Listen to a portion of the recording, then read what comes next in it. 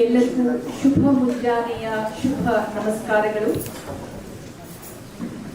ಅಂತಾರಾಷ್ಟ್ರೀಯ ವಾಣಿಜ್ಯ ಮೇಳ 2026 ಪೂರ್ವಭಾವಿ ಕಾರ್ಯಕ್ರಮವಾಗಿ ಉತ್ಪಾದನೋತ್ತರ ಕೃಷಿ ರೈತರ ಸಬಲೀಕರಣ ಅಂತಾರಾಷ್ಟ್ರೀಯ ಸಮ್ಮೇಳನವನ್ನು ಕೃಷಿ ಇಲಾಖೆ ಹಾಗೂ ಜರ್ಮನ್ ಇಂಟರ್ನ್ಯಾಷನಲ್ ಕೋಆಪರೇಷನ್ ರವರ ಸಹಯೋಗದೊಂದಿಗೆ ಆಯೋಜಿಸಲಾಗಿದೆ.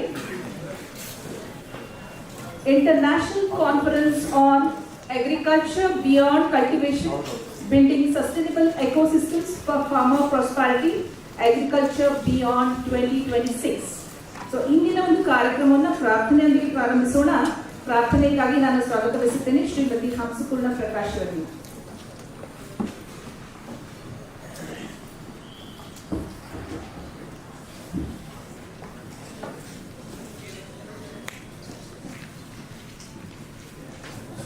धरधरं विष्णुं शशिवर्णं चतुर्भुजं प्रसन्नवदनं ध्याये सर्वविघ्नोपशान्तये अगजाननपद्मार्कं गजाननमहर्निशम् अनेकदन्तं भक्तानाम् एकदन्तम् उपास्महे.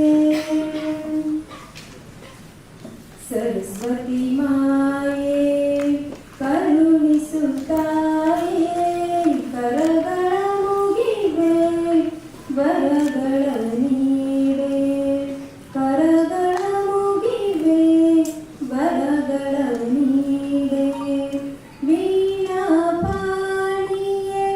ಬ್ರಹ್ಮನ ರಾಣಿಯೇ ವೀಣಾಪಾಣಿಯೇ ಬ್ರಹ್ಮನ ರಾಣಿಯೇ ವಿದ್ಯೆಗಳ ಪಾಲಿಸೋ ಶಾರದಾ ದೇವಿಯೇ ವಿದ್ಯೆಗಳ ಪಾಲಿಸೋ ಶಾರದಾ ದೇವಿಯೇ ಸರಸ್ವತಿ ಮಾಯೇ ಕರುಣಿಸುತ್ತಾಯೇ ಕರಗಳ ಮುಗಿವೆ ವರಗಳ ನೀಡೆ ಕರಗಳ ಮುಗಿವೆ ವರಗಳ ನೀಡೆ ಶೃಂಗೇರಿಪುರದಲ್ಲಿ ಪೂಜೆ ಪರಾಣಿಯೇ ಶೃಂಗೇರಿಪುರದಲ್ಲಿ ಪೂಜೆ ಪರಾಣಿಯೇ ವಿದ್ಯೆಗಳ ಪಾಲಿಸೋ Sharada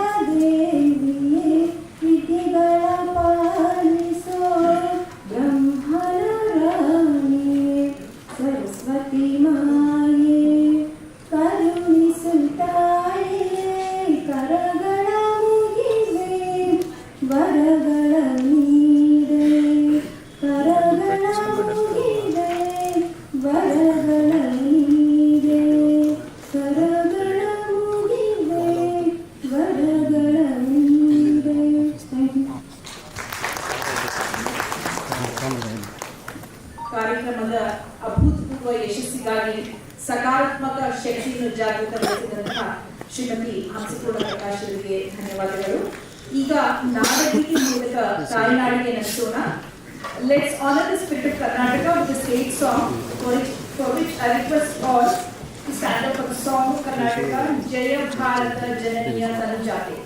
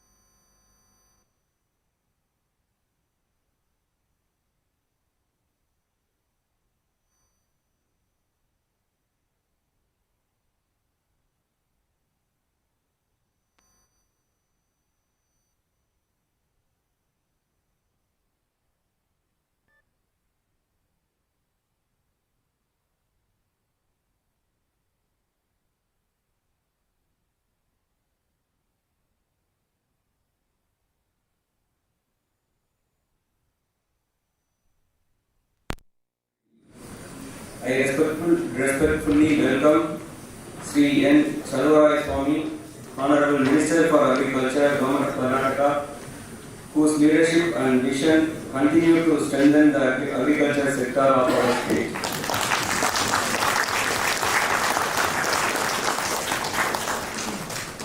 Pleased to welcome Mr. Hans Kleen, Team Leader, Swati Project, GIZ India,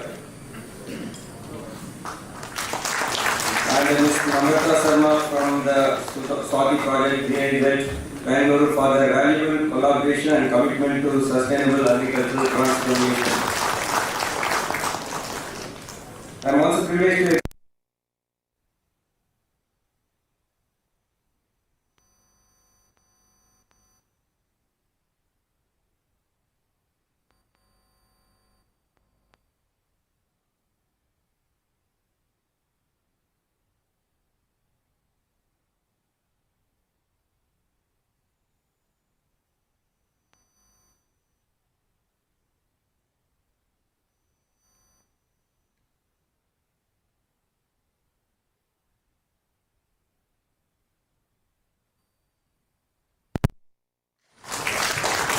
Mr. V. Putra, Director of Agriculture, and all other senior officers of the department for their presence and contributions. I also welcome all the guest speakers and the participants of this international conference, which will give us a light for bringing a sustainable ecosystem for farmers' product prosperity. My heartfelt welcome to all the distinguished delegates, researchers, entrepreneurs, representatives from international organizations, students, and our esteemed members of the farming community. It's my privilege to warmly welcome you all to this international conference.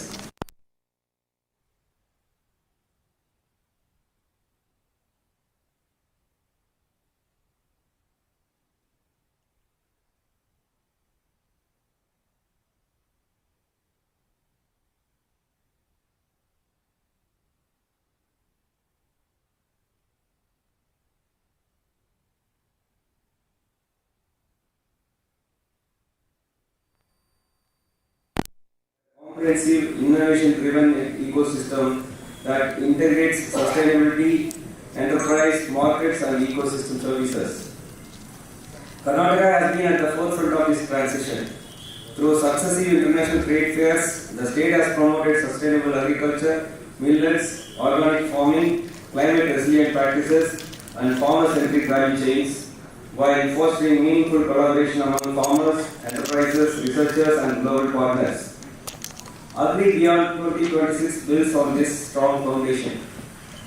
This conference provides a vital platform to deliberate on emerging frontiers such as the circular bioeconomy, agri-residue valorization, ecosystem service valuation, agro-tourism, and inclusive enterprise models that empower farmers, FPOs, women, and most importantly, it seeks to transform pathways that enhance farmers' incomes, resilience, and sustainability. I am confident that the deliberating for the next 2 weeks will generate valuable insights, strengthen partnerships, and contribute meaningfully to shaping a prosperous and sustainable future for agriculture, both in Karnataka and beyond. I once again extend a warm welcome to all the participants and wish the conference every success. Thank you. I extend a warm welcome to Principal Secretary, Government of Karnataka, Dr. S. Selvakumar. Thank you, sir, for the welcome address and for eloquently outlining the purpose of the gathering. So, next item of the agenda is traditional inaugural ceremony. I am honoured to invite our distinguished Honourable Agriculture Minister Shri N. Chalvarai Swami sir and all dignitaries on the dais to please come forward to light the ceremonial lamp and inaugurate the event. ಜ್ಯೋತಿ ಬೆಳಗಿಸುವ ಮೂಲಕ ಈ ಒಂದು ಕಾರ್ಯಕ್ರಮಕ್ಕೆ ಚಾಲನೆ ನೀಡಲಿದ್ದಾರೆ ಮಾನ್ಯ ಕೃಷಿ ಸಚಿವರಾದ Shri N Chaluvaraya ಸ್ವಾಮಿ ಸಾಹೇಬರು.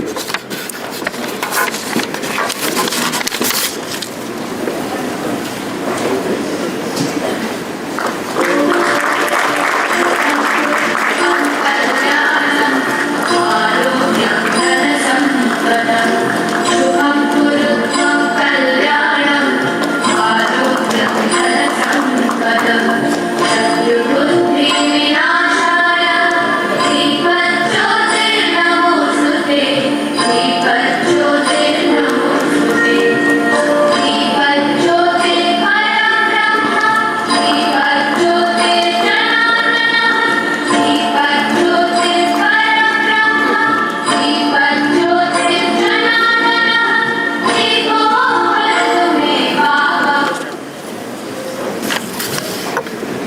thanks to Honorable Agriculture Minister for having done the honors as we officially commence our day.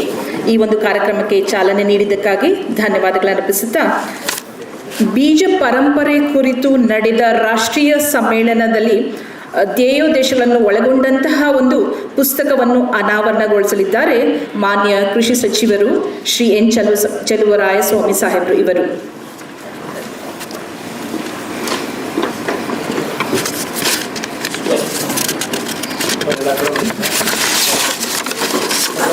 Ladies and gentlemen, I request for a big round of applause.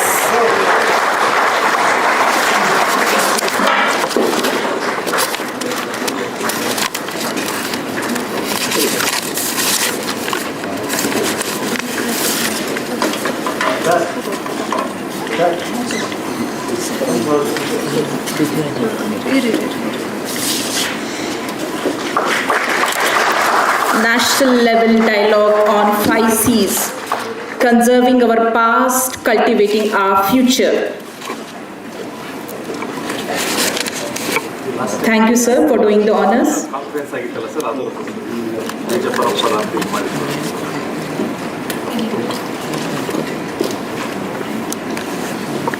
Thank you all. So now I take pride and honor in inviting Honorable Minister of Agriculture, Government of Karnataka, Shri N. Chalurayaswamy sir, to grace us with his words of wisdom and share the strategic directions and vision for us.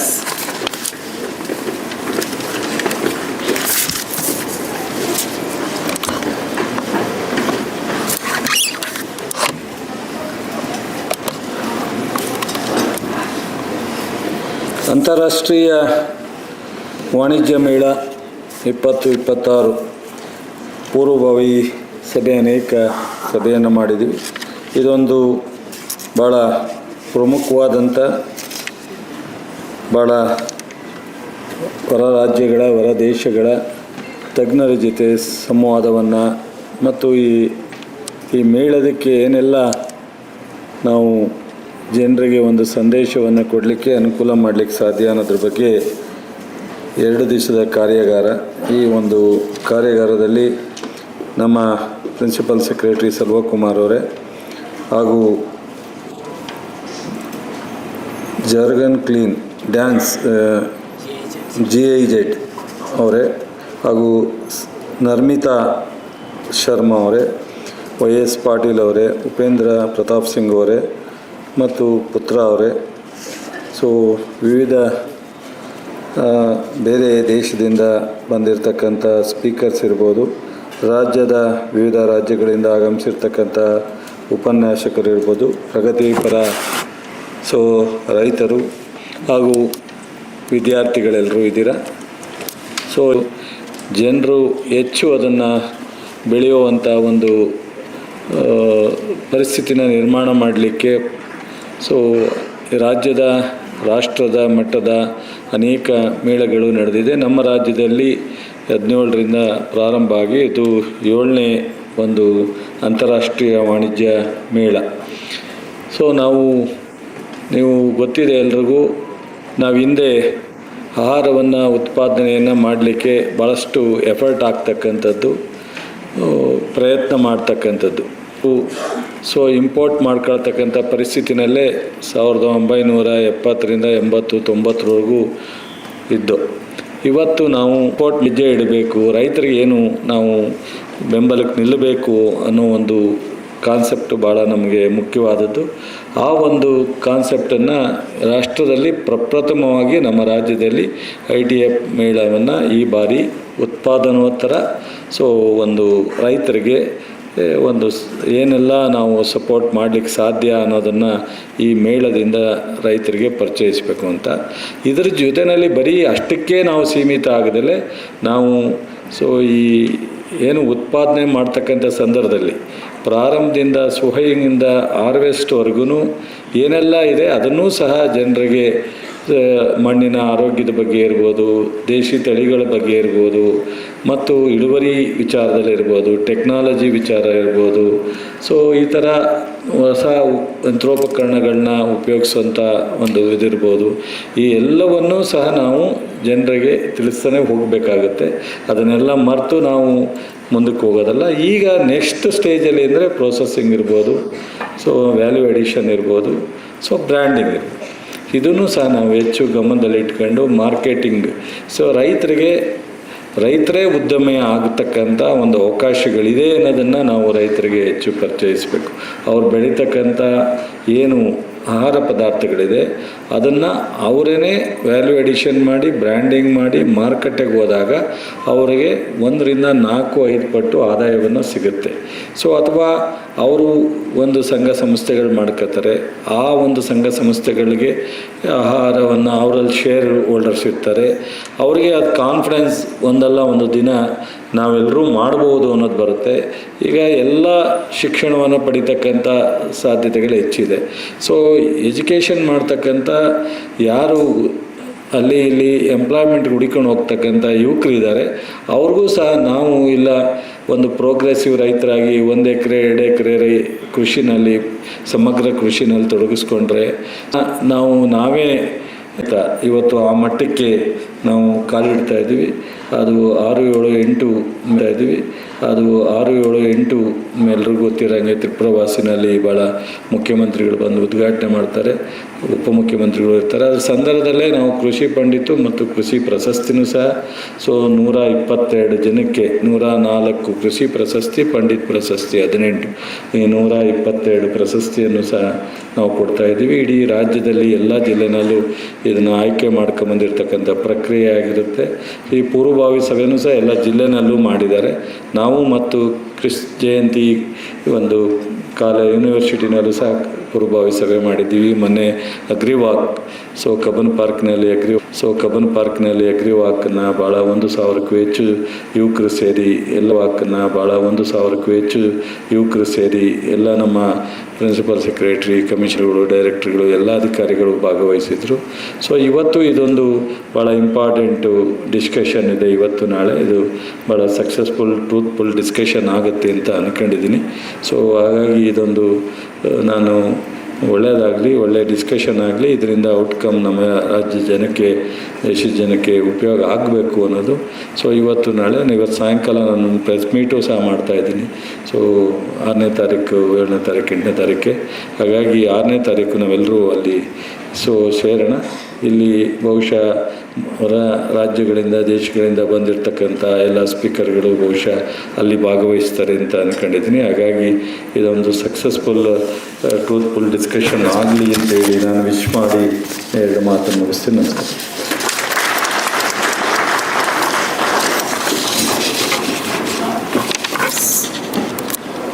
Honorable Agriculture Minister, Government of Karnataka has proudly mentioned that Karnataka has promoted sustainable and diversified value chains through international trade fair in the year 2017 and 2026 being the 7th year of celebration of international trade fair. So he has also mentioned that ultimately farmers have to prosper, and this will be possible only if they go beyond production. That is, farmers will have to come up with processing, value addition, processing as well as marketing. So thank you, sir, for your inspiring words, and your words will add a great value. So, ladies and gentlemen, I request a big round of applause for our Honorable Agriculture Minister, Government of Karnataka. So, moving ahead, now I request Team Leader Swati ZIZ to address on the international perspective of agriculture beyond production.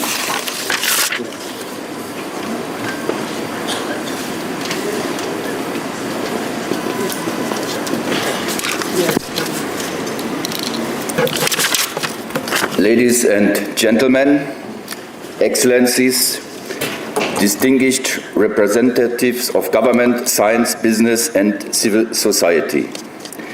It is a privilege to address AgriBeyond 2026 and to chair a German policy perspective on how agriculture must evolve beyond production toward inclusive, ecosystem-based and market-oriented systems. From Germany's point of view, the transformation of agriculture has become a strategic imperative. Across the global south, farming communities face shared challenges: climate volatility, biodiversity loss, resource degradation, and market uncertainty. At the same time, they hold immense potential for innovation, resilience, and enterprise-led growth. The central political question is no longer how to increase yields alone, but how to reposition agriculture within resilient food systems, living landscapes, and sustainable economies. It is increasingly recognized as a productive and economy asset. Healthy soils, functional pollinator networks, water regulation, and diverse landscapes underpin long-term productivity, climate resilience, and new income opportunities. Through ecosystem services, certification, eco-labeling, and emerging biodiversity and carbon markets.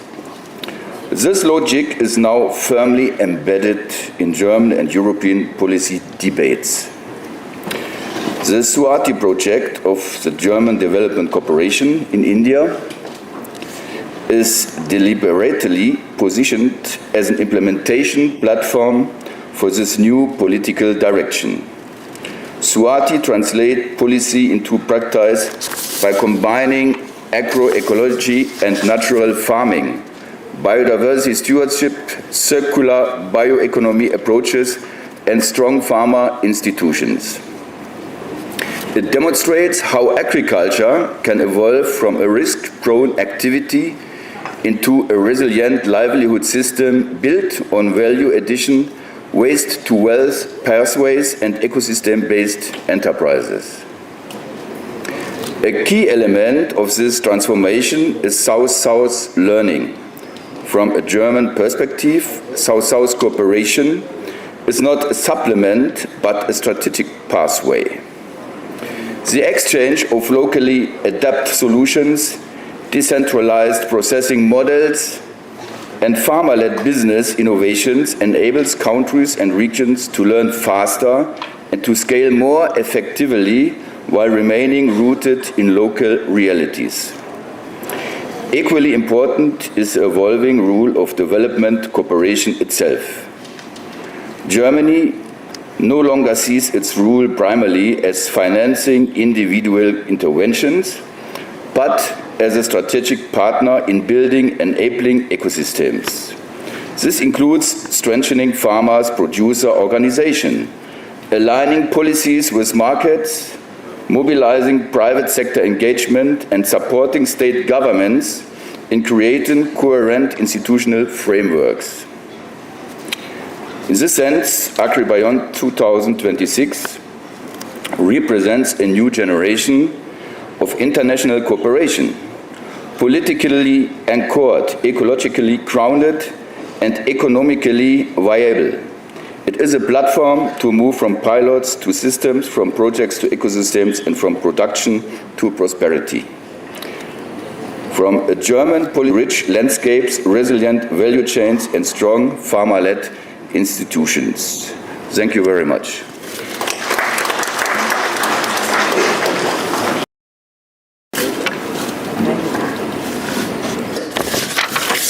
The conference will highlight the successful models which we have it for the cooperatives and collectively from Germany.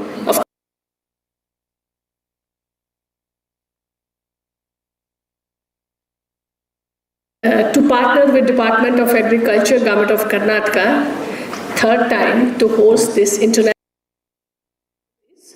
Become market ready, establish sustainable market linkages, and develop distinct unique selling points to assess niche and the premium markets.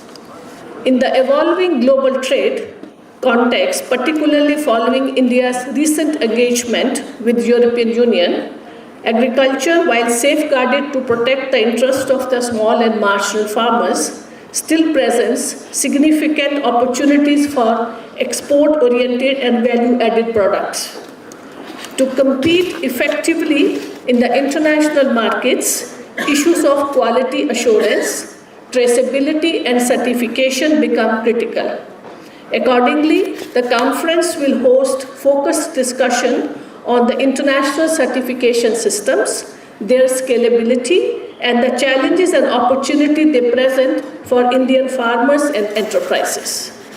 The inclusive business session will bring together diverse perspective on strengthening public-private partnerships with a particular attention on leveraging the substantial public investments made in building the social capital through farmers' collectives. The focus will be moving beyond transactional relationships to develop a business partnerships. In conclusion, Agri Beyond 2026 aim to generate practical, actionable, and policy-level relevant outcomes that can support the advancement of the secondary agriculture in Karnataka. We really look forward to today's discussion. I take this opportunity to wish everyone fruitful discussions for 2 days. Thank you very much.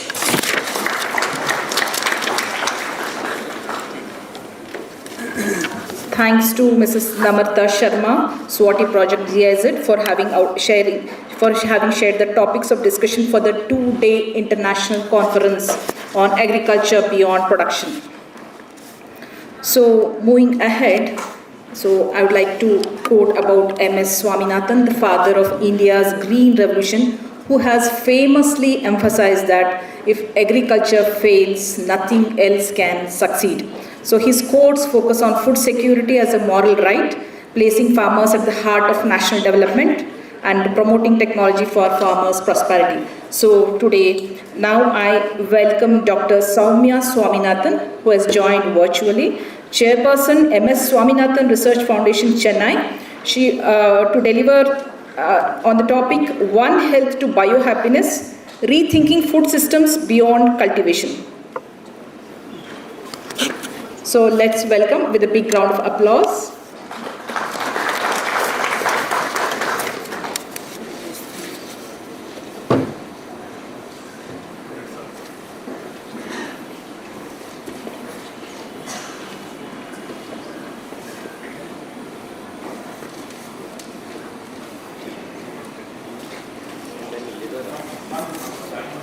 So over to you, Dr. Soumya Swaminathan.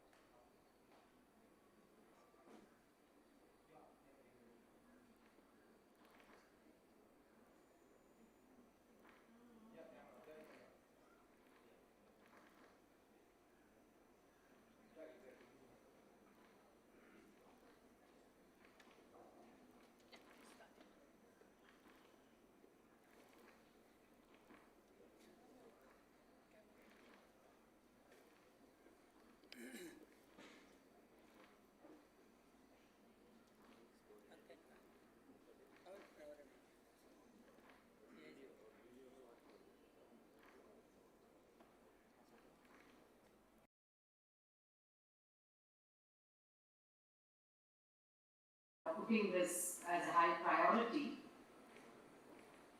The topic that I will be touching on today really is on One Health and Biohappiness, and reimagining agroecology for India's agriculture and rural development agenda. And essentially, I would like to speak from the experience of the MS Swaminathan Research Foundation, and of course the legacy of Professor Swaminathan himself, and where we think the future priorities and work should lie. So I'm sure that many of you in the audience, are from the agriculture and rural development sectors, or your officials, and you are asked to solve multiple problems, at the same time. For example, we are asked to increase productivity, obviously farmers' incomes, either stabilize or increase, responding to climate shocks. Every year we are seeing that we have repeated climate shocks. We also want to improve nutrition. It continues to be a challenge, and reducing rural distress. So many of these actually continue to plague many parts of our country, even though there is overall growth and development. But we still see, especially in the agriculture and fisheries and amongst the pastoralists, that there is still distress, there is still a lack of growth in income, and combined with this, there possibly is not food insecurity, but certainly nutrition insecurity, as a result of which we are seeing a growing burden of non-communicable diseases like diabetes, but at the same time we continue to see malnutrition, both stunting and underweight in our young children, and also widespread anemia, which reflects micronutrient deficiencies, particularly amongst girls and women. So this kind of a triple burden where you have undernutrition, you have overnutrition, and you have micronutrient deficiencies, which is often called hidden hunger. This points to the fact that basically what we lack is dietary diversity. And what we are consuming is very carbohydrate rich, with a lack of good high quality protein, and a lack of many micronutrients, that is vitamins and minerals and so on. We also have recognized today that we live in an era globally of multiple shocks. So there are climate threats, climate change, the loss of biodiversity, the increasing pollution, whether it is plastic pollution or whether it is air pollution or water pollution.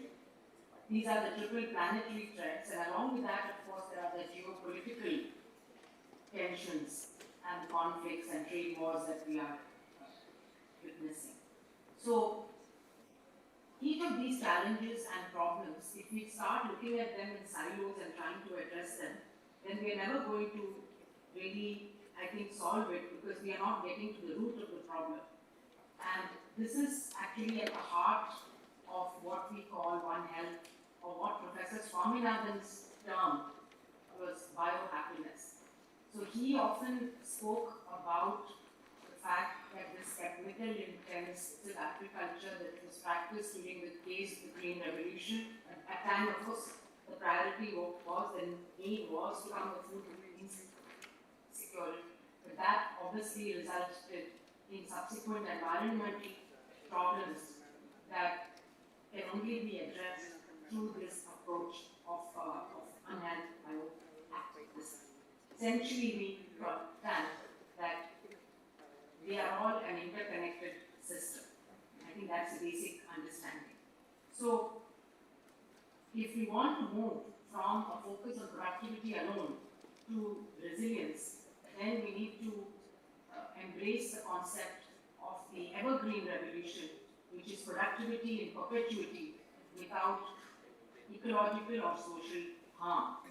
And for administrators, this is not really a philosophy, it's a governance principle. And agroecology is how that principle becomes operational. So, biohappiness asks a simple question, and that is, are our farming systems, current farming systems, are they producing health, stability and dignity, or only output? And I think the answer is very clear from the current policies. Now, we need to look at 4 outcomes from a policy perspective if we really want to move towards the health stability and dignity of the farmers. Then we need to look at ecological security, that is soil, water and biodiversity. We need to look at livelihood security, which is stable incomes and reducing the risk to the farming community. We need to look at nutrition security.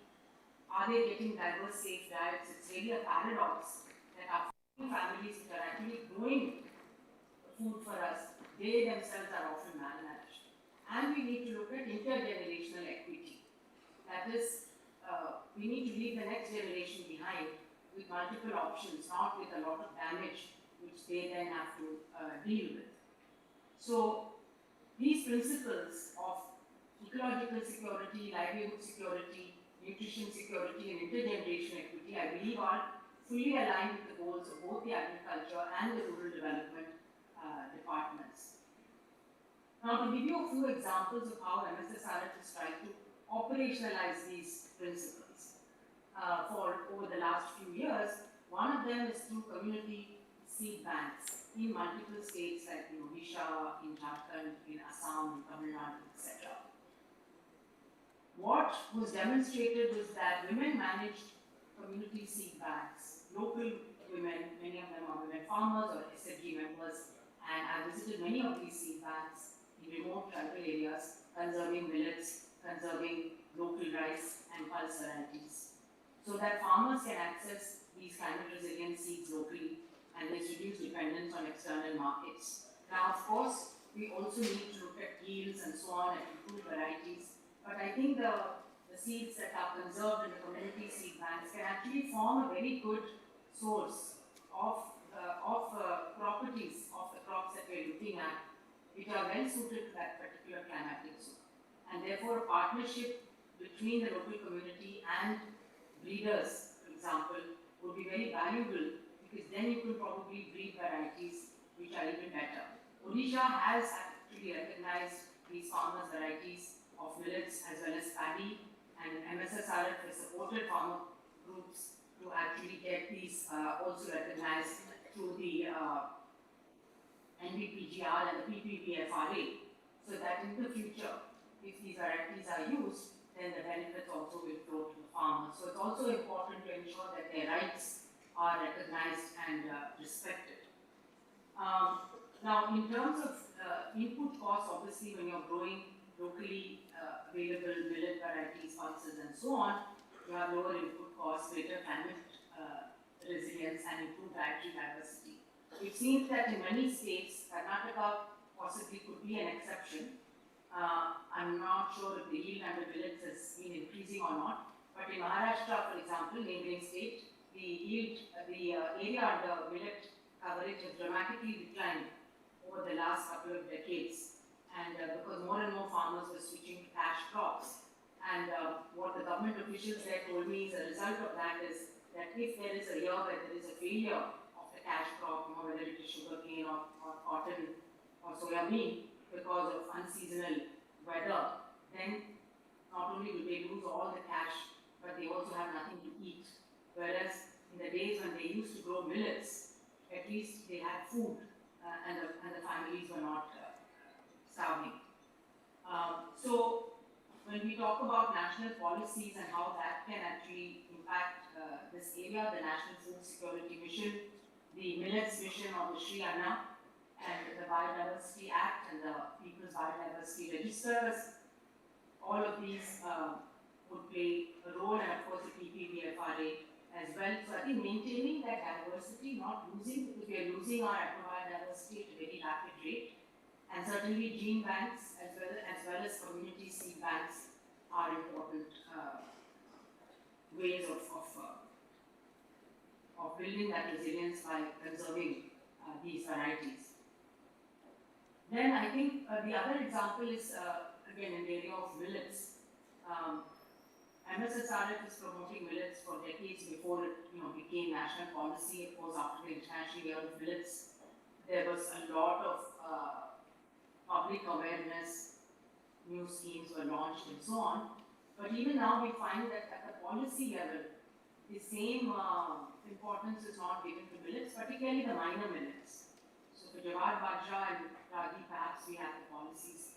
But for the minor millets that are consumed in many parts of the country, we don't have the policies in place to support the farmers. So in terms of either MSP or in terms of better seeds and other technical know-how, and also dealing with pests, pathogens, diseases, a whole issue of aflatoxin that came up last year with the Kodo millets in Madhya Pradesh. There are many questions and many issues, including the post-harvest technologies for minor millets which are not there. And we have to also remember the very gendered thing as well, because millets are often grown by women. These are often grown in very smallholder families which are living on the slopes or which are living in rain-fed areas, and they involve a lot of drudgery because the equipments are not there. So I think new innovations like the SMI. Also, we have been working with partners to make machinery which makes it easier for women to both sow as well as harvest, as well as do the post-harvest processing, etc. And of course, the value addition. Once there is value addition, then the income goes up dramatically. So these are all areas where we need to focus. Also, the linkage between, I mentioned the inputs and the MSP and the seeds and so on, but linking it to midday meal schemes, to ICDS, to the portion 2.0 will also help, because then there is a way of the millets actually being purchased and used to both improve the nutrition of the children of that district, but also giving the farmers an income. And I think more and more this kind of localized purchase and distribution through the PDS, I think has multiple benefits and is a win-win. And I know that Karnataka is going in that direction, is already doing it, and it's a good example, for other states to follow. So in this way, agriculture can directly contribute to public health outcomes. In fact, if one wants to go a step further, we can even think about giving fruits and vegetables in the same way. So local farmers who are practicing horticulture, who are growing fruits and vegetables, very often you find, because of lack of storage facilities and so on, they either sell it in a distressed sale, or it is getting rotten and spoiled and contributing to the huge climate, to the food loss and food waste, which then contributes, of course, to climate change because of greenhouse gas production from these rotting vegetables and fruits. If those can also be linked to the midday meal schemes and to Portion 2.0, to the Saksham Anganwadi, to provide fresh vegetables and fruits to the children, again contributing to dietary diversity and helping the micronutrient deficiencies, but at the same time also contributing to farmers. Similarly, I would say for oil and pulses, the more oil, local oil we can actually provide through the PDS, these are healthier options than the palm oil which is currently being provided, and also the diversification of pulses. I mentioned at the beginning, we are all dependent on a very high carbohydrate diet, which is not good for our health, and therefore diversifying it. For the poor families, the only option is PDS. So I'd like to congratulate the government of Karnataka also for really thinking about this nutrition basket through the PDS. In fact, we're using that as an example for other states to diversify the PDS. So Karnataka can go one step further now, perhaps with fruits and vegetables. On the coastal agroecology slide, we have worked, from Sundarban to Pittavaram and as well as in coastal Andhra Pradesh, a lot with mangroves, of course. But within the mangrove ecosystem, which clearly is the bioshield for to stop coastal erosion and to really give protection against hurricanes and cyclones and so on. In addition, it contributes to livelihoods because the mangrove ecosystem actually fosters a lot of biodiversity and a lot of shrimps and crabs and fish, in addition to a lot of other animals can actually survive there. In addition, you have salt-tolerant rice varieties. I think the Kagga rice in Karnataka is an example perhaps of a variety which is under threat, but which is a traditional salt-tolerant variety, which is grown in a very small part of the state. Similarly, there's the Pokali rice in Kerala, and these farmers, grow salt. These salt-tolerant rice varieties are often grown along with fish in the rice fish farming systems. So these kind of integrated farming systems and selecting the right varieties and ensuring that we don't lose them, I think is very critical. So we would need for this ensuring that climate adaptation finance can be leveraged, that there is some coastal livelihood missions and also this disaster risk reduction planning, because we know that coastal areas of our country are very, very vulnerable now with increasing climate change, sea level rise and erosion. So we have to think of nature-based solutions which can also provide income generation. We have always considered women as the anchors of rural resilience. I gave the examples of seed banks invariably run by women, nutrition gardens, kitchen gardens, but we call them nutrition gardens because selectively they are asked to grow certain vegetables and fruits which can provide the micronutrients which their diets often lack. And local governance. Again, we work with Panchayati Raj elected representatives. In fact, we had a program long ago of these climate risk managers in every panchayat. Professor Swaminathan's idea was to train one man and one woman in every panchayat as a climate risk manager.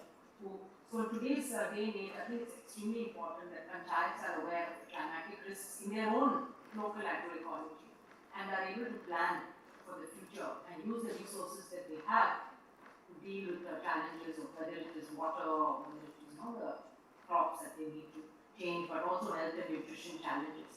And to think holistically about these things and to be able to access climate finances, especially the adaptation finances, which will gradually, hopefully, keep increasing. So for that, you need really strong local institutions, the local urban bodies and the Panchayati Raj institutions, and you need convergence. We need convergence, and the only way of bringing it is at that level by building the capacity and giving them the tools as well as the resources for more devolution of finances to panchayats so that they can use as really appropriate.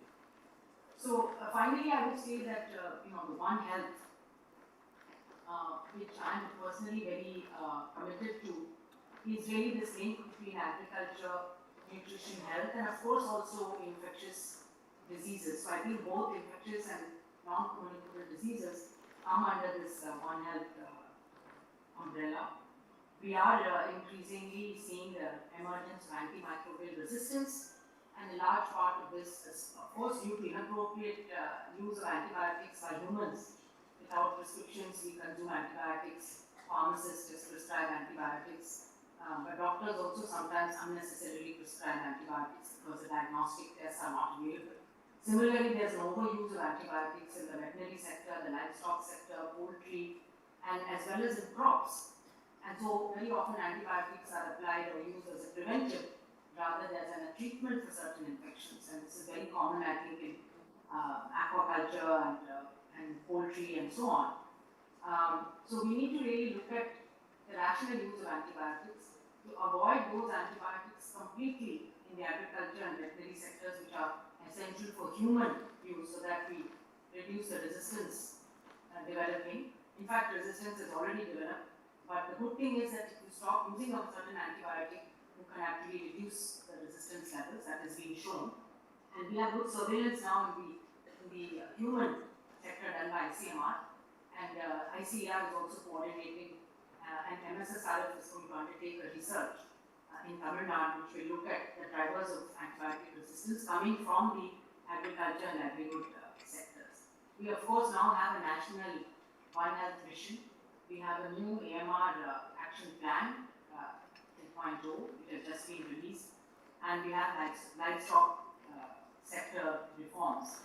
So I would say that while hospitals and doctors treat illnesses, it is agriculture and farms that can actually prevent illness. whether it is through the nutrition route or whether it is through reducing the load of pesticides and chemicals and antibiotics in the food that we eat, because clearly these are contributing to things like increased cancer, increased diabetes, increased dementia.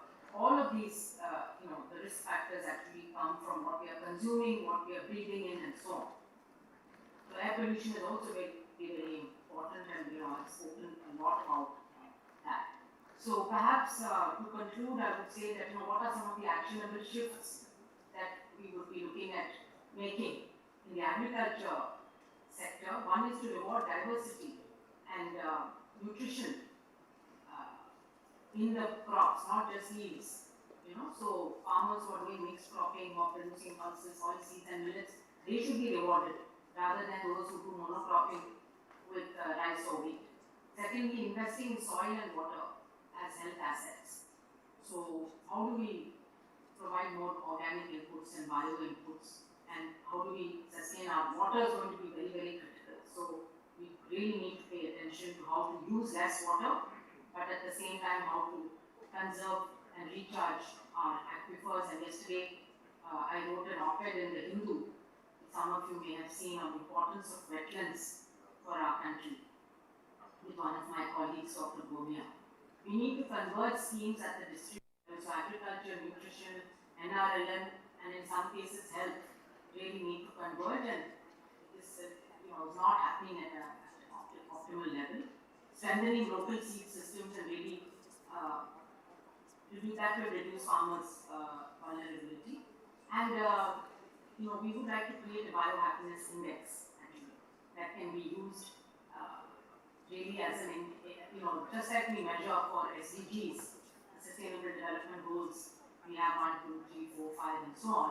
We have a biohappiness index that will actually measure resilience, nutrition, human well-being, and planetary health indicators. So that's something I welcome you all to contribute towards developing that biodiversity index. So it also means that we are moving from short-term gains to long-term resilience, and to see farmers as our climate and health stewards, and place agroecology at the heart of rural development. So with those words, I'd like to thank you very much for giving me this opportunity to speak to you online, and of course I look forward to a strong partnership. Thank you.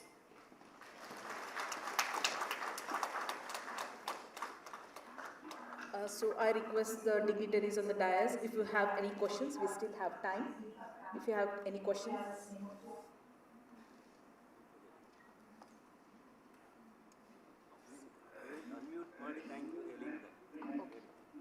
So before that, if you have any questions, you can ask.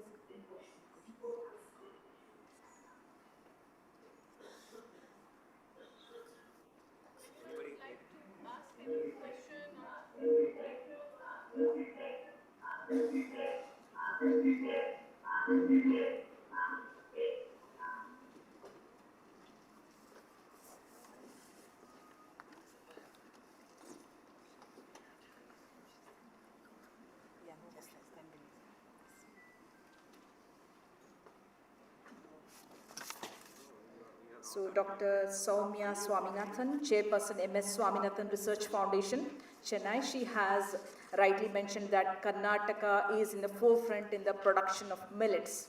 And this has been possible because of the consistent efforts of the last 7 to 10 years. So a big round of applause, please.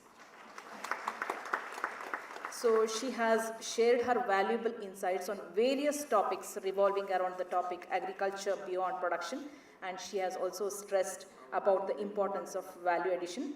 So thank you, ma'am, for sharing your valuable inputs.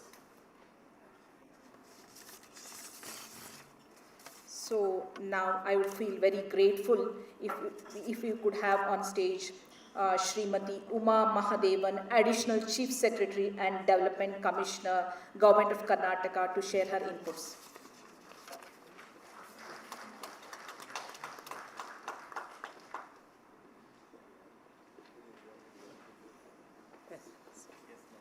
A hearty welcome to you, ma'am, to this International Conference on Agriculture Beyond Production.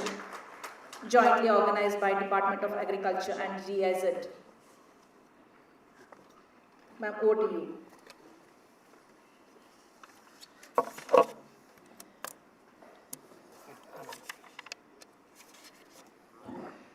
Thank you very much. Dignitaries on the dais, my dear friend and colleague, Principal Secretary Agriculture, Dr. Selva Kumar, other colleagues, Commissioner Agriculture, Vice Patil, Commissioner Watershed, Upendra Singh, and Director Agriculture, Dr. Putra, others distinguished guests on the dais from GIZ, and other participants at this international conference. It's a very great pleasure to join the international conference Agri Beyond 2026, organized in partnership with the Department of Agriculture, Government of Karnataka, as part of the International Trade Fair. I was just thinking that last year in 2025, we celebrated or marked the 100th year of Dr. M.S. Swaminathan, father of India's Green Revolution. And it's a delight that his daughter, the very distinguished Dr. Soumya Swaminathan, who's also chair of the M.S. Swaminathan Foundation, was also with us virtually. She's a dear friend, and we are delighted that she also participated and shared her thoughts at this conference. Dr. M.S. Swaminathan's work is a reminder that not many years ago, not many decades ago, India was suffering from food insecurity. Just at the cusp of independence, before the independence, we had the devastating Bengal famine, and that was one of the things that inspired Swaminathan, Dr. Amartya Sen to do the work that they did. And Dr. Amartya Sen became a distinguished development economist. Dr. M.S. Swaminathan decided to study agriculture. In fact, his biography came out last year, and I believe he was selected for the Indian Police Service. But he chose to study agriculture instead, first in the Netherlands, then in Cambridge, and then, of course, in the US, and came back to India, and the rest is history. But why I decided to start with thinking of Dr. M.S. Swaminathan is that here we are at an international conference talking about collaborations. The Green Revolution itself is one of the greatest examples of an international collaboration that happened at a time in the 1960s when India was facing deep food insecurity, and collaboration which extended from Japan to the United States, to Mexico, and then to India, resulted in what was perhaps the largest shipment of seeds in history ever, which changed outcomes in India and changed outcomes for Indian farmers across the country and for the Indian economy. Therefore, as we stand here in 2026 at the launch of another international conference, let's keep in mind that collaborations between science, research, and farmers is what is going to sustain the world at a time in the 21st century when climate change, protectionism, tariff barriers are all challenges that face us in the years ahead. I therefore appreciate the organizers for conceptualizing a conference that moves the discourse beyond cultivation alone and addresses the broader ecosystem required for sustainable farmer prosperity. This is also important in Karnataka, which has the second largest drought-prone and semi-arid area in the country, and where we have 10 agroclimatic zones, where rainfall changes by a factor of 10 as you move from one corner of the state to another. These challenges have long been recognized in Karnataka, and Karnataka's agriculture, horticulture ecosystem, I'm proud to say, has led some of the most pioneering developments in the use of technology, in the building up of a farmers registry, in the development of a comprehensive digital crop survey mechanism, and is always never content to rest on its laurels, but always looking for ways to improve this. Even just last week, I had a meeting where we discussed setting up a working group to develop a pilot for a composite crop survey using other mechanisms, apart from the mobile app, using also drone-based survey and satellite technology to see how we can improve on the crop survey that we already do since the year 2017. Karnataka also moves very quickly from pilot to scale, and that is something that has sustained our farming and agricultural and horticultural successes. This year, as I always remind the Agriculture Department, is the year of the women farmers. And we're very proud of the contribution of women to the farming ecosystem, both as farmers and as those who add value to post-harvest produce, and we look to see how we can better this. Karnataka has made sustained investments in building community institutions and farmers' collectives, including farmer-producer organizations, cooperatives, and led self-help groups. We have more than 1,000 successful farmer-producer organizations working across the state. Even just in the month of September, was it, or October, when the Finance Minister, Government of India came, her seed funding from the MP Lads project in convergence with state government land and support from NABARD resulted in the setting up of 7 agro-processing plants across Kalyan, Karnataka, which is some of the most less developed regions of Karnataka, and the development of a brand called Kalyana Sampada, which will be managed by farmer-producer organizations, 1 or 2 of which are actually all women FPOs. So that's something that we'd like to build on. The focus in Karnataka has been on strengthening these institutions, improving their governance systems, and enhancing their ability to engage with markets. The transition of farmers' collectives from scheme-dependent entities to professionally managed market-oriented institutions is critical for the next phase of agricultural transformation. This is very important. We can't expect our farmers or our farmers' collectives to only depend on schemes and infusion of support whenever they are in crisis. We need to help them with resilience, with entrepreneurial training, and with professional management skills. This conference's focus on secondary agriculture. I'm happy to say that Karnataka is possibly the first state which has a directorate of secondary agriculture. This conference focus on secondary agriculture, circular bioeconomy. As I speak, the Rural Development Department is working on a strategy for a circular economy policy for rural Karnataka, which again will be the first of its kind. And biomass-based enterprises is especially relevant at this time.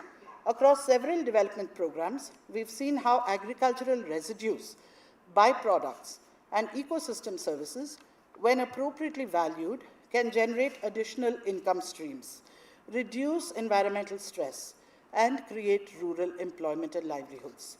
These approaches align strongly with Karnataka's priorities on climate resilience, resource efficiency, and green growth. I'm happy to see sessions on quality, traceability, and certification. These are also extremely timely, and in Karnataka, I have the confidence that our departments will make these happen in a very professional and reliable way. From a governance perspective, enabling farmers and enterprises to meet domestic and international standards requires coordinated action. It requires convergence. And that is precisely what governance in Karnataka is known for. Capacity building at the grassroots, infrastructure support, digital traceability systems, and credible certification mechanisms. As global markets evolve, Karnataka has the opportunity to position its farmers and its agri-enterprises as reliable suppliers of high quality and responsibly produced agricultural products. I'm also happy to see inclusive business discussions. These resonate with my experience and my personal priorities in working both with public institutions and private sector partners. Public investments have successfully created strong social capital in rural areas.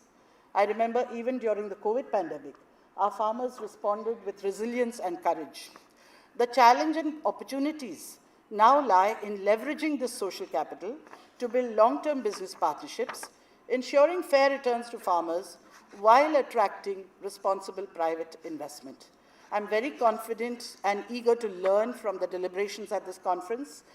I'm very sure that the deliberations at Agri Beyond 2026 will generate practical insights and policy-relevant recommendations to support the development of secondary agriculture and rural enterprises in Karnataka. The next 3 days, right? The conference? 2 days. Very interesting conference, but I think our work will start at the end of the conference when we start taking forward the deliberations and the ideas generated. Such outcomes will be valuable in shaping future programs, strengthening interdepartmental convergence, and creating an enabling policy environment for farmer-led enterprises. I therefore wish this conference very meaningful deliberations and look forward to its contributions towards building resilient, inclusive, sustainable agricultural ecosystem across Karnataka. All the very best. Thank you.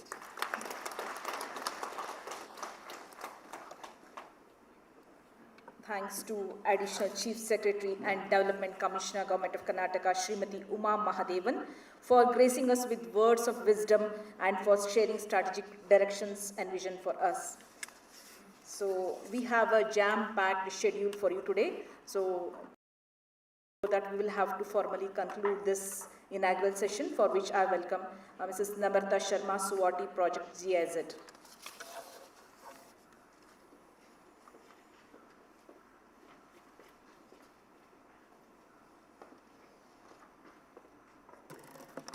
Thank you very much.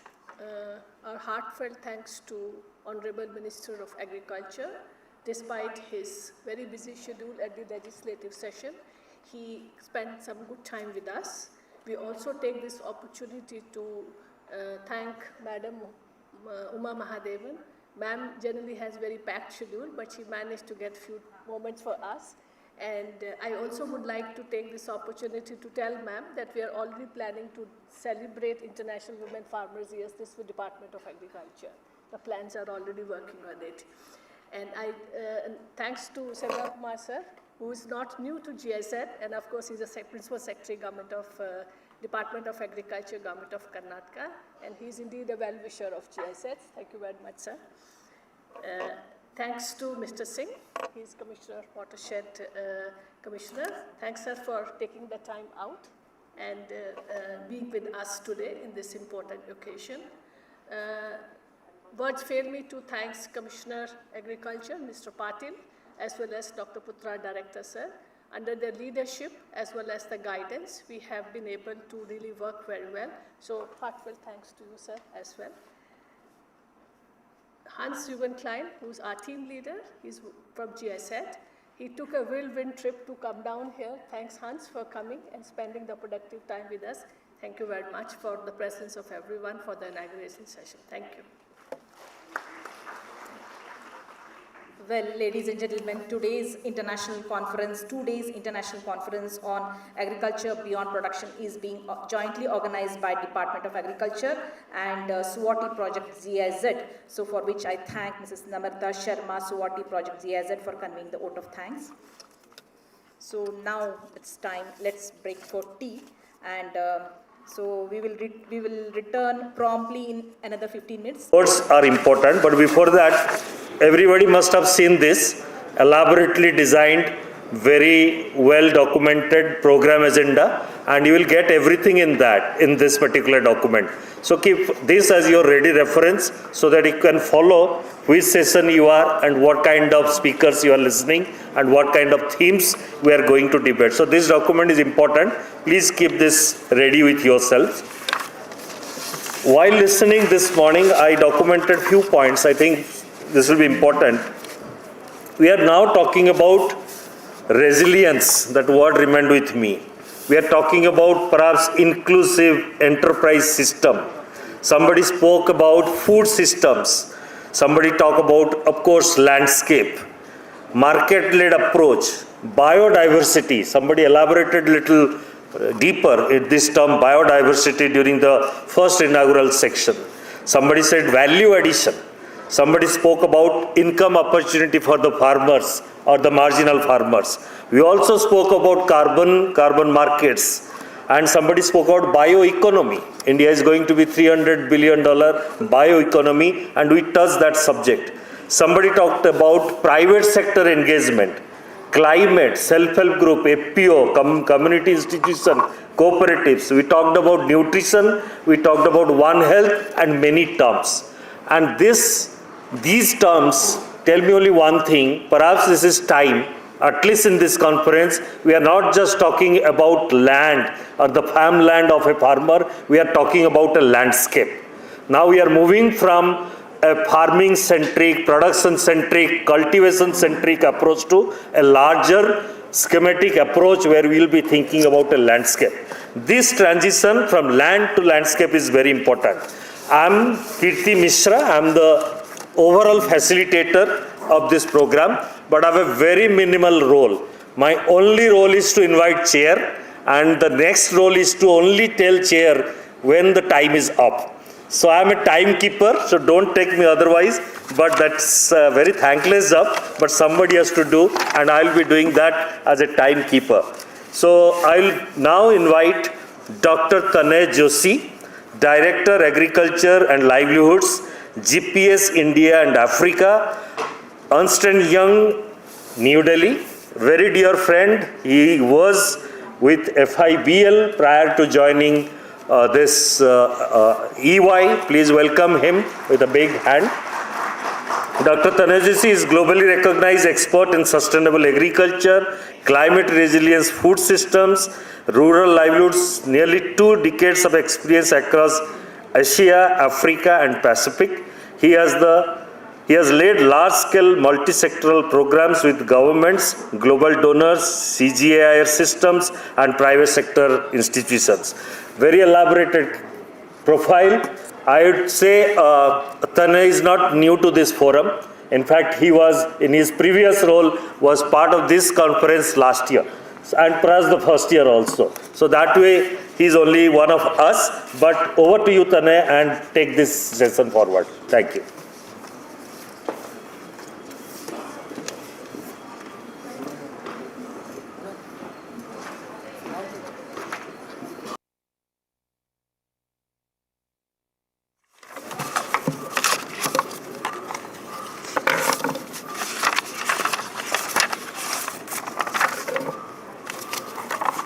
Ellarigu namaskara. Very good morning, everyone. It's indeed a pleasure to be here. Dignitaries of the dais, colleagues, fellow mates, department officials. I'm very happy to be here as we are going to begin with session 1, Agroecology 2.0, Beyond Farming to Living Landscapes. Agroecology today is no longer just about how we farm. It is beyond that, and it is how farming shapes livelihood, landscapes, market, and policy choices. How these all will talk to each other together would be something that we would be interested in.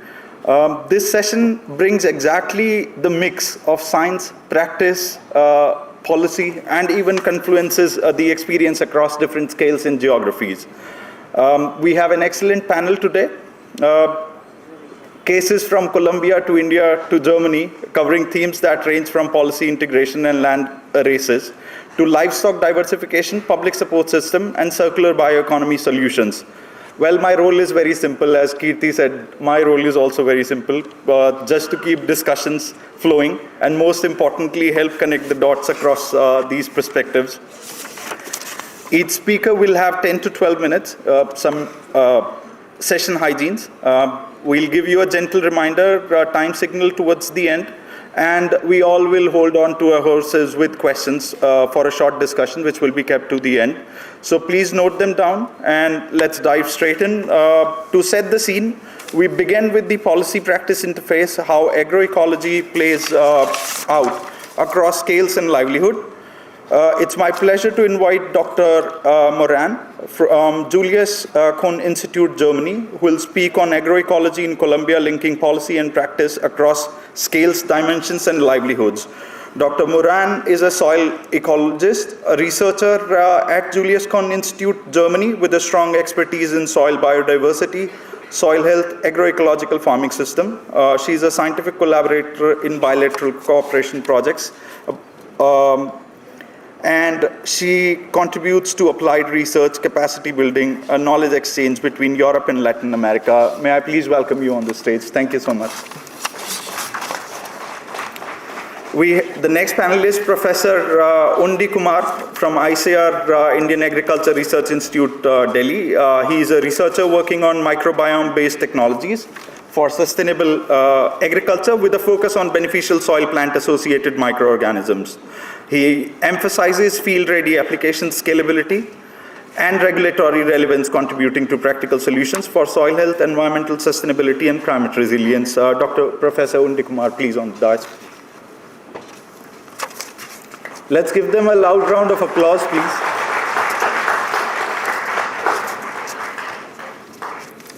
The next in the panel is Mr. Pradipta Kishorchan. Yep.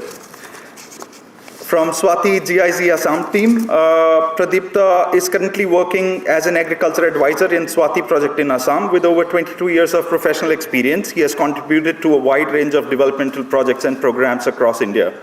Over the course of his career, he has worked on initiatives funded by European Union and the Government of India and other international funding agencies. Pradipta, we welcome you on the stage. Thank you. Mr. Thomas Weiner, Necon, Germany. Thomas is a German agricultural engineer with over 30 years of experience in international consultancy on sustainable and organic agriculture, currently working with the Academy of Organic Agriculture and Food Systems. He has collaborated extensively with GIZ, FAO, German public institutions. His expertise spans European Union organic certification, agroecology, climate smart carbon farming, and policy support across Europe, Africa, and Asia. Welcome to the dais, please. Mr. Dirk Walter, he is a water and environmental expert with strong networking and project acquisition skills.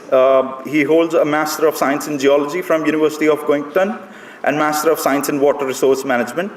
With extensive international experience across South Asia, South America, and Africa, he has worked as a project manager and project planner for technical projects. His current focus is on biomass management and circular economy approaches. Please welcome. I think he's be joining us online. We still need a loud round of applause for somebody joining online. Thank you so much. As we begin this discussion today, somebody mentioned that agriculture is an art where you work with nature, but I think for very long we have been working with agriculture as it's a battlefield, and which has led all of us here to deliberate on topics such as beyond farming to living landscapes. To begin with the first presenter for the day, it's my pleasure again to invite Dr. Moran, who will speak on agroecology in Colombia, linking policy practices across scales, dimensions, and livelihood. Dr. Moran.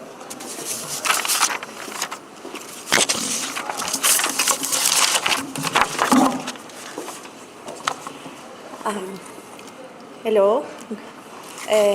Good morning, everybody. It's a pleasure for me to be here presenting about our work in Colombia. And I want to thank the organizers of this conference, the Department of Agriculture of Karnataka, and also our colleagues of GIZ. Thank you very much for making this possible. Also, I want to bring the regards from Dr. Jürgen Kroschel. He sends his regards to all of you, and he hopes to be here also joining in future events. Okay, I will start. Next slide, please. Thank you.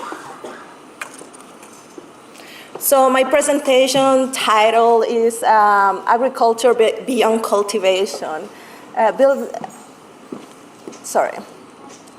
Agroecology in Colombia, linking policy and practice across scales, dimensions, and livelihoods.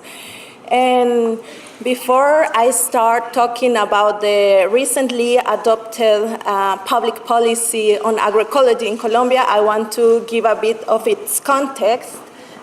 First of all, I want to say that Colombia is a really big and diverse country, not as big as India, but still very big, with more than 1 million square kilometers, and also it's divided in 32 departments. Up to date, there have been more than 700 agroecological farms identified in Colombia. But when we talk about this, about agroecology in Colombia, when did it start? It started around the 80s, and it was promoted first by NGOs, academic groups, small farmers and small farmer organizations, environmental activists and associations, and also production unions of these small-scale farmers. And agroecology in Colombia encompasses a broad concept that includes the science of agroecology, understood as the study of the functioning of ecosystems and also the interactions with cultural dimensions in agroecosystems, but as well as this political and social movement. And also it includes different agricultural alternative systems that rose as in moved by in opposition, let's say, to the Green Revolution and all the environmental damages that it was causing in these years in the country. Also, the origin of agroecology in Colombia, or when we talk about agroecology, it's also very linked to organic farming. Organic farming, it's basically has the premise of no use of agrochemicals or a reduced use of agrochemicals, because there is a gradient on this use, and some systems haven't achieved to completely ban the use of agrochemicals, so they use it in certain cases. But organic farming has an important characteristic, and is that it has managed to be at least around 50% of it is certified by third parties, and it's mainly aimed to the international market, to the exports market. And this is a key difference with what we know as agroecological systems today, because they are more oriented to local markets, and they are not third-party certified. So there are differences and different gradients among these systems, but it's important to know that all of them are basically located, or we are talking about transition of agroecological process when we talk about all these sibling systems, let's say. And also it's important to mention that most of these are ethnic and community-based family farming systems. And they are really important for the in food production in Colombia, the national scale, because they provide the food for the country, and of course for biodiversity, conservation, and ecosystem services. So from a governmental perspective, why a public policy on agroecology in Colombia? And we have been mentioning that already in the conference. It's not only in Colombia, but worldwide. There is a climate, environmental, and a food crisis. There exists soil and water degradation and high dependence on external inputs, and there is a need to strengthen food sovereignty and security, and it's important to recognize traditional and ancestral knowledge and to rescue it. So, because this is a common ground or common factors that all these promoters of agroecology in Colombia, so all these small-scale farmer organizations have with the initiative from the government, then it was the perfect opportunity to build this policy. And it's very unique that in Colombia they did it in a very participatory manner. So they did it with the people on the ground through different meetings all over the country, and they gathered this information to build the policy. The policy came, from all this systematized information, the policy came with 4 strategic guidelines that they have many activities, each of them, but they are mainly aiming to promote management of agroecological knowledge, agroecological production, and transition to agroecology. Also doing it with an agroecology-based distribution, exchange, marketing, and consumption, and promoting agrobiodiversity, biocultural systems, and the climate crisis. Also, the policy was built on 8 principles and 7 approaches that include all the different dimensions of agroecology that all these groups were talking about since many years before. The policy aims to be implemented at different scales, the municipal scale, the departmental scale, regional scale, and also at the national scale, so different levels. And this brings us to our project in Colombia, which is the first example of implementation of this policy that was adopted in 2024. Our project is aiming to improve the livelihoods of small-scale farmers through agroecological innovations, and it embraces all these dimensions that the policy brings. So the project is composed of different steps or parts. First, an inception phase, then first result, which is more in a smaller scale, which is establish participatory research projects and find and establish and promote agroecological innovations in the territories, and then to on a second scale, let's say a bit broader at the territorial regional scale, to bring all this knowledge gained from these demonstration projects, to bring it to agricultural extension, to educational programs, and to capacity building, and then also to support the frameworks on a national and even an international scale, such as this conference, and to directly support the national policy. The project is composed by many partners, so research institutions like my own, the Julius Kuhn Institute, but also implementation agencies, governmental agencies in Colombia, and of course all the implementers on the ground, like educational institutions, the farmer organizations and associations, and the different communities. So to implement this project, different regions were selected in Colombia based on several criteria.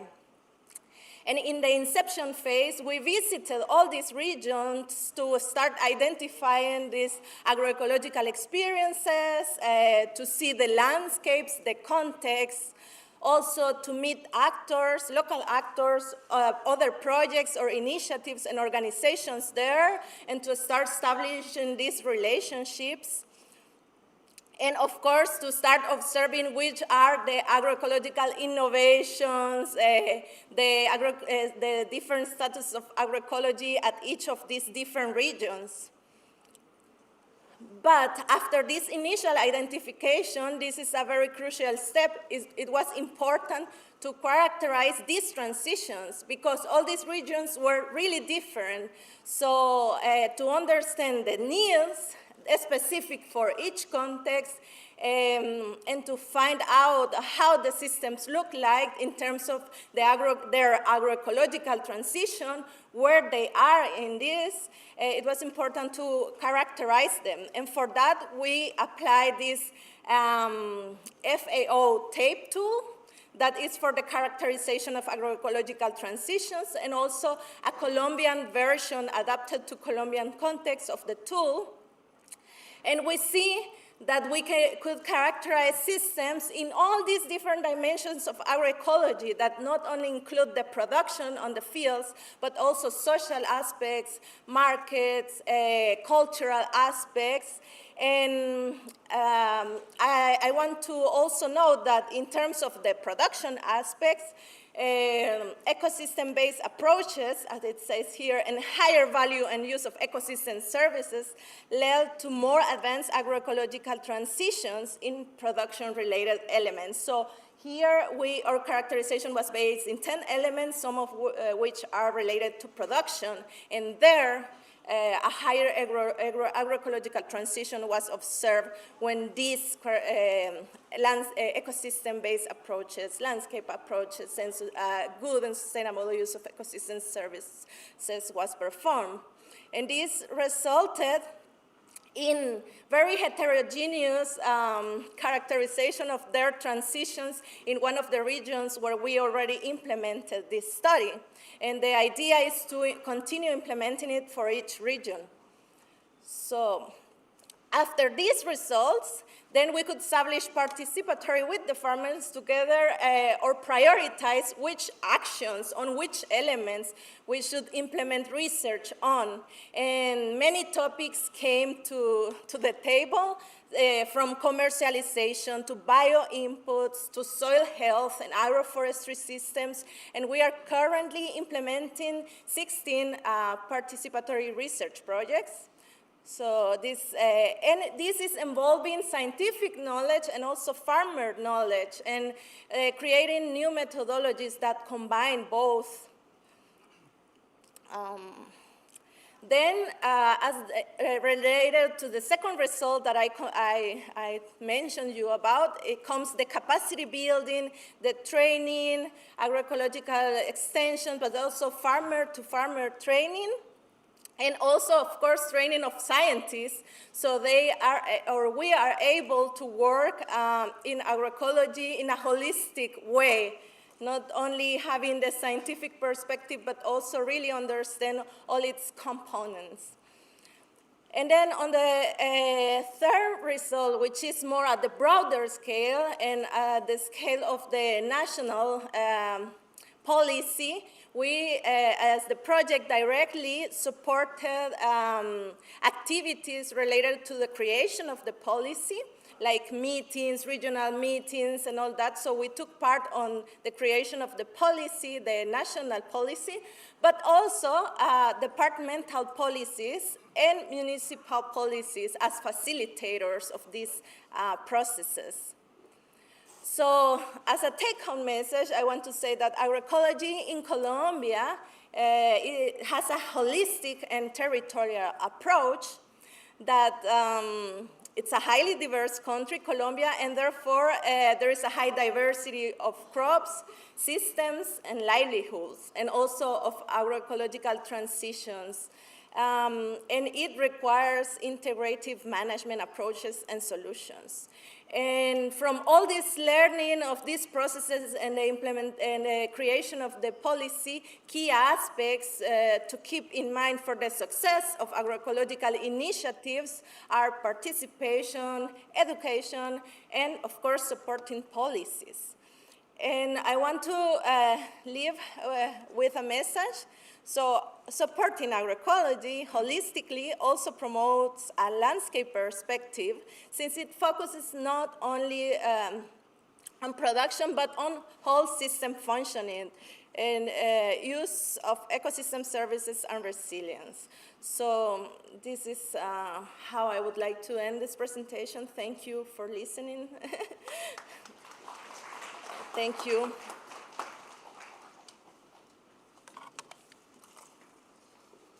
Thank you, Dr. Moran. Thank you so much. Participatory approach is indeed fast-paced, the adoption and dissemination of a technology. It is very well evident how field images showcase it here. With that, moving on from policy and scaling, now we move to often invisible foundation of agroecology, our seeds and their microbial allies. I invite Professor Kumar from IRI New Delhi to share insights on land races, seed microbiomes, and how they contribute to sustainable livelihoods and market. Dr. Kumar, please. Thank you. Can I have this?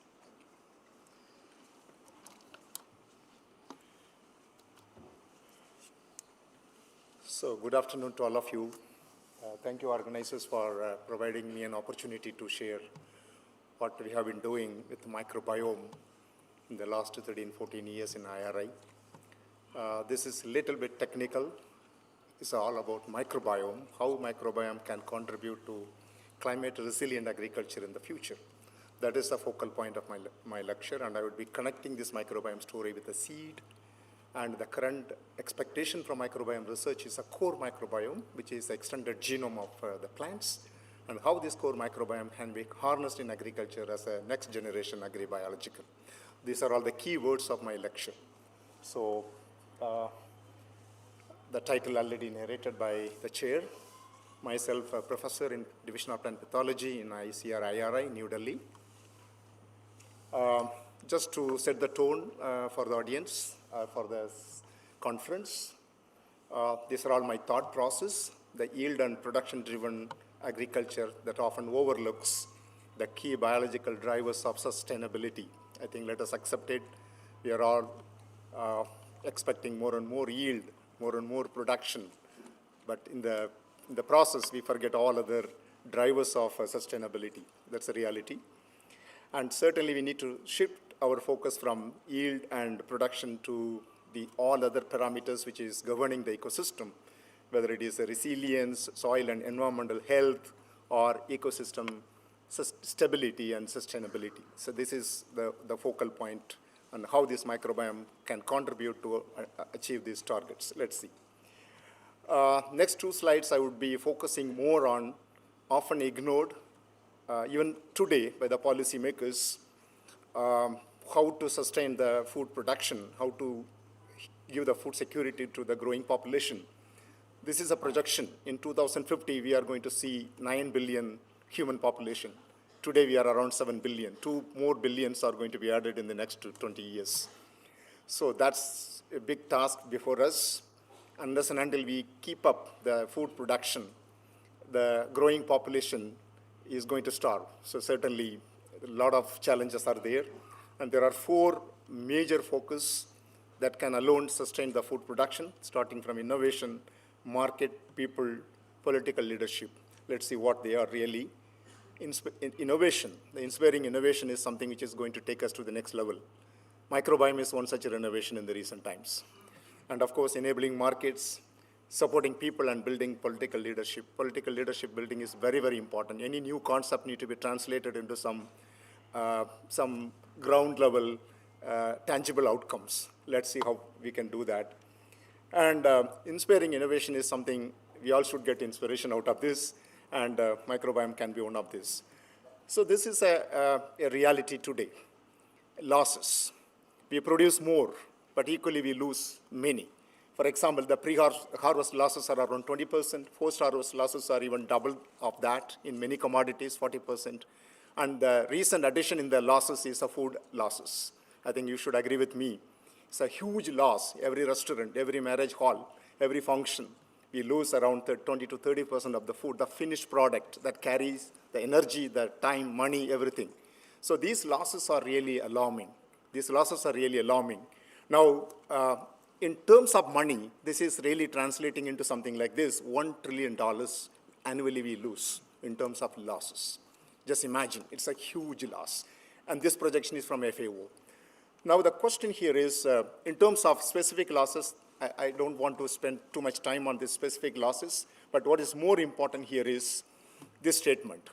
So rather than pursuing yield gains through expanding the agricultural cultivable areas or looking forward to high input demanding cultivars, the so-called green revolution cultivars, our national priority or strategy should be more towards reducing these losses.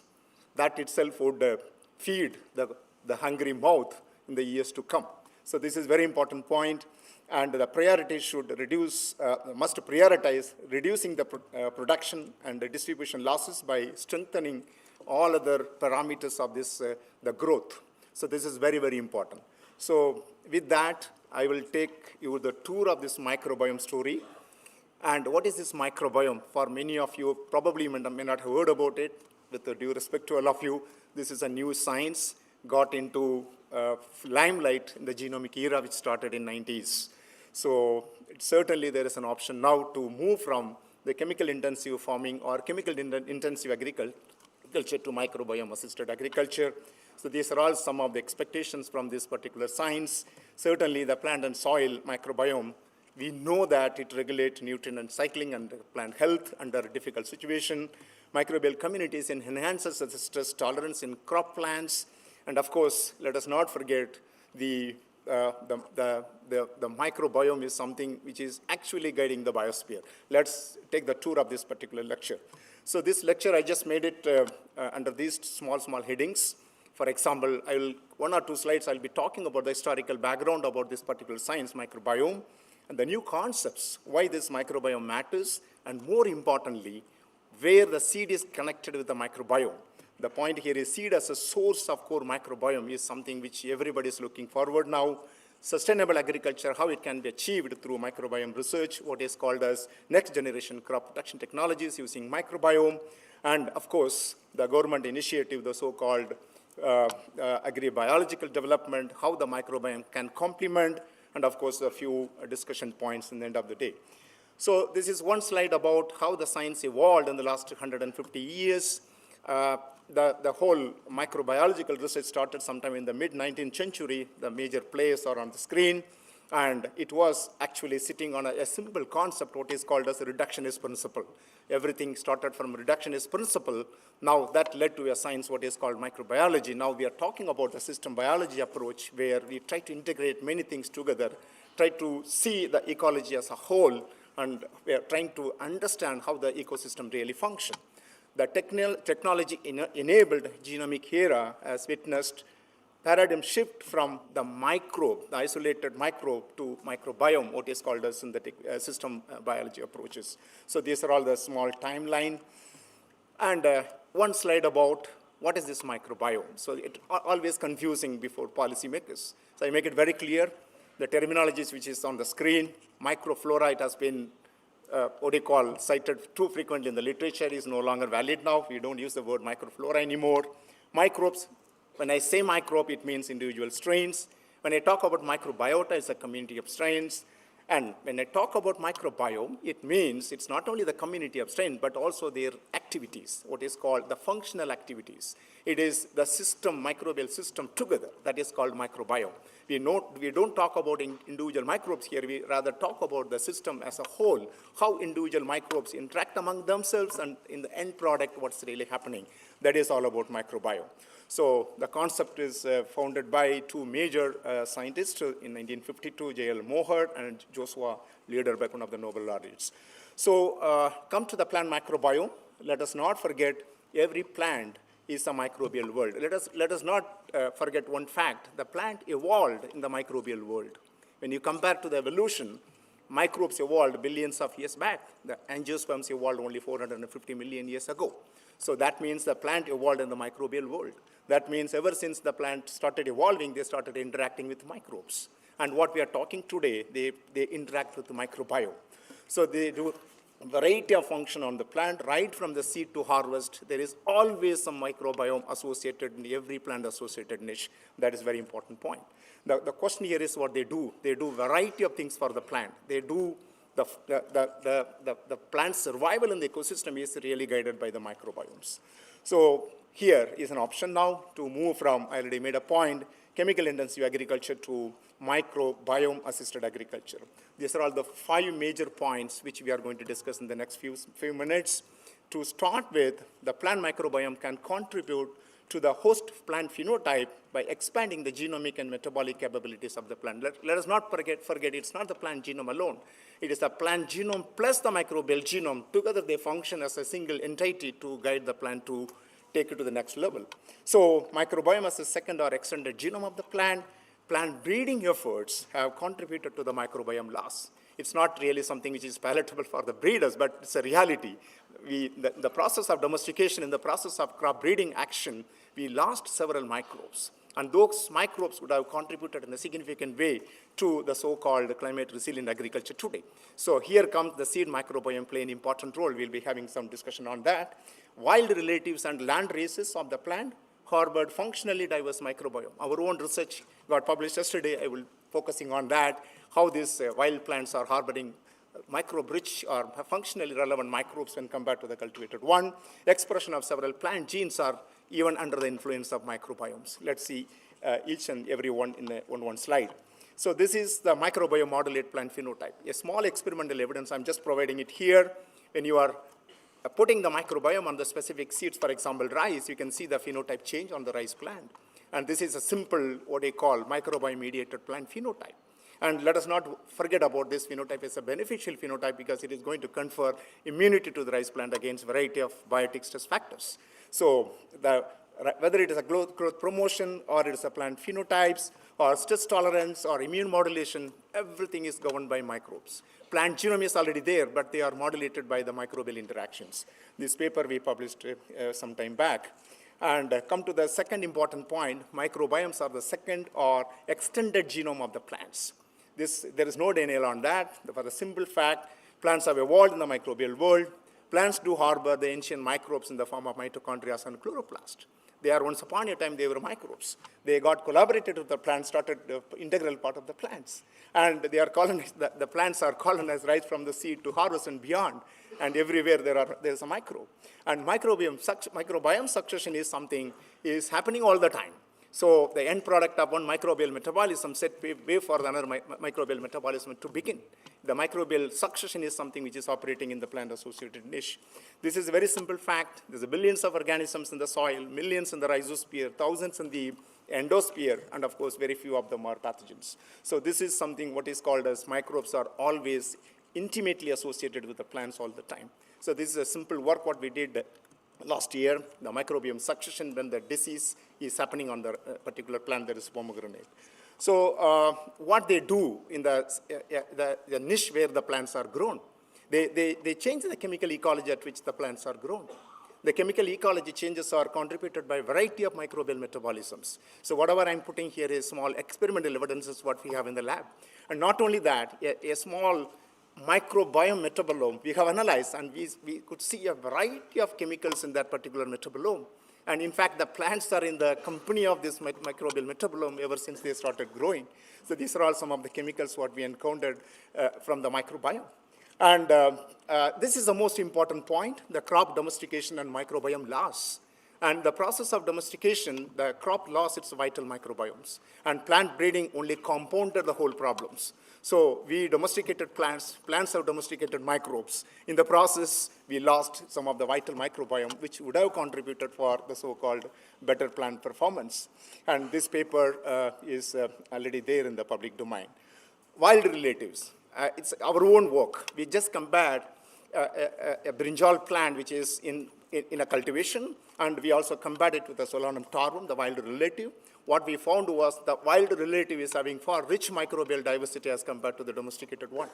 And this is a simple evidence to say that the wild plants are having a rich repertoires of microorganisms. Those microbes can be harnessed, transplanted onto the cultivated crop to achieve the target of so-called climate resilient agriculture. So here comes the land races and seed, what we are talking, the context of this particular conference also.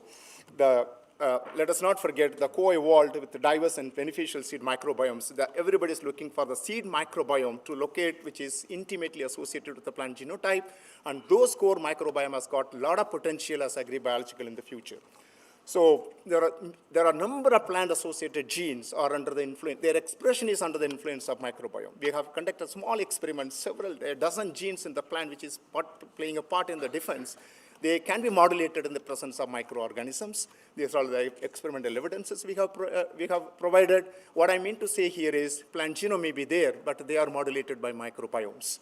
So certainly, there is a shift towards microbiome-based approaches now, aligning with the government agenda of what is called as eco-friendly strategies or agroecology solution for sustainable agriculture. These are all some of the points I thought I will bring it before the audience.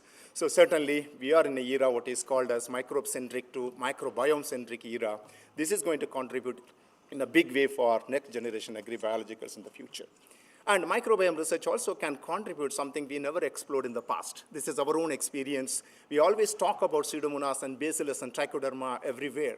We never talk about other microbial communities. A small research on Phylosphere microbiome of rice led to a completely new organism, what is called as Chrysiobacterium. Nobody explored it. This organism produces volatile, and it really suppresses the plant diseases in a very significant way. And this organism can be harnessed as a next generation agribiologicals for plant disease management. Now here comes the point. Where is the bottom line? What we need to target, which is going to stay for long, which is comparable with the so-called chemical-based agriculture. What is needed here is a microbiome which is closely, intimately associated with the plant. Those microbiome is called the core microbiome. And to address the core microbiome, what is needed is you need the so-called land races. We need the so-called the wild relatives of the plants. They are having the rich repertoires of microorganisms, and those microbes can be utilized for the so-called core microbiome-based formulation in agriculture. So certainly the approach, what is called as the genomic approach, along with the culturomic approach, can take us to the next generation. So this is a hot topic now, identification of core microbiome.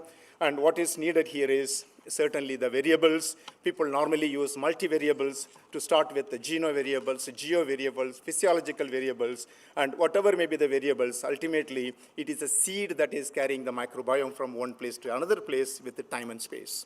If you address the seed as a starting material in your microbiome research, you are going to end up something which is very core to the particular genotype.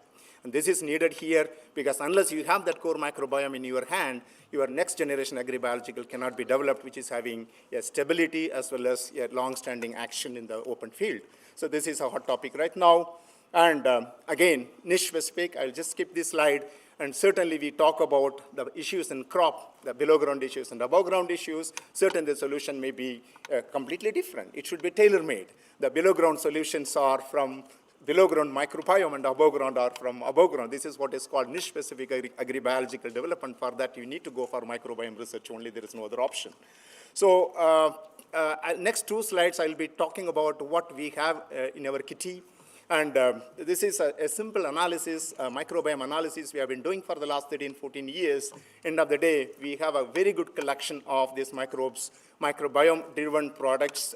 I won't say products, the microbial entities in our collection, which is around 1,500 collections, well-characterized one. That is going to give us an option for what I call as microbiome-assisted crop management. So for climate-resilient agriculture, that is possible. This is our own experience the last 10, 15 years. And where are we heading for? This is a market projection, what is called as agribiological development.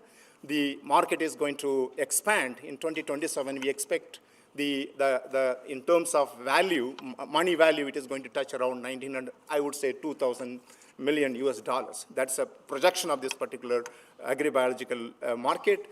We need candidates, we need right candidates, and these right candidates are likely to come from the core microbiome research. So that is likely to address two important issues which is bothering all of us. Every time we face this question, whether the biologicals are equal to chemicals, where are the consistency, is it working as much as the chemicals? I would project something like this. if you address these two, the viability as well as stability issues, we can get closer to the chemical-based, what do you call, input in agriculture. Viability and stability issues. And these two issues can be addressed if you are talking about the core microbiome-based product. So the right candidate is very important in order to make it very stable. So with that, I'll take you to the few slides of key takeaway, what this microbiome is going to offer, 2-3 slides only. So the key takeaways are very important, and let us align it with what is needed for this particular state. What I call next generation crop management strategies exploiting the plant microbiome. To start with, documentation of core microbiome, especially of seed of wild relatives and land races, is needed for next generation agribiologicals. I have been emphasizing this during the entire presentation.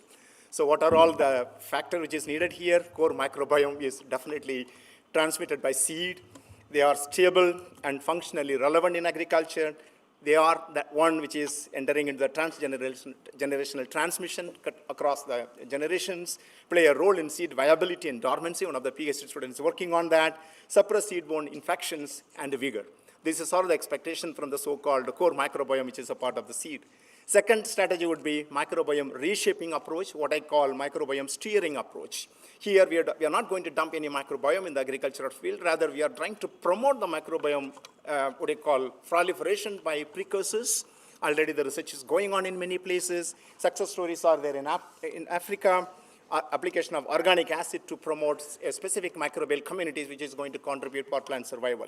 Third one is introduction of new microbial input. I already made a point here. Microbiome research can take us to a new organisms which nobody has explored so far, and what is called synthetic microbial communities. And microbiome-triggered plant defense is something is emerging as a major point, because I already talked about microbiomes can modulate the plant gene expression that is thoroughly exploited here. And fifth one is for the breeders. We can breed varieties that is going to colonized by a better microbes. This is what is called as host genotype microbiome integration.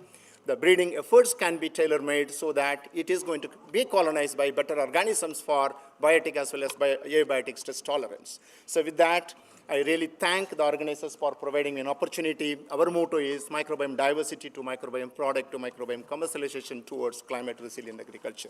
So I really thank all my students who is working on one or other aspect of this microbiome in IRI, and we have been addressing many multiple traits in our crops, and our focus was on rice. Current focus is on solanaceous vegetables, starting from tomato, chili, potatoes, and also brinjal. So with that, I really thank several funding agencies who is funding this particular project in IRI. Thank you once again.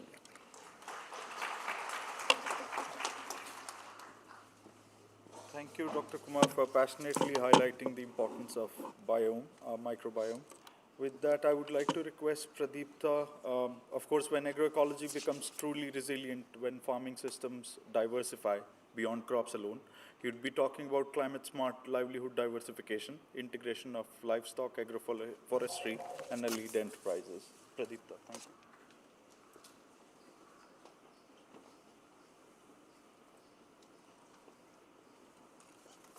Thank you.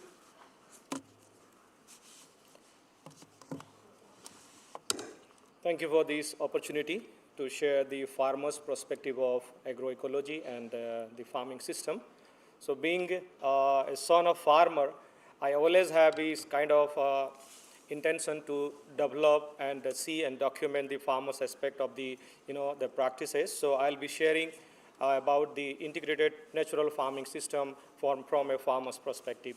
So as we know,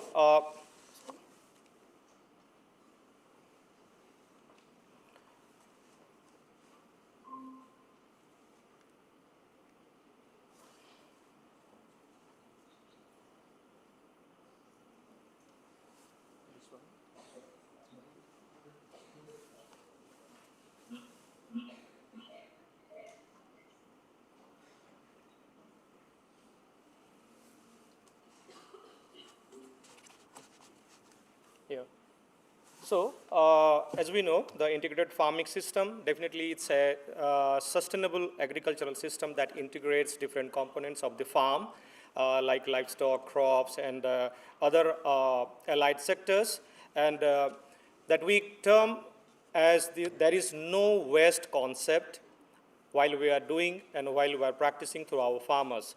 So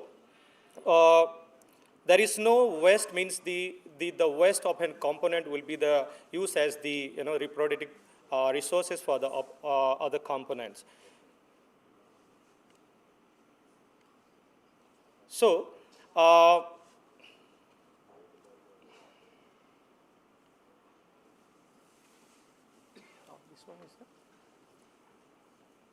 okay, so coming to homestead-based integrated farming system, we have major 5 components here.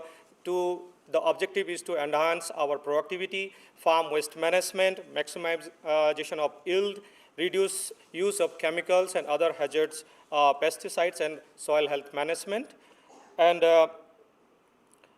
we have seen many tested and already proven technologies and practices around the IFS, the integrated farming systems. And I'm not going into the proven technologies, what already have been published and tested in the field, but I will be more into our initiative, a part of Swati GIZ, what we are doing, and in a farmer's perspective and a farmer's owned and farmers centric model. So in Assam, we are implementing this project in 3 districts, covering, there are 6 clusters, natural farming clusters, where around more than 2,500 farmers are working with these initiatives, and we call this as the homestead-based integrated natural farming system. It's a purely community-led, community-owned, and community-driven practices, which is being developed and conceptual by our team. So this concept basically based on the 6 C's concept. Generally it would be 5 C's, but we add 1 more C's to it. One is conservation, and the second is cultivation, then consumption, cultivation, and collaboration and community enterprises. So conservation, not only conservation of the local seed or indigenous seed varieties or land races, but also the conservation of the local knowledge and the revival of the local wisdom, and also the conservation of the natural and local resources. Cultivation, applying this knowledge into a practice, is our cultivation part of the cultivation practices, where farmers are more into the realities of their practical challenges, and also put their innovative ideas in collaboration with the relevant institutions, and they follow a kind of farmers-led POP, or package of practices. Then third one is consumption. Consumption is one of the most key aspect of our initiative. We encourage our farmers to eat and also educate their future generation into the concept for their future generations and the conservations. Fourth one is the cultivation. Cultivation is more of about the collectivizing and aggregation of the products with semi-graded products, or maybe semi-cleaned, semi-processed, and that is mainly focused into the local market to strengthen their local hearts, and also the part of the distribution of the commodity among their farming community, to strengthen their, the seed quality, their knowledge level, and also opening a platform for the exchange of their best practices and the knowledge and wisdom. Collaboration is part of the unique area where Swati lies and promote the farmers into the, a platform where farmers have opportunity to share their learnings with the relevant institution, practitioners, and private sectors, and also the, the national level and the international level. So we have we have an opportunity, being a Swati GIZ, we have an opportunity to have a kind of dialogue with the different stakeholders in different platforms, where farmers used to share their best practices and also the learnings and challenges to, redefine or redesign their, practices in context to the new realities of the agriculture. And the community enterprises is more about the, the making farmers initiative into a enterprising mode, where agro-educational tourism and agro-experiential tourism is one of the core initiatives that we are leading to. And the post-lunch session, that will be our mentor. There will be a session on agro-tourism. We'll be learn more about how Swati also being part of that agro-tourism and the agro-experiential tourism system. So this is one of the model that is developed by Swati Assam, the community-led, community-owned, and community-driven homestead with agroecology-based integrated farming system. So we designed a very simple process for the farmers, considering the farmers' knowledge, farmers' the strength and the skill to adapt with the considering their agro system and the climate system. So there are we introduced some very unique and very simple technique of mapping of bioresource flow, means the farm asset mapping, where the farmers used to educate and they used to assess their existing farm components, and they will articulate what can be done, what cannot be done, what can be added into their existing system to strengthen their farming system as a whole to ensure and making their small farm a resilient farm enough. So based on that practice and assessment, we try to document the major parts. The one side is the challenges, one side is the proposed solutions, which are very much contextual to their local realities and local climate and local, their social and social culture. Then also we try to educate our farmers to prepare a kind of, process, and that is open to the local, the institutions like KVKs and the Department of Agriculture, or the practitioners, those who are into these practices, where they used to share their ideas, and that was discussed and technically, validated by the local agencies, and that was prepared in a form of POP kind of things, and that was demonstrated in the smallholder farmers. And there will be a joint monitoring system established where farmers to farmers visits and farmers to, the APOs and the groups they used to visit and learn, and they co-learn. And also there are institutions who are, collaborate with this initiative also. They are part of the joint initiative where they used to exchange their, ideas and learning in terms of disease, pest management, in terms of soil health, in terms of crop health. And that informal way of interactions boost the farmers' confidence to articulate their problems and their acceptance to considering their local realities. So based on that practices, the result will used to be disseminated in a platform like this, and we have an exchange platform, and that is happening regularly at the district level and the state level in coordination with the Department of Agriculture, Assam, and that is being refined, and that is replicated again. So this is the cycle where you used to, educate our farmers as a person, as a scientist, as a, resource person to educate and take it forward by themselves. So this is the bioresource mapping, where we used to educate our farmers to identify their components and try to link which component is leading to and contributing to another components. So likewise, we try to map out of 2,500 farmers, only 10% we used to target, and 270 farm households have this kind of mapping designed by themselves, and they used to articulate, and based on this articulation, they lead to two major components. One is the recycling of the farm, the waste, and one is the enhancement of the farm component.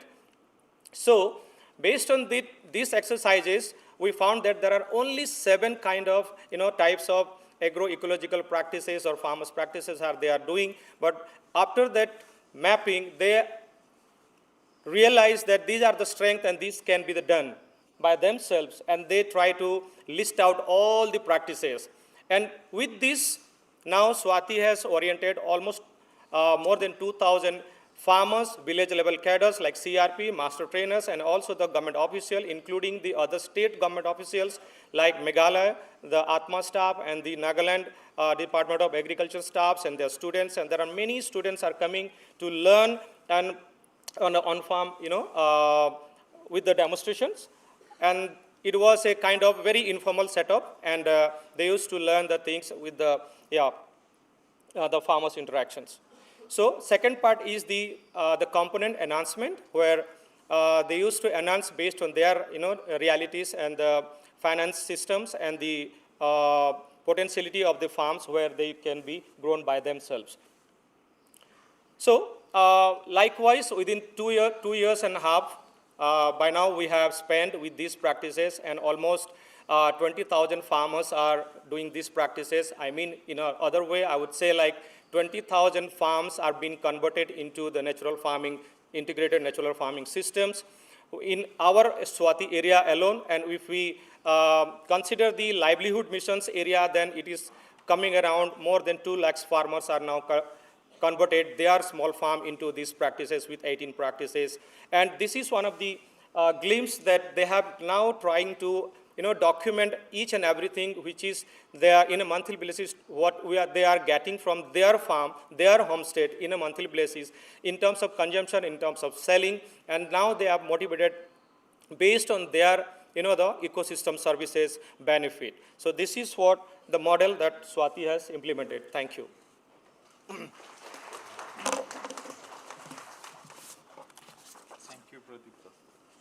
Thank you so much, Pradeepta. Markets and practices need policy backing to scale. I invite Mr. Thomas from Necon, Germany, to share experiences on public support schemes for organic agriculture, particularly at regional and state level. Thomas, thank you.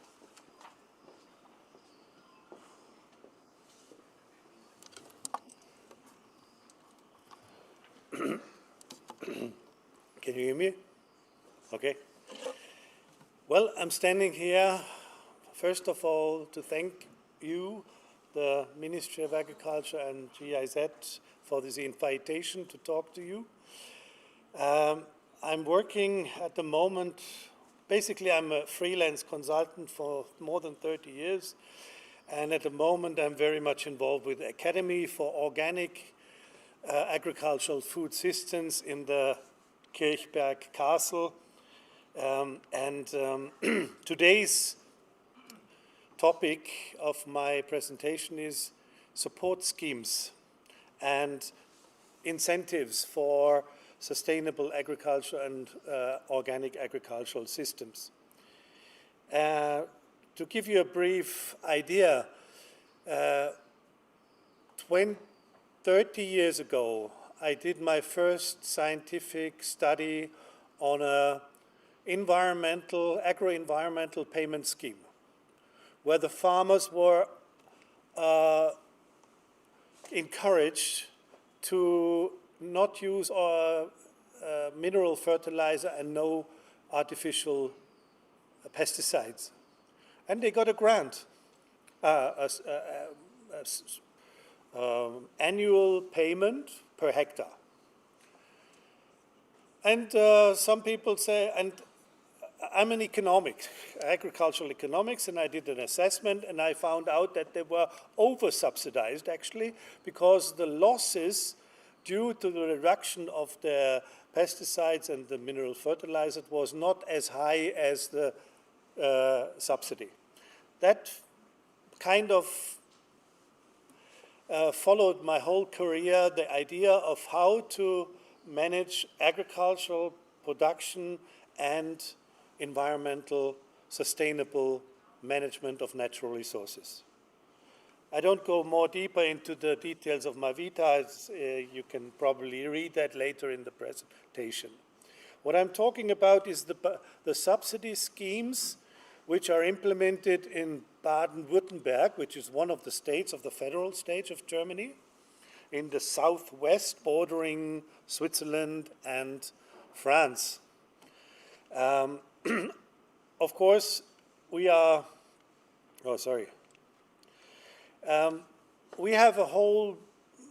the objective of the agricultural policy of the EU level, national level, and the state level are very much related.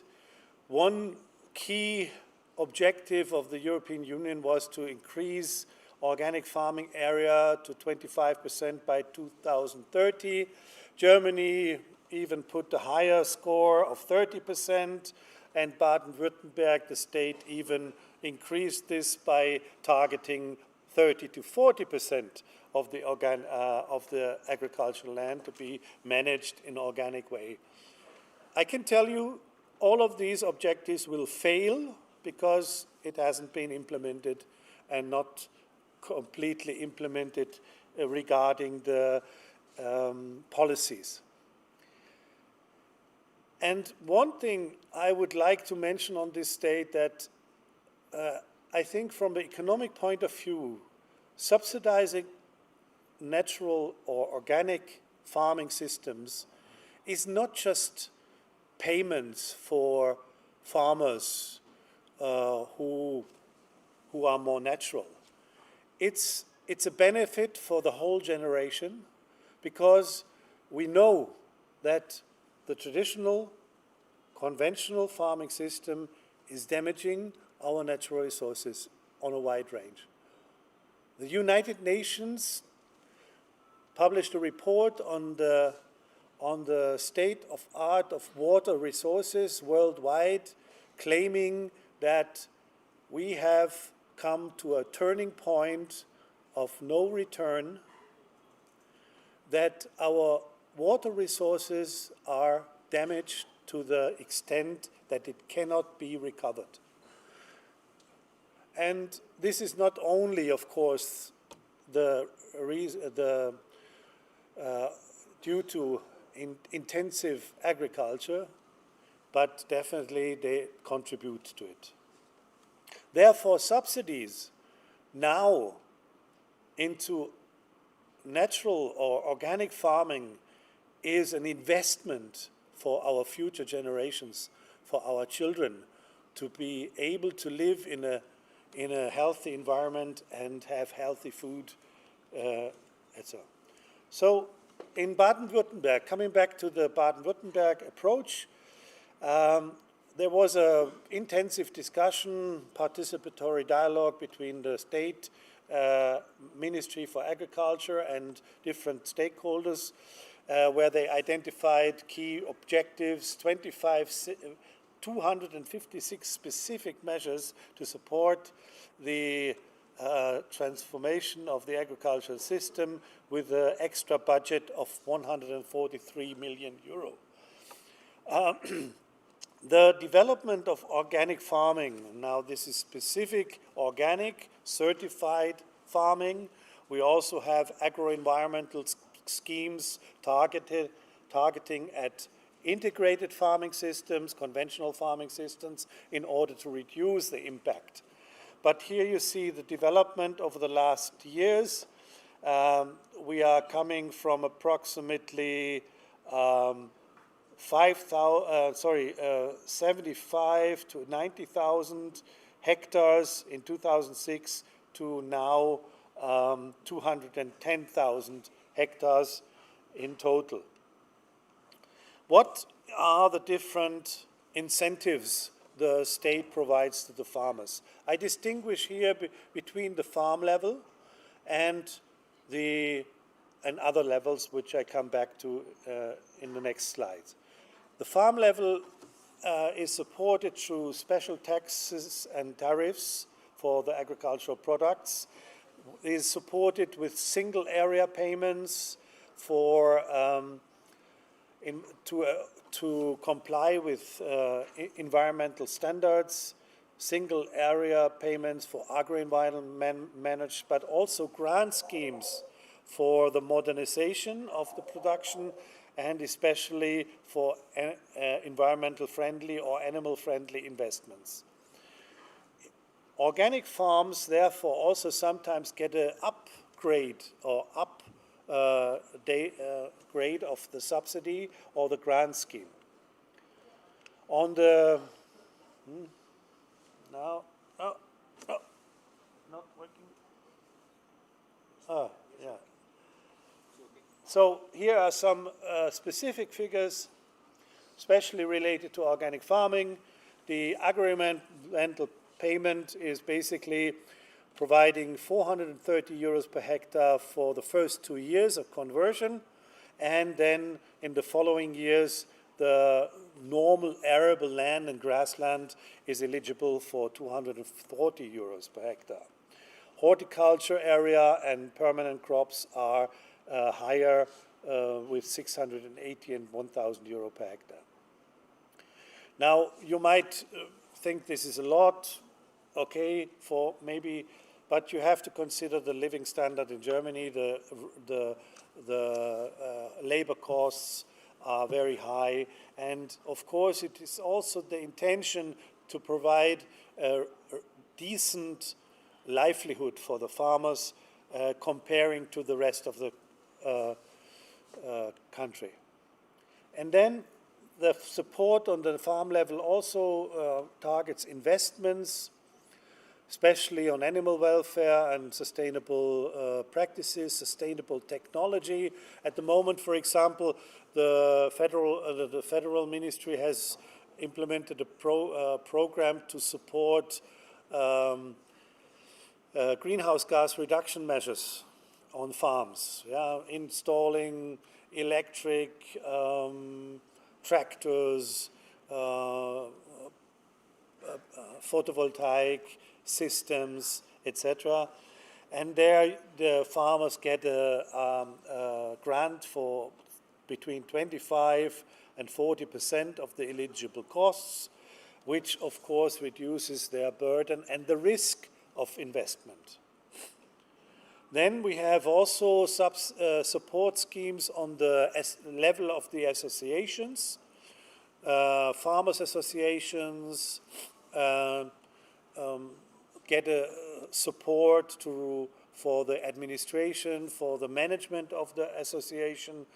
They get a financial support for the labor costs and general operational costs, but also investment grant schemes in case the farmers' organization actually invests in harvest facilities, sorting, and even processing.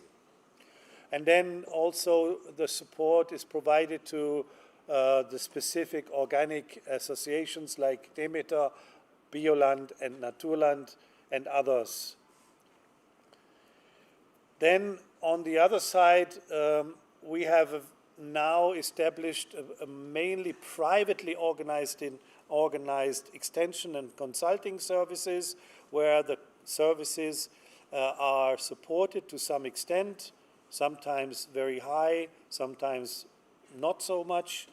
But also we have a quite extensive network of private companies offering solutions for farmers on digitalization, or for example, a dairy would actually support the farmers to reduce greenhouse gas emissions in order to comply with the climate change and the reduction objectives of greenhouse gases. And then some years ago, the federal state of Baden-Württemberg established 14 model regions to promote organic products, supporting networking on the regional level, promoting organic food in restaurants and cantinas, and even schools. We have actually a school funding support scheme where if a school implements organic food in their diet, they get a small subsidy to compensate for the extra costs. And very important, also a competence center for organic farming has been established, which is closely cooperating with the universities, working in the field. Their objective is to network all the stakeholders within this area. They organize farmers to farmer talks, field days, practical days, things that you probably all know, of course. Yeah? And now the very interesting part is actually really very new. Only in December last year, 2025, the ministry has established a new funding scheme for producer groups. And the reason for this is the new EU regulation on organic farming, where the certification of producer groups has now been officially integrated in the regulation for organic farming in Europe, and mainly because it was already implemented in third countries. Third countries are non-EU member states, like India, for example, and some of you who are familiar with the topic of organic certification know that this has been quite challenging the last years and still goes on to find the right solutions for all the details. And we know that there will be changes coming up in the next future because some of the regulations are not really practical. What is the idea, especially in our state, was to support a biodiversity hotspot of hundreds of thousands of hectares of extensive apple orchards, which are basically not productive in a modern way. They produce small amounts, they produce not the standardized quality of apples, but they produce incredible amount of biodiversity. And only 4 years ago, the UNESCO Cultural Heritage has acknowledged this land, let's say, agroforestry system as a non-material cultural heritage practice. And because this is so important to our area, and because it has such a long history and old history, and in the village where I live, for example, we have 90 hectares of this extensive apple orchards managed by something like 50, 60 smallholders, part-time farmers, etc. And now they have implemented a funding to support the certification of these landscape management approach. Oh, and I mean, I came back to this group certification support because this might also be relevant or is relevant in many countries in Asia and Africa and South America, where you have very small, a huge amount of smallholders who are otherwise excluded from the certification because of the high costs it produced. Thank you very much for your attention. I hope I could share some experience and hope for an interesting discussion. Thank you.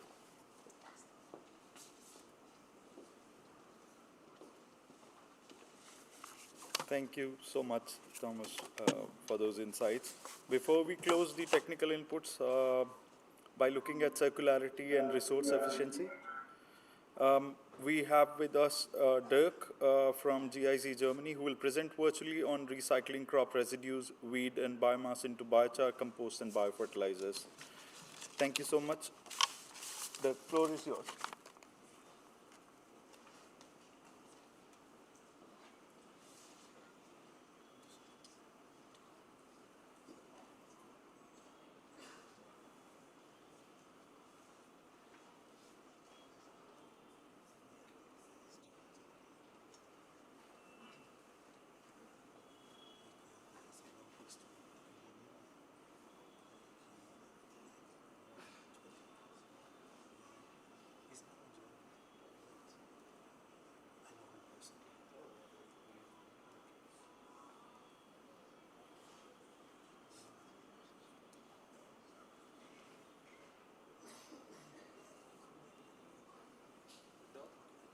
Visible? Yeah, thank you. Am I audible? Yeah, we can hear you. Wonderful. Yeah, then thanks a lot. And dear chair of the session, Dr. Palmer, dear participants, ladies and gentlemen, it's a great pleasure to me presenting the session with the title of Agroecology 2.0, Beyond Farming to Living Landscapes, which to me sounds like a very overlooking and innovative topic. The focus of my presentation is on biomass utilization As in agriculture, you aren't just farming crops, but you are harvesting renewable solutions for a sustainable planet. That's why I personally think Agri Beyond 2026 should focus establishing a strong bioeconomy. And I'm happy that India, with its bio-E2 policy, paves a path from consumptive manufacturing to regenerative manufacturing and plans to reach a bioeconomy worth $300 billion by 2030. Next slide, please.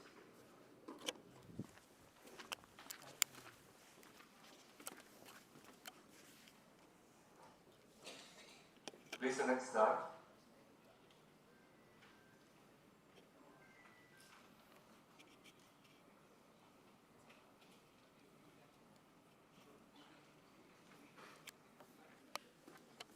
Yeah, thanks, Steve. Go one back to the vision of bioeconomy.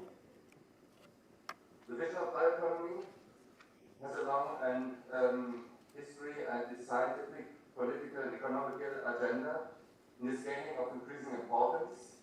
For example, during the last two G20 presidencies of South Africa and Brazil, or the Global Forum for Food and Agriculture, GFFA, last year in Germany, or before last year in Germany, as it becomes a central theme in the search of economic models that strike a balance between growth, sustainability, and social inclusion. I like very much the concept of World Bioeconomy Association, which distinguishes three global trends. And this is shown here in the graphic. You see first the vision of bioresources, which focuses on the role of research, development, and especially demonstration in connection with biological raw materials in agriculture, marine and forest sector, as well as in bioenergy sector, and on the creation of new sustainable value chain, considering holistic approaches, for example, the credit approach, which is known by Professor Braungart. The main objective of the vision of bioresources is the improvement in the use of bio-based raw materials with its impact on ecology and social responsibility in the use of raw materials within the planetary boundaries. The second vision, the biotechnology, emphasizes its importance of biotechnology in research, application, and commercialization in various sectors, with its main objective to ensure scalability of technological approaches and concepts. The impact is the sustainable economic growth in the green employment. And last but not least, the third vision, still we are in the three visions, the bioecological vision, emphasizes on the importance of ecological processes that optimize the use of land, energy, and nutrients, create space for promoting biodiversity, strengthen crops by eliminating pesticides and protect soils quality from degradation. Here the main objective is the utilization of regionally concentrated, circular, and integrated processes and systems with the impact of economic growth, which does not lead to ecological degradation. So now we can switch to the next slide, please.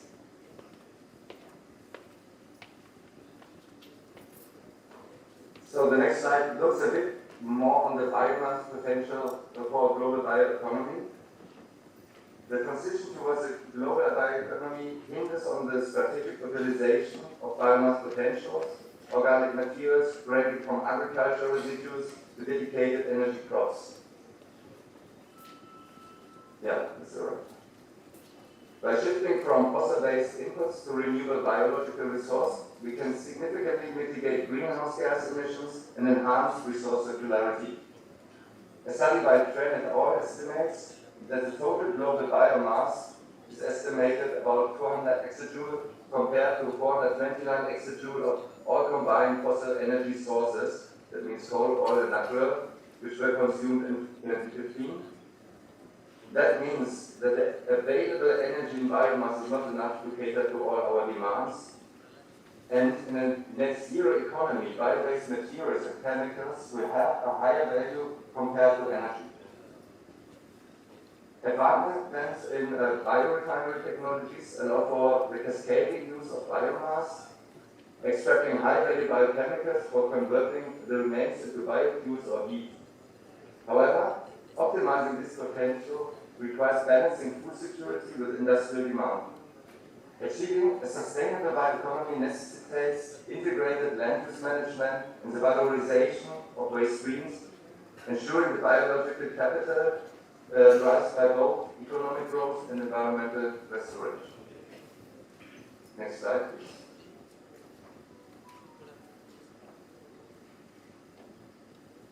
In this slide, I want to show a little bit the biomass utilization in Europe. The European industrial utilization of biomass has transitioned from traditional combustion to a sophisticated multi-sectoral bioeconomy. Yeah, that's right. Slide. Advanced conversion technologies include aerobic and anaerobic digestion for compost or for biomethane, gasification for syngas, or pyrolysis for biochar, etc., etc. And these are essential for the defossilization of hardware-based sectors like, for example, the chemical industry, fertilizer industry, or the aviation and shipping sector.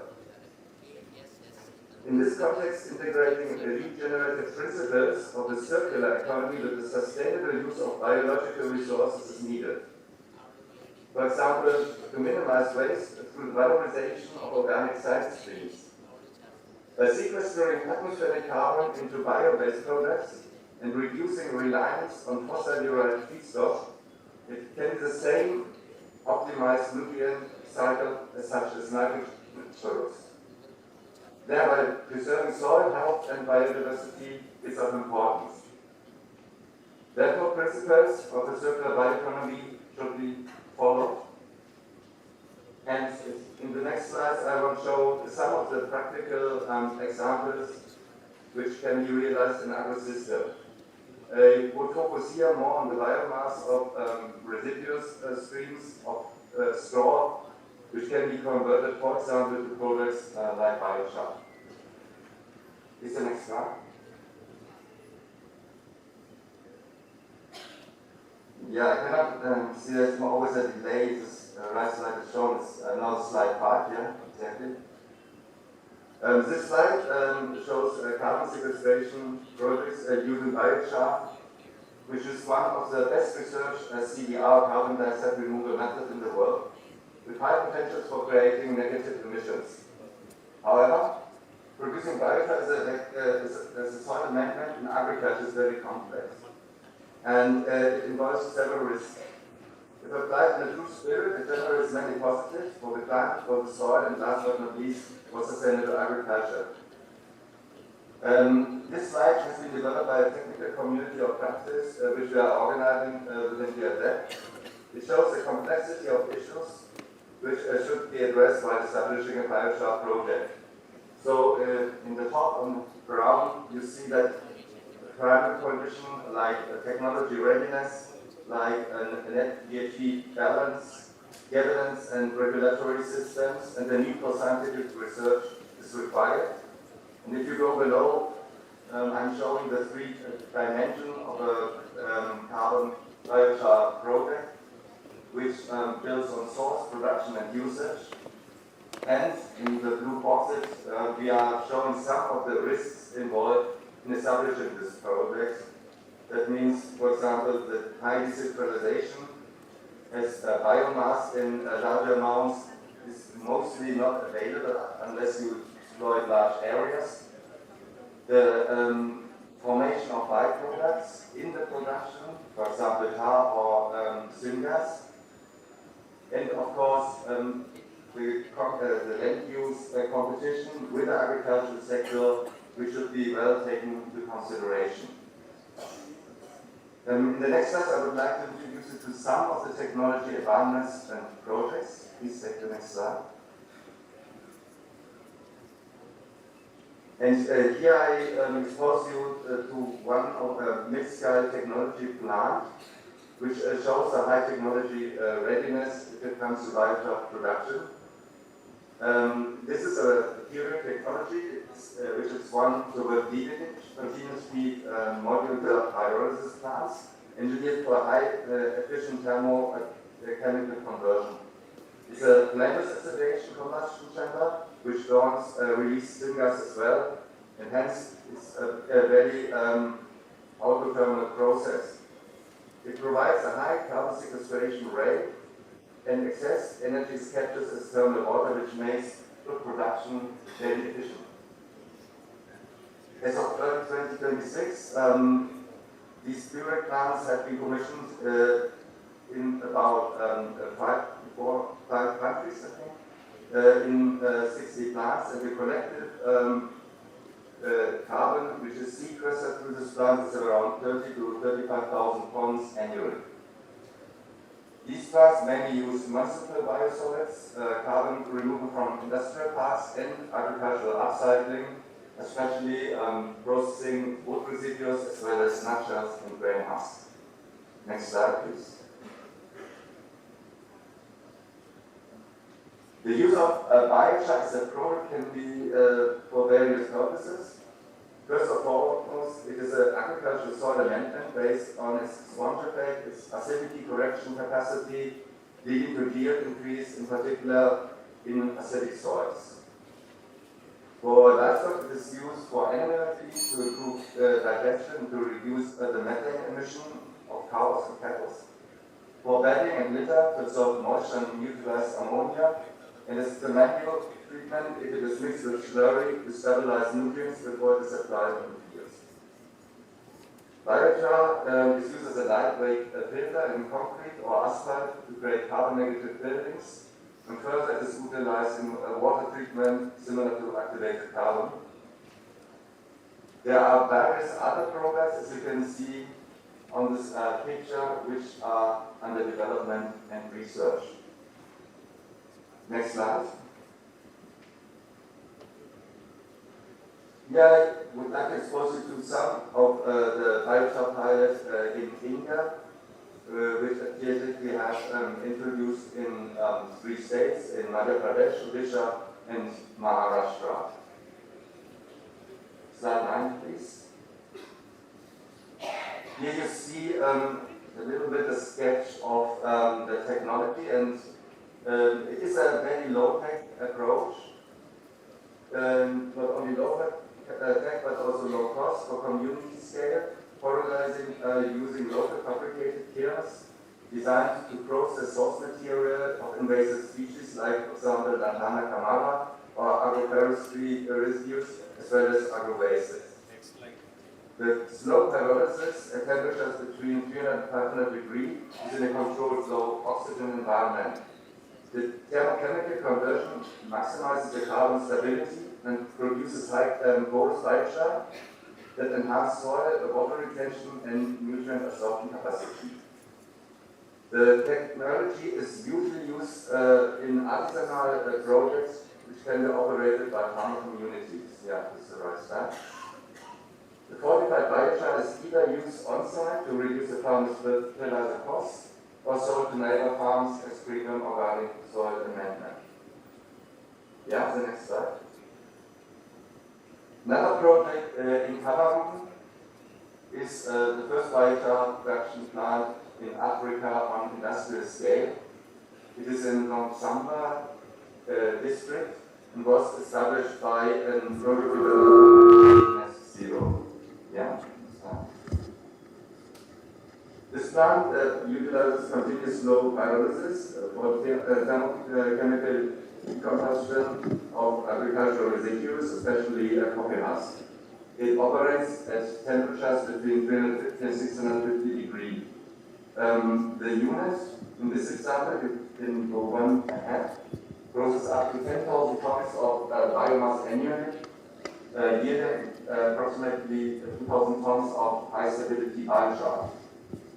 It's resulting in the porous biochar, which is distributed to the local farmers to enhance the soil moisture retention and their cut-in exchange capacity, and by this, of course, the nutrient content of the soil. The plant also generates certified CER carbon dioxide removal credits, which are sold to blue chip companies. Thus, the farmer receives the biochar as a soil enhancer to a subsidized price. As of early 2026, Net Zero has realized 5 operational industrial scale plants in Cameroon as well as in Brazil. With this, I would like to conclude. I hope that with the wise use of biomass in future, we can establish more of this kind of projects in order to protect climate and by the same generate agroecological benefits to improve soil and nutrient management. So thank you so much. Thank you.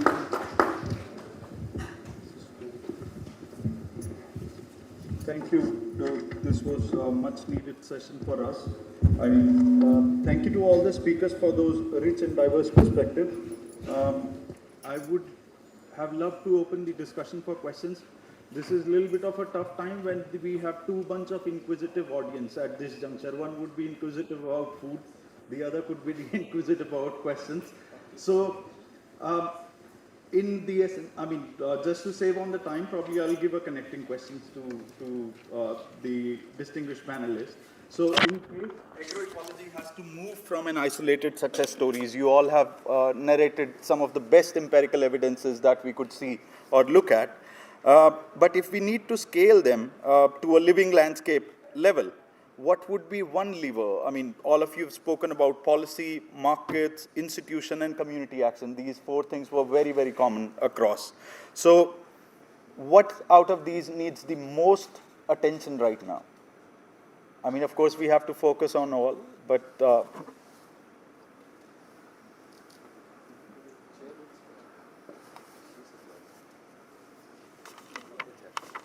it's okay. Yeah.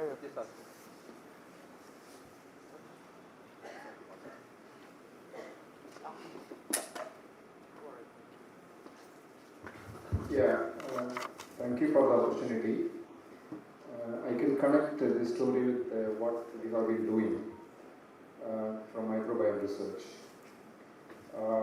We are trying to develop a technology which is not going to replace chemical-based agriculture, because chemical-based agriculture is very much important to sustain food grain production. There is no doubt. But our effort is systematic reduction in the chemical input over the period of decades. Eventually, we will try to use the chemical in a need-based and replacing, for example, in rice, we are going for 4 rounds of spray. Instead of 4 rounds of chemical spray, you cut down 2 chemical spray, and 2 of them can be through biologicals. So that there is a gradual reduction of the input, which is going to be a problem in the long run, the chemical residues, export rejections. So this is our strategy. So over the period of time, we are trying to develop a technology which is going to replace the chemical-based agriculture. That is not very quick, that will take decades. Because chemical has proven its own effect in terms of sustaining production, no doubt, but it comes with its own off-target effects. So the intention is to bring agribiologicals, which is somewhat near to chemical in terms of efficacy, but that's not easy. The reason is inconsistency in the performance. Whoever is practicing this agribiological as an input in agriculture, this is one of the what they call criticism. They say it is not working as effectively as the chemical based, whether it is a biopesticide or it is a biofertilizer or whatever may be the input. So here comes the trick, here comes the science driven product. One of the reasons why the technology is not consistently performing is the stability. The product is not stable. Why it is not stable? Because it is not coming from the science driven approach. Here comes the microbiome playing an important role. One example I can tell. Suppose you have a problem on the foliar park. Certainly you need a solution which is coming from foliar environment only. So here comes we talk about the foliar microbiome based product can be tailor-made to address some of the foliar problems. Right? And for example, soil is having its own problems, soil-borne diseases, maybe the input through soil, the macronutrients. So you want to replace it with some agribiological. Certainly you need a product which is going to perform across different soil conditions, maybe different kind of agroclimatic zones. Here is another very important trick. These soil-based agrobiologicals need to be confined to a particular region. Again, the importance of core microbiome play an important role here.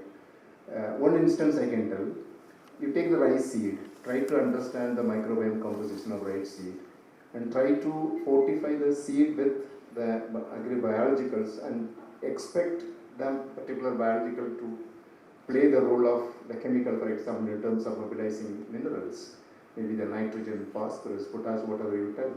But this need to perform in the open field. In order to make it perform, certainly we need to bring a microbial input coming from the seed itself. So this is most important point. So the point is inconsistency, instability need to be addressed, can be addressed through microbiome process. That's my one-line summary of my achievement. Thank you so much. Thank you. Do you have anything to share? Yeah, thank you very much. What is priority? It's difficult to say. I think every measures are most relevant. It's research, it's implementation, participatory approaches, etc. One thing we have to be aware is the economic side of the whole thing. We are talking about smallholders usually living on a rather limited financial resources. Limited resources, economic, financial resources to invest.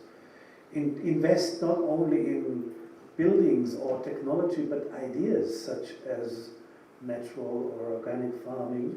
And in order to reduce the risk they are taking, I think it is most relevant to provide incentives to encourage and reduce the risk for them to convert or change to any other system with less negative environmental impact. And for example, I mean, it's always a matter of subsidy schemes or grant schemes, always is a problem. How do we control it? Because of course, you always have people who cheat, who don't comply with the regulations, etc. And the question is, what is the effort to control, and can we control it? And is the relation between incentive and control measures really feasible? The best example is this group certification program, which reduced the certification costs in some of the farmers' associations by 80%. One farmer association I know personally, actually I was involved founding it 25 years ago, this year they pay 55,000 euro only for certification, and next year it will be less than 10,000 because of this new invented group certification and group subsidy scheme. Thank you, very interesting. And I would like to add to that because it is a way to provide economic support, I would say this is what is necessary also is farmer empowerment. And one of the aspects to empower the farmers is, of course, to give them economical help, because it's a limitation that they have in many scenarios, in most scenarios of farmers. But also to give them recognition and not to set barriers, but rather to support them, because I think when they have empowerment and the resources and the tools to implement their ways of agriculture, in this case agroecology, in my case, then automatically ecosystem-based and landscape-based approaches will start coming to life and will work automatically, because they will be conducted sustainably and through the people who are most interested on their landscapes, so the farmers. So this is what I would like to state. Thank you. Okay, no problem. Thank you so much. Thanks a lot. Thank you so much. We don't have much time to take questions from the audience. Please excuse us for that. You will have. Dirk, do you have anything to add on? Would you?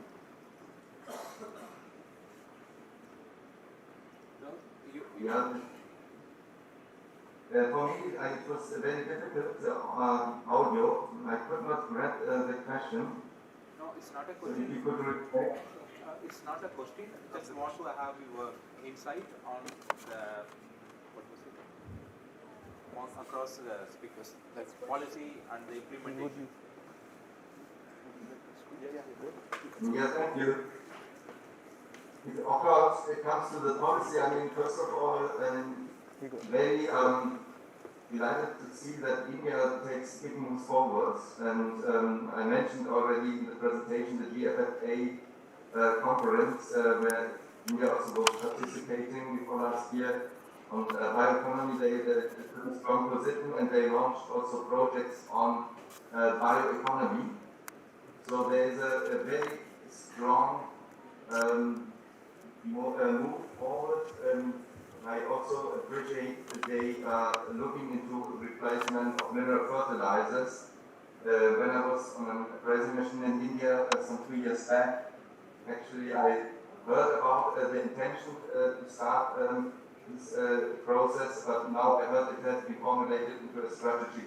So I think if it comes to India, it moved in the right direction. I would say after the agricultural revolution from the 60s, you are entering into a kind of new revolution if it comes to sustainable agriculture and especially ridding of sustainable processes and non-renewable resources being used for agricultural production. Thank you. Thank you. To wrap up the session, it clearly shows that agroecology 2.0 is about integration. I mean, it's a mix of knowledge system, enterprises, policies, and people. With hearing all these speakers, it is very clear that challenge ahead is not whether agroecology works, but it's more how fast and how fairly we can scale it. Thank you to our speakers, distinguished speakers, to the audience, and for your engagement. I wish you a stimulating rest of the conference. Thanks a lot for your time and patience.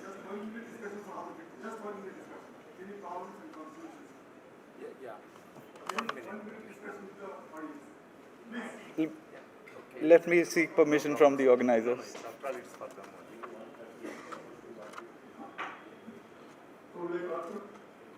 I'm a farmer from Davangere. So is it sustainable agriculture from the organic fertilization possible to make India grow in the organic fertilization? So actually we are growing that amount right as well as in all the fields. We always use a lot of organic chemical fertilizers and chemicals. So is it feasible to go organic fertilizers and organic medicines for this competitive world? This is most important for me because you are telling to us for the organic fertilizers for that. Nowadays, organic fertilizers, organic medicines are all disturbing to the people. They are all most dangerous or bogus. Bogus companies are running now. In India, all organic fertilizers are making bogus fertilizers. We are not getting good results in the organic fertilizer. So we concluded to go to the poultry manure and as well the cow dung manure and Jeevamrita and all those things. So how does the biochar works? That is also I wanted to know that. So is it feasible to go organic fertilizers or chemical fertilizers for this competitive world? Thank you. Thank you so much for your question. The question is directed in a way that he finds himself in a quagmire whether in order to scale the production, should he be using the chemical inputs? And the bio inputs that he's using is something which is really, really not standardized and they don't yield the same results. So I'm sure there is a yield penalty to what they do. So in order to fast pace the adoption of agroecology or any of these field of science where we want to minimize the use of chemical fertilizers, what they could do. Well, I'm sure there is no silver bullet approach, and there isn't anything that would be done and achieved very fast, but let's hear from the panelists. Yeah, it's a very valid point. Exactly the one I was telling. So chemicals cannot be replaced 100% as of now. But we can always reduce and see the effect. For example, you don't reduce altogether. Maybe you put only 75% of the chemical what you are doing, the remaining 25% you replace it with some organic. But again, go for organic, this is very genuine. Don't go for bogus product. So gradually you get yourself convinced that yes, with the 75% chemical input, with 25% organic, I'm getting the same yield, or sometimes you may get better yield also.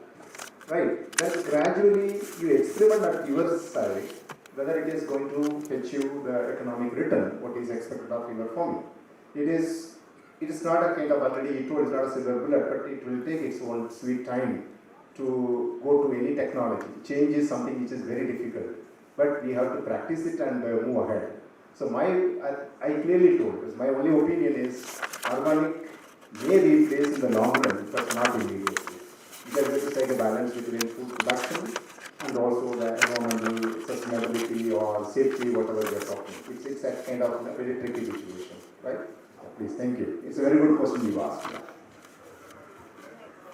Okay. Okay. I will add something really quickly, because from our experience in Colombia, the farmers have the same problems.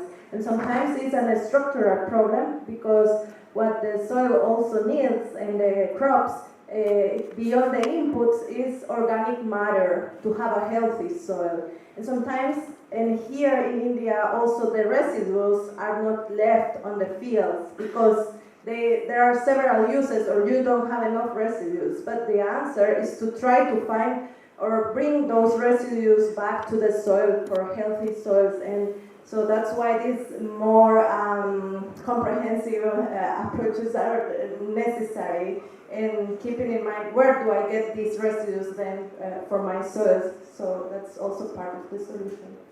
Thank you so much.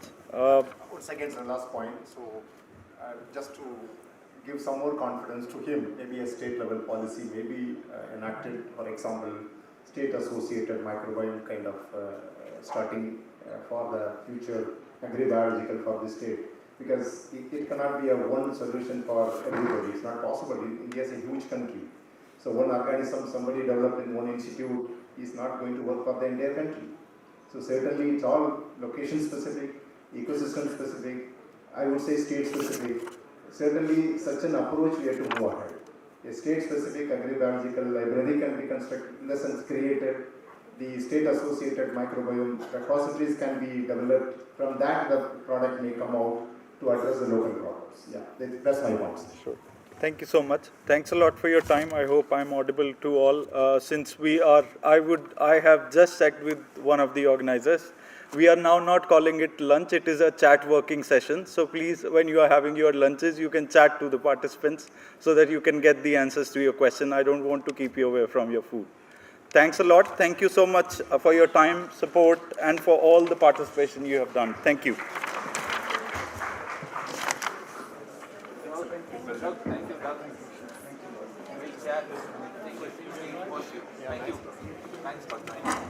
Two announcements while we have the mementos to the speakers here, also during the photograph. So lunch is downstairs.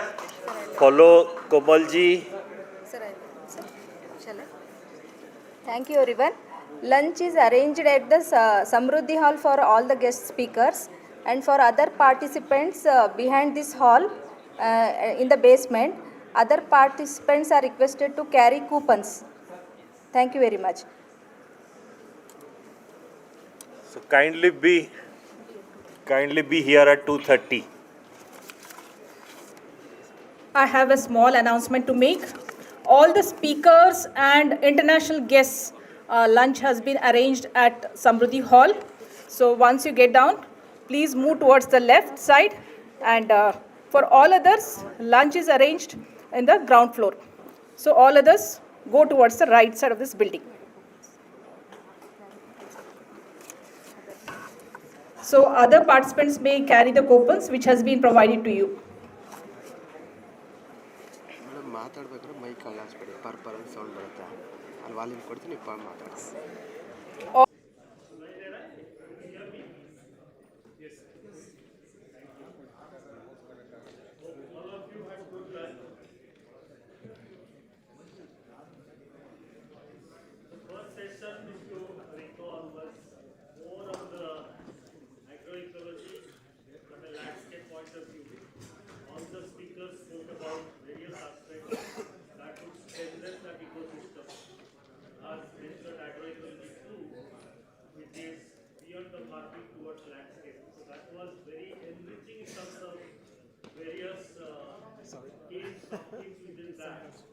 And there were some questions and deliberations. It was very rich. So every theme has its own purpose. My request to all the participants to focus on that particular theme and try to formulate questions to meet that particular session's requirement. And now the sessions we are moving to is session beyond field. We are not talking about production. We are talking about landscapes to livelihood.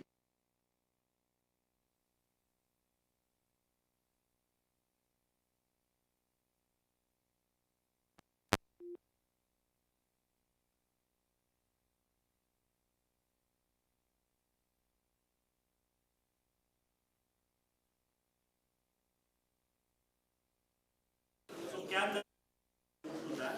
And today we have a very important panel.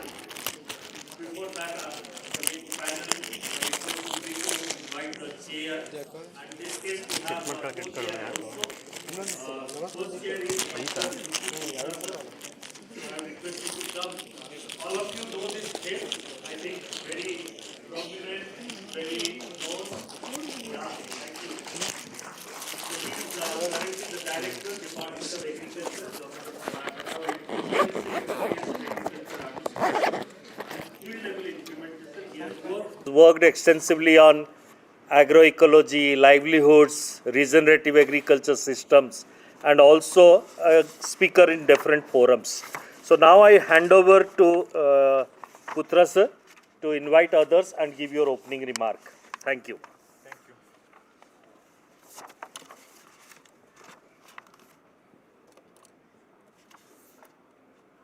Thank you.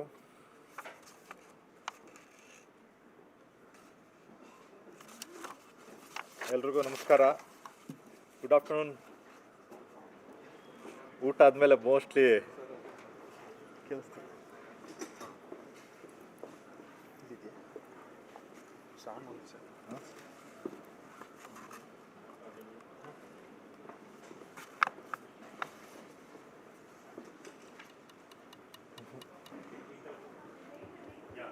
Yeah, the other one is working, I think. Yeah.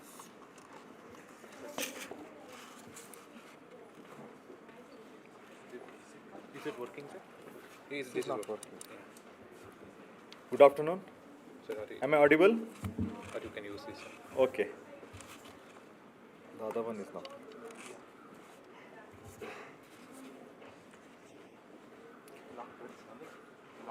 Good afternoon, all.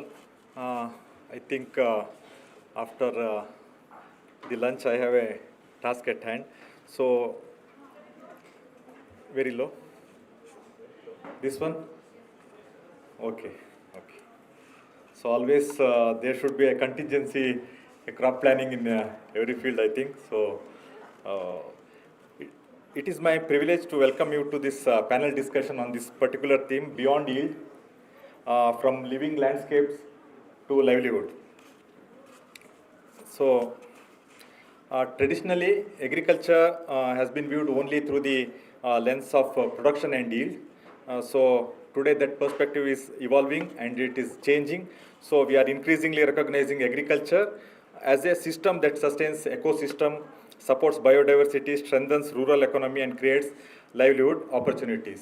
And during today's initial introductory session and all inaugural session, so you might have heard a lot of things about this one also. So this session aims to explore how we can move beyond yield and build resilient living landscapes that generate sustainable and dignified livelihoods.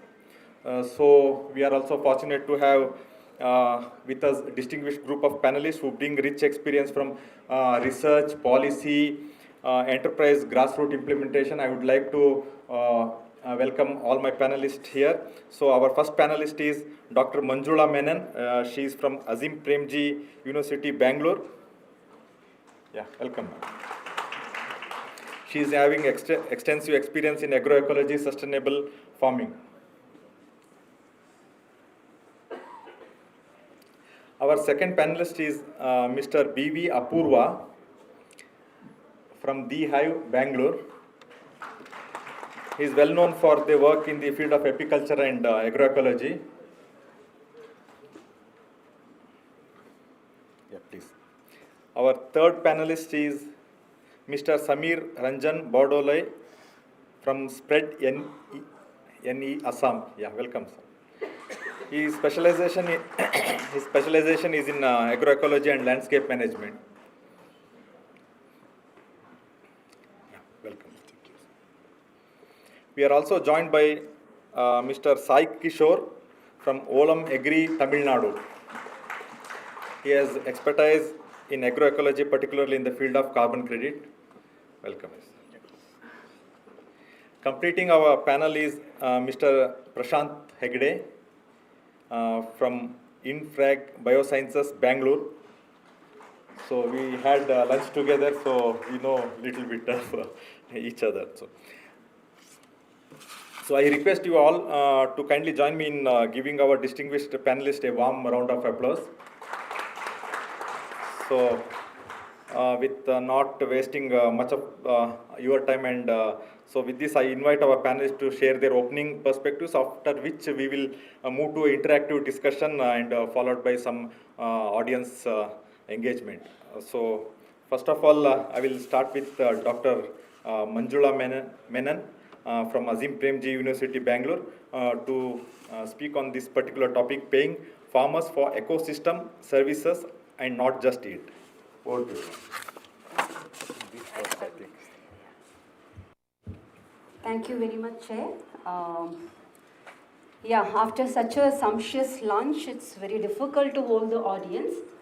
But my sales pitch for this session would be, like, if we wish to continue to see the kind of diversity we saw on a plantain leaf today afternoon, there is an urgent need to rethink and alter the incentive structure that we have put in place for the farmers.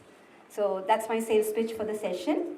And I would run you through why I'm coming with this pitch, putting into context in the current socio-ecological and climatic context and how the economy is working for the farmers, and then come up with a rough idea of how it can be operationalized.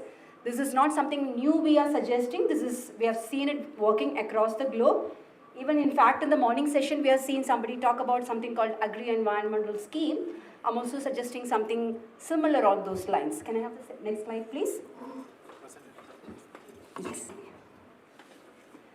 So the economic survey came out just at the end of last month, January, just before the budget, and it was so comforting to see the data on agriculture performance, which show that agriculture is showing a very steady performance. But along with it came a caveat saying, but listen, this performance is being pushed by livestock and fisheries and not so much by crop production. So the crop production sector, where the farmers are situated, are not doing that great compared to the livestock and the fisheries. And this is reflected in the kind of data that we see in terms of the average yield across India and the global averages from some of the major crop groups, which I have put it here. So let's situate the story in the socio-ecological and climatic context of India. So we exist in an era of climate change. So climate change is a reality. And the countries closer to the equator are going to pay a higher price of the increasing temperature, and we being one of it. And we can see from the data, both the economic Ricardian models as well as the agronomic models have predicted high level of crop loss across the globe, and a higher percentage of this loss is going to happen in countries which are closer to the equator and as well as in developing countries.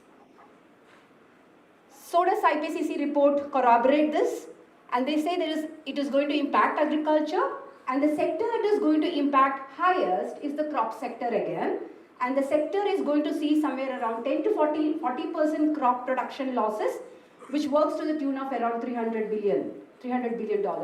So that's the kind of loss we are looking at, and this estimation, economic estimation, is just across 3 major crop groups.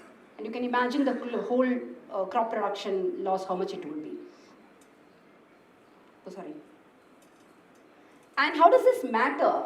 It matters for India because, as we see in the farmers, more than 84% of the cultivable land in the country is under crop production alone, is put under solely under crop production. And this is the second major source of income for farmers in the country.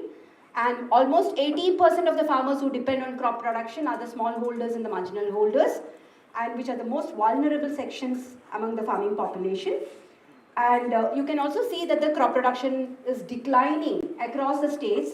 18 out of the 29 states, the share of crop production is declining, and so is the real value that is coming from crop production, which is going to have a huge implication for the livelihood security of these millions of farmers that we are talking about, especially the marginal farmers. This is reflected in the kind of labor productivity differences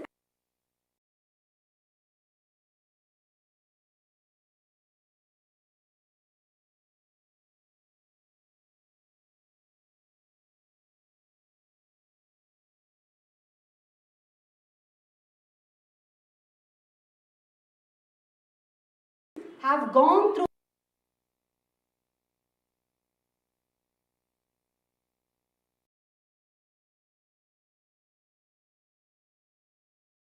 agriculture has.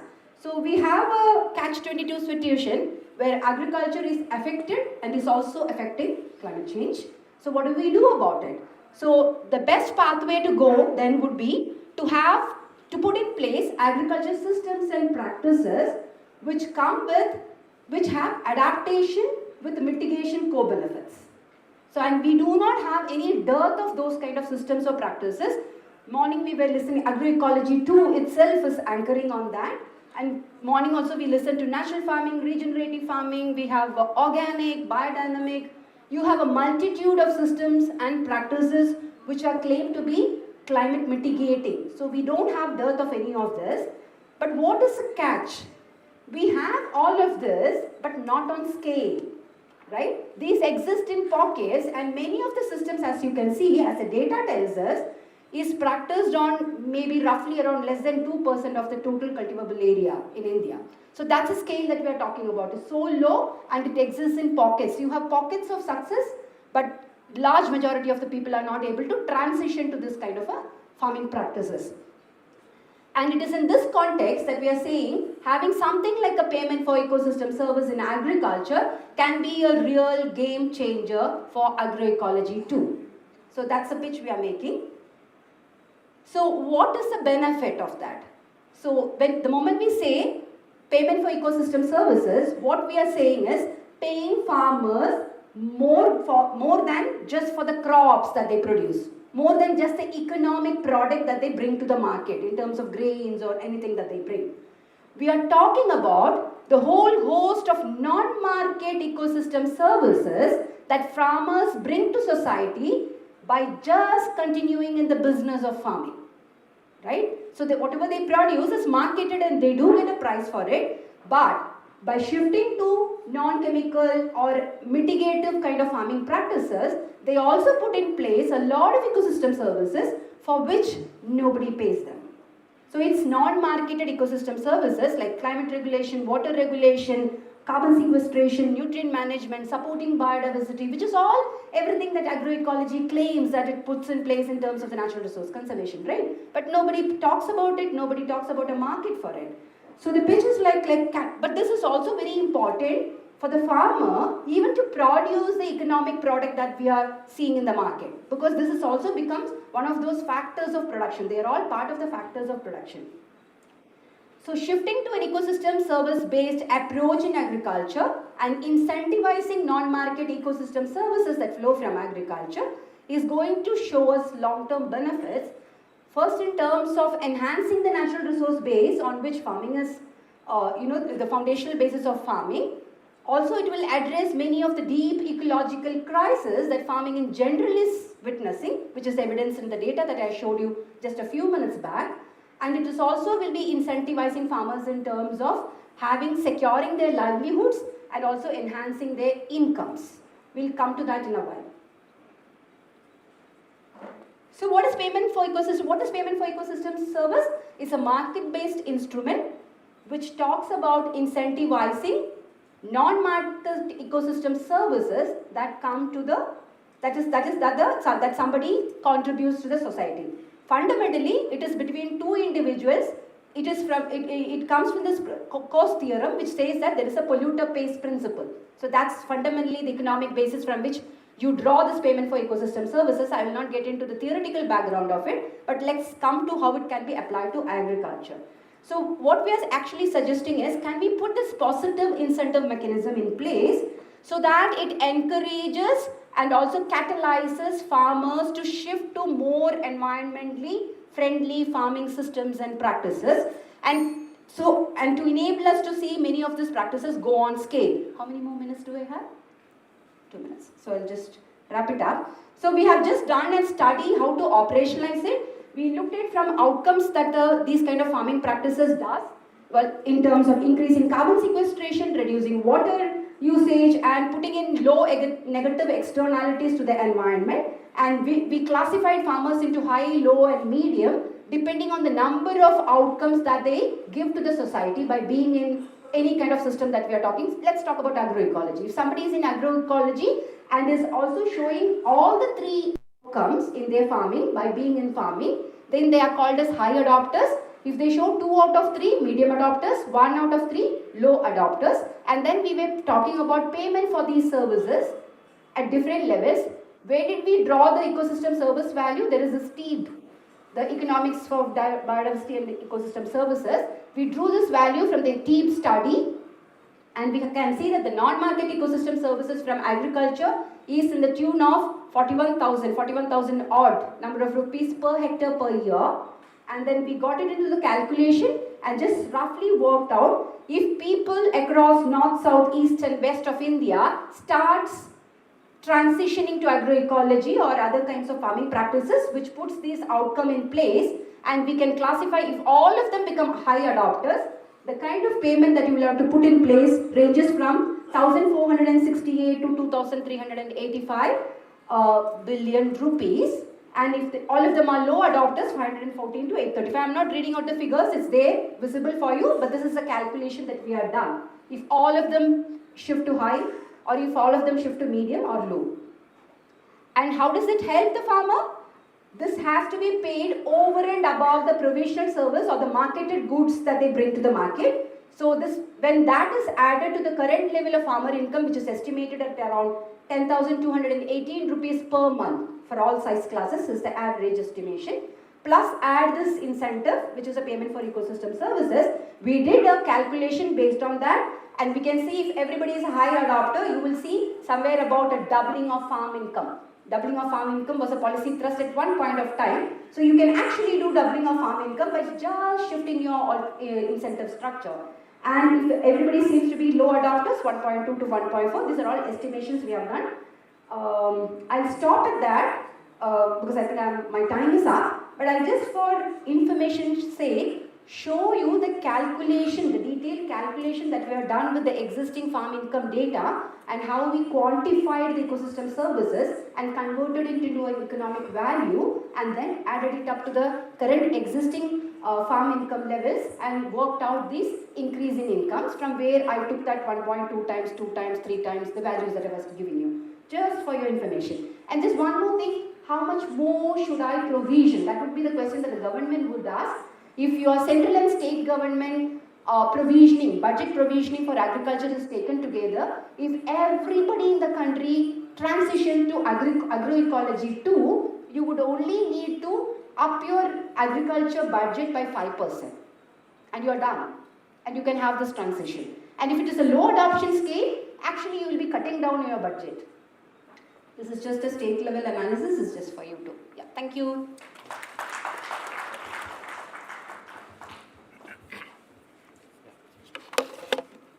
Thank you, madam. That was very insightful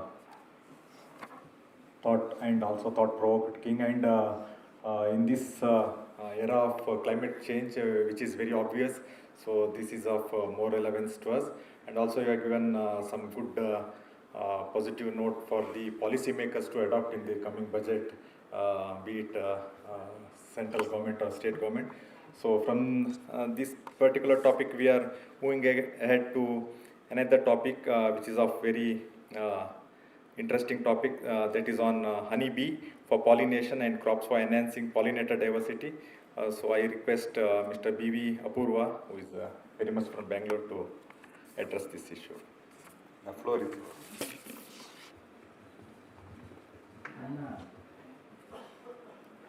So good afternoon, everyone.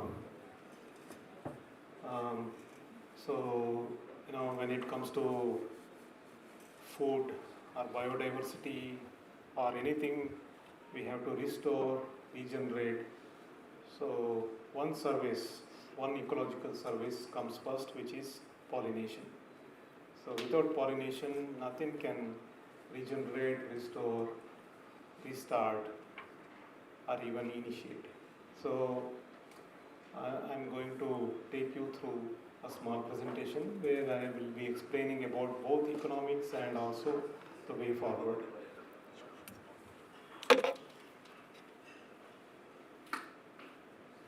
So we are a organization, we incepted in 2011. We are basically focused on beekeeping and training beekeeping to rural, tribal and urban people, to all the sections of society. And then advocacy, conservation is a part where we are doing, where bees are killed everywhere in the urban space when there is a big beehive in the balconies. So other countries, they call beekeepers. In our countries, we are calling pest control services and getting it done. So we are going to, approaching people, communities, the Residential Welfare Association, and we are sensitizing them through outreach and education. So this is what we are doing. So the status of pollinators in Karnataka, especially, so we can see that there are many crops which are dependent on pollinators. So when we say dependence, it is just survival. We will require productivity also, right? So it is being researched thoroughly that even self-pollinated crops, when bees visit more, it shows more productivity. So this is where we have to work on.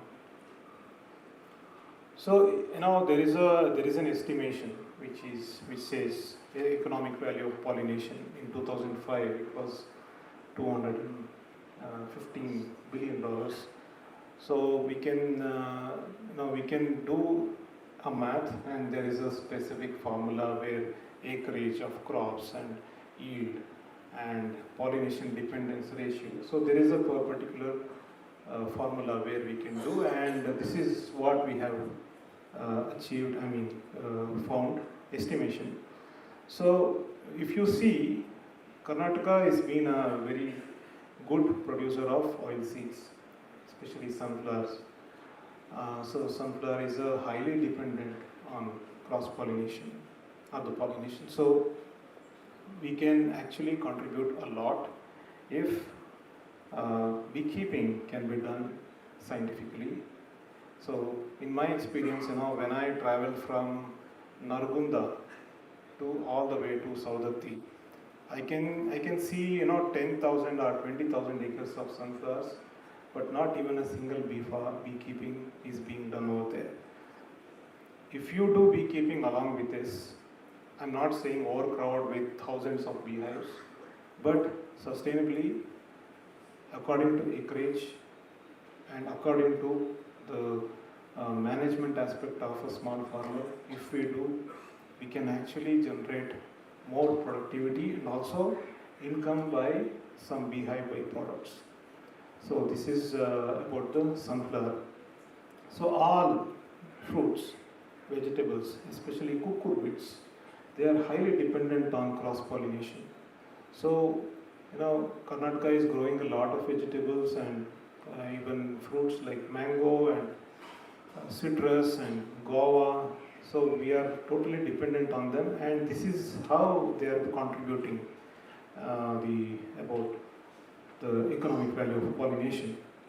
And it's not just about social bees. So India is having 714 species of bees, and out of that only 5 species are social and others are solitary bees. And there are wasps, there are butterflies, there are squirrels, there are mice, there are birds, so many other agents are there for pollination, but social bees contribute more on this. So sunflower and coffee is because of the very recent trade deal. So India used to import 1.4 million tons of sunflower oil from Ukraine. So now it is 2 million lakhs from Russia. But anyway, we were dependent on some imports. So there is an economics over here with pollination, directly linked to the pollination. So now coffee. Now last year there was a very good price for coffee because of something happened in Vietnam or Brazil. So this is going to play a very big role in pollination area of coffee. Mango, pomegranate, pulses, even vegetables. So they will fail if we unintentionally we put systems where it will decline pollinators in these agroecology regions. So these are all the risks where we can see decrease in yield, 60 to 80% in sunflower, and something like this in fruits, vegetables. So when it comes to the biodiversity part, we are thinking only about the food crop and everything. When it comes to biodiversity part, man-animal conflict is also linked with biodiversity part, where even in the forest also there is a requirement of pollination. And pollinators, many pollinators, especially social bees, are migratory in nature. So they are not going to stay in one place. At one point of year they are here, and another point of. So they keep migrating, and that means pollinators are limited. They migrate and do their job. So this is the way forward where I can propose. So the migratory model, the apiculture schemes or whatever policies written, it should be pollination centric. It should not be honey centric. So honey will come. Let's focus on pollination. Honey will come. So that change will definitely get into conservation angle also. So organic farming and IPM, we have been discussing about IPM since so many years. So now the time has come for effective implementation. So district level awareness programs where we will have to teach, upgrade, upskill. So policy on research, lot of research is pending regarding bees. So for example, how many natural bee colonies are there in Karnataka to pollinate our crops? How many social colonies are there? So simple thing, we don't have any answer. So we need to have these kind of research going on. So restore nesting, nesting habitats are being lost everywhere. Even in rural, or forget about urban, rural also, we are uprooting and we are cutting the trees which are really necessary for nesting of these bees or any other pollinators. So this is a blue-banded bee, I'm talking about Bangalore. This is a blue-banded bee found in Bangalore. This is at my home. So this is a carpenter bee at my home. Small carpenter bee, leaf cutter bee. They will cut the leaf like this and they make their nest like this. So they have a different way of pollinating. They have their special hairs on their abdomen. These are ground nesting bees. So they do 70% of solitary bees are ground nesting. They are here in Bangalore. And developing countries have more demand and stress to have more pollination is being done, because there was a day, there were days where we were eating only seasonal fruits and vegetables which were limited to seasons. Now all season. So more pollination is required for the developing countries. Loss of habitat we were discussing. So this is in Bangalore, where it is being built inside the lid of compost making bin. In the pot, shoebox, attic, tool room. So do you see any beehive here? No? Any chance of beehive? No, right? See, there is a stingless bee colony inside the pipe of a street light pole. So they are finding anywhere which is possible. So we are trying to do some education at schools. So I took a space in a government school where I have written like this so that villagers can be educated. Alright, so children, they are our future, and we need to educate about pollinators in schools. So schools are coming to my bee farms and giving bee hotels to schools. And this is our future, and this is my future, he is my son. Alright. So, and we are dependent, it's not just about the pollination and everything. So there is an economics, serious economics in pollination. So thank you so much.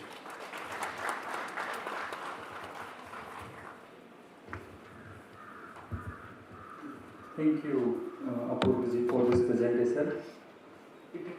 Your presentation and your photos speaks a lot about your passion for the bees. If we have time, we will discuss more on how we can develop and increase it. But as a next speaker, we have Mr. Samir Ranjan Borodai. He is from Spread Northeast. He has an excellent initiative where we all are talking about youth in agriculture. And while we are talking about livelihoods, it is important that our youth stays in the villages and take care of our environment. Mr. Samir, through his Green Commando initiative, is working with a large number of youths to not only inculcate the habit of environmental conservation, but he is also ensuring their livelihoods. Today he will also talk about his initiatives towards agrotourism. So over to you, Samirji. Yeah. Good afternoon to everyone. Thank you so much to the organizers for bringing a farmer here. I'm a practicing farmer from the Northeast. I'm based in Assam, and now from the bees we go to the food forest and the villages where we are trying to develop agrotourism as a tool of marketing, also maintaining the contented lifestyle of the people which we are talking here, and also taking care of the environment. So this is a journey which I am going to share with you with the pictures of our action on the ground, and also tell you about the story of how studying conventional agriculture in the university, working for the government as an agriculture development officer, leaving it to become a farmer, and how now agrotourism is helping us to take the movement, how we are changing the projects into a movement mode. This is all about also evolution of two terms which we have found in agrotourism. There is one is agro-educational tourism, and another one we call it agro-experiential tourism. So it is about how this is supporting us to help small and marginal farmers to be themselves and to also decide about how they go about maintaining the beautiful nature they have got and how they build up their livelihood with this. The start is around 2008, 2010, when I started doing this whole promotion of organic farming in the Northeast, because I come from a state where there is a big monocrop of tea which we drink every morning, and also the intentions of bringing up so much of cash crops and plantations crops to the region, because we have lots of land there, from oil palms to rubber to everything. So all kind of these things were coming. So the start was a school. So when this time, when also I go to my university and talk about organic farming, like somebody in the morning also has the doubt, even I had the doubt, whether organic farming can fit. And similarly, the research also had the doubt whether you are going to sustain it. So it started all with the school children. If you look at the left side photographs, it was all about starting vermicompost in a thermocol box in a local school, and how it attracted the attention of visitors who came from Canada to work here. It was more about like tourism, where they had to responsible tourism come and help farmers to go organic, identifying that and taking that school and helping us together to make the vermicompost brand, and later on connect it to the market in Canada. So how the school kids from Assam were connected to the school kids in Canada through a program called Kids to Kids, and how we sustain the movement. Then it was developing a big organic farm, when I was questioned that is organic possible if you do a big farm. So establishing a big farm with 250 cows and making vermicompost, compost. That time we learned about, now the terms are very confusing, organic, natural, zero budget, everything came up in the journey. So it was more about panchagaivas and everything which we prepared. And we made this farm, and then like the farmer in the morning told that, okay, it is not profitable, it's very hard to take up. It was same with us, but something very new happened to us which we realized was that the farm when we made into some innovations, because innovation is also adaptation of how you make it profitable. So when you practice it, then people started coming from all world to see that. Initially, people from outside used to come and visit the farm, but later on, school kids to farmers, everyone started coming, and I found that one service is added to the activity of farming we do, and that is agrotourism. How we add service to farming by adding agrotourism into this. Then ended up also coming of the vice chancellors of the universities, and also taking us into the board of management, when they earlier were saying that it is not possible. But when you make the model and show them, so it made us land up there. But the thought actually was different. So much of conferences we have, so much of research we have, so much of dialogues. It is all about farmers. Every one of us, the researchers do very good publications. There are award-winning models which come up. But is the farmer's kid interested to go back and take farming in the rural areas? Is something which striked. And then we thought that, okay, we have to look about how the contented lifestyle in the villages, where life outside the village has got a nature deficit syndrome, but inside the village we have such a beautiful, full of nature life, how we keep it and how we also develop the things, and who will do this. So if the child is not interested to take farming, so when we talk about conserving seeds or conserving any kind of thing, it is also the profession of farming which has to be conserved. And this can be only done if we involve the young people in the villages. And then we started one program called Yatra, that is Youth Attraction to Regenerative Agriculture. I'm talking about 2013, 2015, where we started to be backpackers. We go to villages, we explore traditional knowledges, we develop farms, we give them techniques of compost or vermicompost or whatever organic techniques we had that time. And with them we started making small, beautiful villages, and the start of the Green Commandos, because I felt that the young people, they were not excited to come and join me as a farmer, but changing the term to Green Commandos, everyone wants to be an army, or they want to join the defense, so they become Green Commandos with me. So it was the start how we send. For me also, from that conventional farming of making a certified organic farm to landing up in a 30 acres land in the jungle with the farmers, where we are now building a food forest, where we grow food together with the forest. Inside the forest only we grow, like he was talking about honeys. We have tea in Assam, but every year tea is cut or pruned. But now we don't cut it, we keep it like tree, and so many honeybees come in the morning. Even there are people who come from Switzerland to our place only to do meditation sitting in the morning, hearing to the sound of the honeys. There are people who are in a very fast world, they come to us, come to our villages to play flute for themselves. 165-year-old lady comes from Switzerland every year to sit in the jungle, hearing to the bees, hearing to the birds, and also playing flute for herself. So there's such a beautiful scope when we look at how we can sustain our farmers by adding this very beautiful agro-tourism as a service.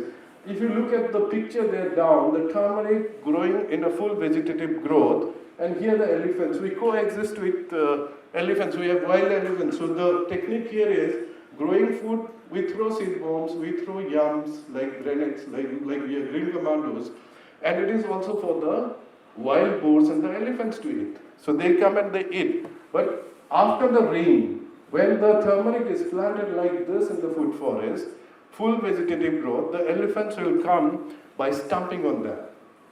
Even scientists tell us that, okay, check the vegetative growth, cut the leaves. So they will stomp on that, and we get our turmeric bigger with their food stump, and when we market it like calling it an elephant food stump turmeric, even the rate goes. So we are talking about ecosystem services. I think this is something which is naturally happening inside the forest, and this has become now a tool for people to come and experience this. आपके साथ देखते हैं कैसे होता है, and they pay for this, and they take 40 rupees turmeric in the market, but elephant food stump turmeric, it comes to 250 rupees per kg. So how you value a low volume, high value with a beautiful story. So the green commandos, these are all eco-social agripreneurs actually, how we motivate our young people. They come to the food forest camp, they go back, and they build their community enterprises with one mantra we have called local people, local food, and local economy. I think that is what circular economy and everything we are talking about. So this, again, even for me, when we started, it was like, okay, nobody understands this, okay, how you bring youth or something, so there was no funds for us.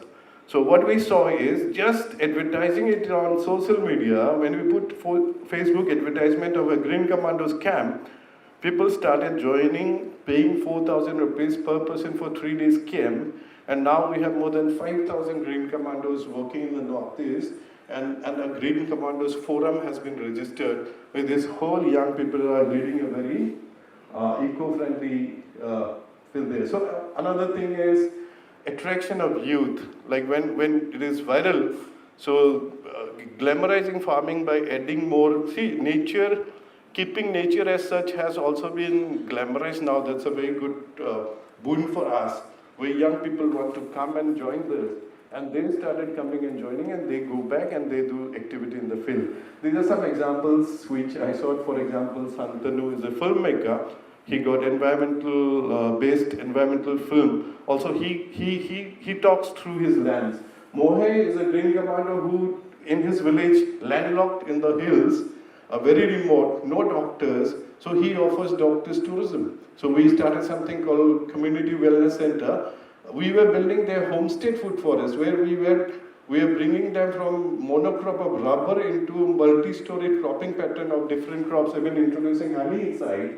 So now people come there, and as there were no doctors, so now every Saturday, Sunday you get doctors. Now there are cottages, there is a community wellness center with him, and the village which didn't have doctor, also now we get doctors from Germany and Netherlands coming, staying there and giving service to the farmer. So it can be these are examples, we have a lot, like Padma sings all the changes we want. He's a singer, so how he integrates culture into motivating and how we take it forward, right? Then all action we did, and then we were picked up by Swati, and we started institutionalizing it and also making it into a scaled up model, where we took 3 districts, which Pradipta in the morning was speaking about, where we did agroforestry-based Bari Unan. Bari is the small homestead which we have in the villages, and that's already a multi-storied cropping pattern where we build up. And the most important thing is, we build up this whole thing on the concept that seed is our, so the food is ours, so the market is also ours. Even the field, if we say the field is also ours, the market is also ours for the some farmers, so the most important thing is the seed.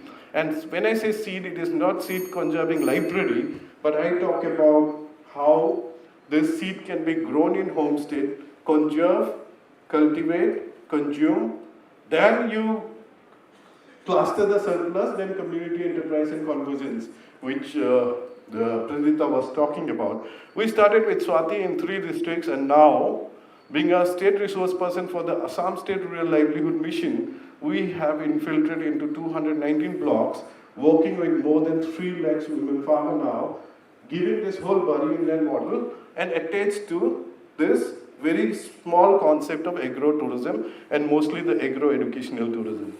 These are the concepts which we give. When we talk about bamboo, bamboo is abundant there. So we make bamboo biochar. It's not a very hard technique. It's a double pit method which we developed by the expertise of the farmers only. Even the tribal farmers, they used to make charcoal like that. But also taking it to a mother tree, making the people connected to the mother tree to bring the beautiful mycorrhiza in the biochar and activating it and bringing it to the garden.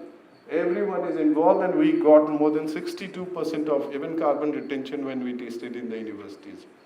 So these are the C's which came up, and then I think this whole village where we make into bio-intensive raised beds with bamboo and all, then we invite people to the village, they come, they enjoy, and the most important thing, farmers sell their produce to them, low volume, high value, do not disturb the contented lifestyle. Just reversing the value chain, it's not farmer, market, and the consumers. It is more about befriending consumer and the farmer. And we have abundance of activities like the Community Feast Festival. Every community has got their feast, but in the urban spaces, people don't get this experience. So if you come to the village, you enjoy this, and when you go back, you get a beautiful basket which you take, and the farmers who produce small things in their bari can sell it to them in high price. It is not only food, it is also the culture of handicrafts to every craft we have in the village.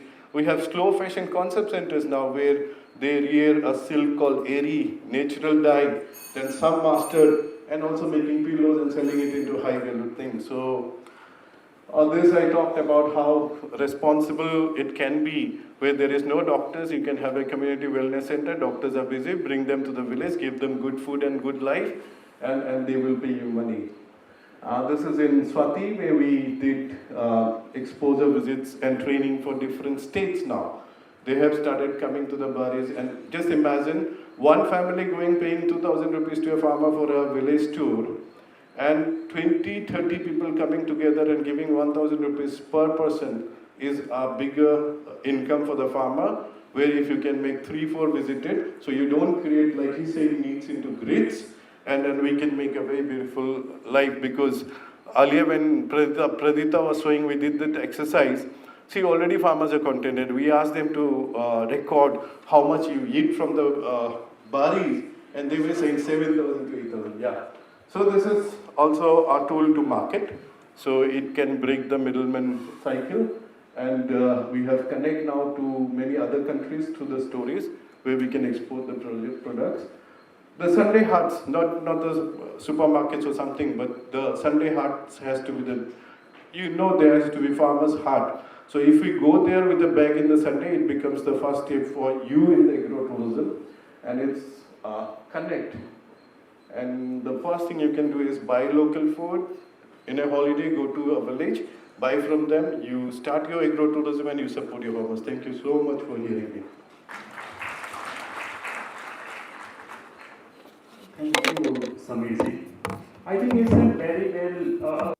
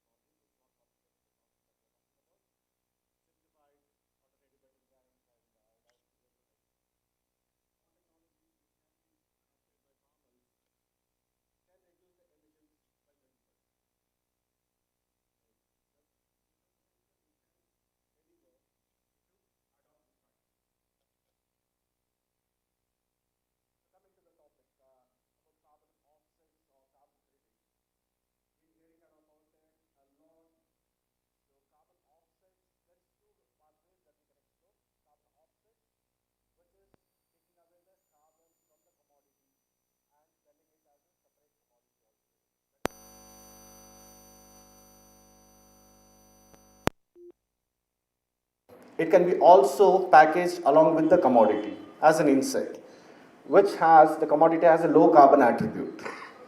So it goes along the supply chain. We have been seeing some green shoots in this space where like niche commodities or sustainably, what I can say, accessed commodities like coffee and cacao are getting traction for insects. So people are willing to pay a premium for commodities that are grown sustainably. But however, it is not the case in the rice systems as of now because there is no market that has evolved for. People are not willing to pay for low carbon rice or sustainably grown rice. It's a very niche space. So these are two different pathways that can be explored when it comes to agri sector. Now, when we talk about promoting this kind of practices with farmers, considering the fact that most of the farmers, especially in Indian context, are smallholder farmers, and they derive most of their revenues, more than 50%, from off-farm activities. So if you are asking the farmers to do something beyond the business as usual or conventional agriculture practices, we talked about, earlier speakers also talked about why the adoption is not going up. We have all these beautiful methodologies or beautiful technologies that are available. Why is the adoption not going up? So it's about being risk averse. People are used to a set of practices. The moment we recommend or educate them on transitioning towards good agriculture practices or sustainable agriculture practices, they perceive it as a risk. Now the farmer also raised like, hey, if I transform, is there a loss? So there is a perceived risk associated with that. So that's why there is a friction where people are not willing to transform. So that's where we look at carbon as a safety net to enable the transition. When we talk about providing this carbon credits, it's not in perpetuity. It's to enable the transition from a business as usual or a conventional agriculture practice to a sustainable agriculture practice. As I mentioned, carbon revenues should not be looked as something as a windfall. It's just, at the best case scenario when it comes to agri sector, it can fetch you a marginal increment of around 5% of the overall revenue. As I said, it has to be looked as a safety net or a transformation gap financing. That's how it has to be looked at. On top of that, it has to be combined with yield improvements or premium capture for sustainable commodities. A packaging of all this will enable the carbon or the transitioning of these farmers. Now, carbon markets, it has gone through its own ups and downs. We have seen the highs way back in 2008 or so when it was traded around $13, then went down all the way to 10 cents. Again in 2020s, it went up to $13, $15. Now there is a differentiation that is coming into play about high quality credits. So India is also talking about its own carbon credit trading scheme, CCTS, and agriculture is not included under Article 6. The Paris Agreement, you can't export carbon credits from India to any other developed countries or any countries that want to buy. It will be traded internally in the domestic ETS. So yeah, that's an advantage or a disadvantage depending on how you look at it. But the idea being that when we are talking about carbon credits, end of the day you are talking about carbon dioxide, it's a gas. You are talking about an intangible commodity that you want to transact. So as an intangible commodity, because there is no physical transaction that is going to happen, you need to bring credibility into that system because you are selling gas end of the day. And the challenge, there have been multiple sectors. Carbon credits is not restricted to agri sector. There have been multiple forays like solar, wind, energy efficiencies, transport sector. There you have data systems that can capture this information on the change that is happening from a business as usual scenario. However, when it comes to agriculture sector, it is very difficult to quantify that. So that's why doing carbon projects in agri sector is very challenging. That's why we see, if you date it back to the CDM, the Clean Development Mechanism process of UNFCCC, less than 1% of the overall project portfolio of 7,000 plus projects was from land use sector, that is forestry and agriculture included. Forestry to a certain extent is still manageable because you have a tree to measure. In agriculture, it is talking about soil organic carbon, which doesn't change so fast. So it takes ages, and it is very challenging to measure that. So these are the challenges when we talk about carbon credits or carbon revenues to farmers. So we have to be aware of these issues before we promote this as the silver bullet. However, when it comes to agri-sector, co-benefits, most of the companies, especially in the voluntary market, are interested to look at, because they have their own ESG criteria to address. So the social or the co-benefits is an interesting topic that comes out of the agri-sector. Because you can talk about gender equality, you can talk about livelihood improvements, which will add premiums to the underlying commodity, which is in this case the carbon dioxide. So just to walk you through, this is how a carbon project looks like. You start off with a feasibility assessment, whether it is viable. Generally, I keep getting calls like someone owns 10 acres, 20 acres, can we do a carbon project? I'm planning to undertake plantation in my 10 acres of land. Can I get carbon credits? See, the minimum scale when it comes to forestry or plantation-based activity, like intense plantation, we look at a minimum scale of 5,000 acres. If it is agri-sector, that is like rice or other systems, where the number of credits will be lesser, we have to look at a scale of around 10,000 acres. That is a minimum scale. Why we talk about this scale? Because the transaction cost, if you look at this whole process, there are so many actors that are involved, there's so many players that you need to work with to develop this project, register, issue, market, and get the revenues. So the transaction costs are high. So it doesn't make sense to explore projects with minimal scale. So it has to be scaled up or aggregated projects that only work. There are multiple standards within this carbon credit ecosystem. You have the UNFCCC, which is mandated by UN based on the Paris Agreement. So they are supposed to come up with Article 6.4, which is going to be a replica of CDM. Verra and Gold Standard are private entities or not-for-profits, which are well accepted, well reputed, accepted by most of the companies who want to meet their SBTA or want to showcase themselves as achieving net zero targets. So most of the companies have their own SBTA targets. So if they want to offset their emissions, they generally go through the Verras or the Gold Standard. In the case of America, they have this Climate Action Reserve and American Carbon Registry. Plan Vivo is specifically targeting for smallholders, tree-based systems based out of UK. So multiple standards are available. And within the standards, you have methodologies. So a methodology will help you to quantify and ensure that the farmers are transitioning from a conventional agriculture practice to a sustainable agriculture practice. By doing so, what are the emission reductions that are feasible and achievable? So there's a proper methodologies that have been defined. In the case of rice, it is under Verra, it is VM51. In the case of Gold Standard, you have the rice methane methodology, specifically talking about rice. So there are methodologies which will help you to measure, quantify, and then get it validated, verified, so that you have the issuances of credits. I hope I am well in time.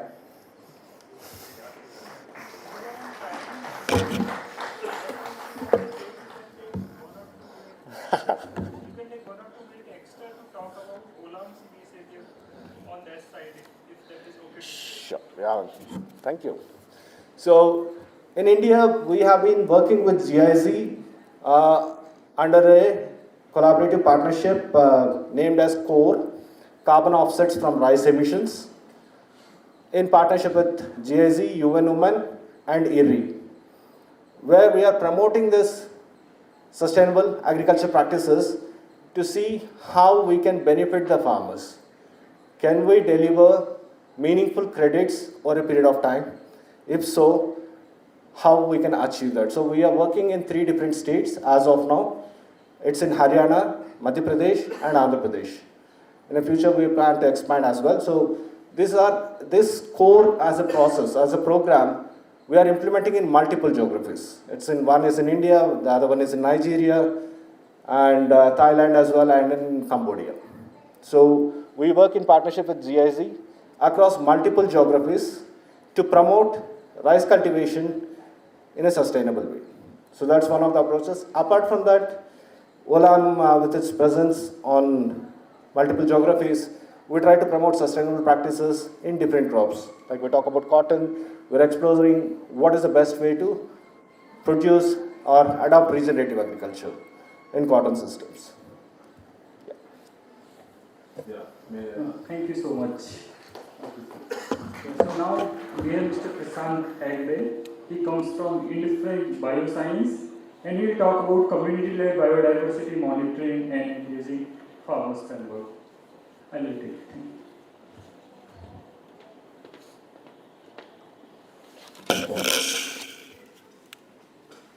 Yeah, hello, am I audible? Yeah, very good evening to all of you, and thank you very much for the organizers for giving me an opportunity. So I'm again coming from a corporate organization, so I represent a company called as Infra Biosciences, which is basically a plant extract company which is into specialized botanical extracts. One of our core technologies, of course, we apply a lot of sustainability in our organization, and one of the very interesting raw materials which we work is basically called as Centrala asiatica, which goes into, it's also known as Coca-Cola, which goes into personal care extensively for anti-aging applications and food and nutrition. So we use a lot of these practices of community-based biomonitoring techniques, because these raw material comes all the way from Madagascar, and we work very closely with UEPT to deliver this particular raw material, right? So coming to the topic, today I'll be talking about community-led biodiversity monitoring and how do we engage farmers and youth in tracking ecosystem assessment and climate indicators.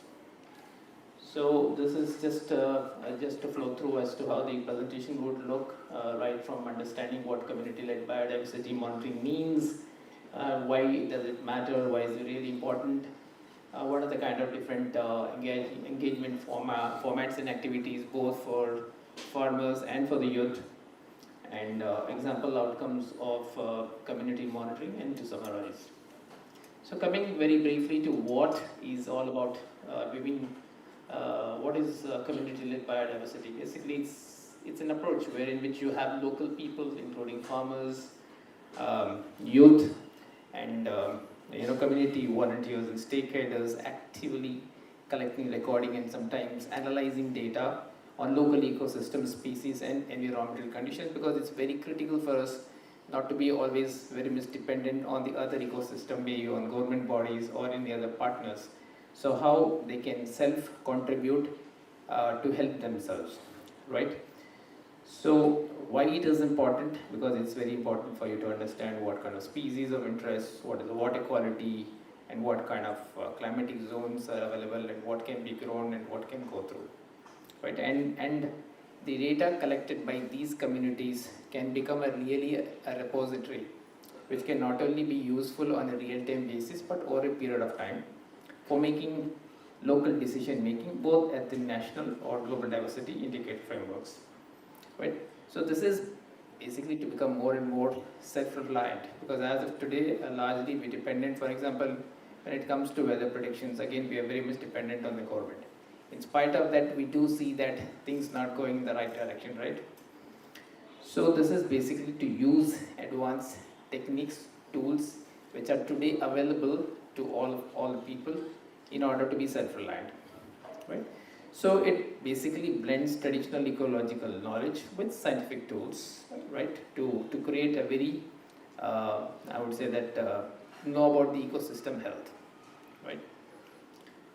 So these are some of the things, if you see, this is just a cartoon which talks about how the community is getting engaged in the monitoring activity, where they are involved in understanding the projects, the progress, measuring and observing that, and then reporting it, analyzing the data based on their experiences, and analysis also can be done by using different tools today, because we have so much digital tools which can be used to analyze huge amount of data which can be generated. And of course, verifying it over and over again, whether the tools, what they have used and the data which they have collected, are they really predictable, reliable, and can it be really taken seriously? And why does it really matter? Because it's very important. Community-led monitoring integrates local knowledge. So we're talking about not to generalize what is happening elsewhere, but to understand more of the local ecosystem. So it's important to know biodiversity and climate-related indicators regarding any kind of changes, water quality, temperature changes. And it also enables us to get better data, I would say that. Right? When community contributes, you would have always heard the forefathers and old people when they talk about many of these practices, how reliable they were, because it's very much local. Only today, we are talking about, global forecasting, and probably this could happen and that could happen, but that's not the situation here. And it also basically it mainly empowers the people who are actually involved in the activity, rather than somebody else being involved in the decision making. So today we have a lot of government bodies, I'm sorry for using the word government bodies, but they take a lot of decision on the basis of the local community. But in this situation, it is the people by themselves who are actually involved in carrying out these activities can be involved in taking the right decision, which is good in terms of biodiversity and any kind of farming practices. So how do we engage? So there are two kind of activities. One is how do you engage the farmers themselves, right? Who are basically the key biodiversity stewards, that is what I would call them, right? So farmers can monitor crop diversity, soil health, because today we have a lot of educated farmers. In fact, many of the farmers speak better science than the scientists by themselves. This is again by experience, right? They give their soil for analysis. They try to understand what is the content of the soil, is it contaminated, is there pesticides, can I use biopesticides, what can I do to make my crop better, right? And of course integrating local practices with science, right? This can also be complicated with simple tech like GPS coordinates, surveys of community labs for soil and water tests. And benefit for farmers is improving crop resilience, right?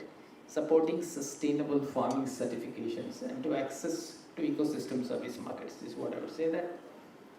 And coming next to how do we involve youth? Youth is again, it's a very big, powerful tool today. We have a huge youth as of today in India who can be used in the best possible way. Like for example, we have so many programs today happening in colleges, in which the youth are given more exposure.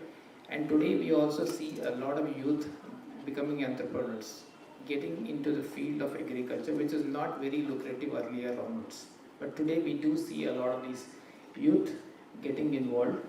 And also a lot of apps are being now even developed. AI-based tools are being developed by these youth who are actually even getting educated outside the country and coming back and adopting these practices. And of course, youth engagement also includes a lot of environmental education, training in monitoring tools, storytelling and social media. Storytelling is again a very big concept. I'm sure most of you would have heard about it. It starts from the consumer and goes all the way to the product. The consumer really feels what it looks like, right? So this is another very powerful tool which is used today in the industry. Other than a lot of social media campaigns are already there using different digital social medias, be it the Facebook or the Instagrams, which are today very popularly used very much in all these activities. And these are the other couple of things which can also be used together. I would say that this is not very specific either to the farmer or to the youth. Of course, we are talking about guidance and biodiversity identification. It starts with giving some simple trainings, because today again, there's a lot of lack of training which is there either to the farmers or to the youth. In India especially, we see a lot of non-organized kind of agricultural practices being followed, because of lack of understanding or lack of the right tools or the right of information. So there is no synchronization in terms of information, and at the same time people are expecting to use globalized tools.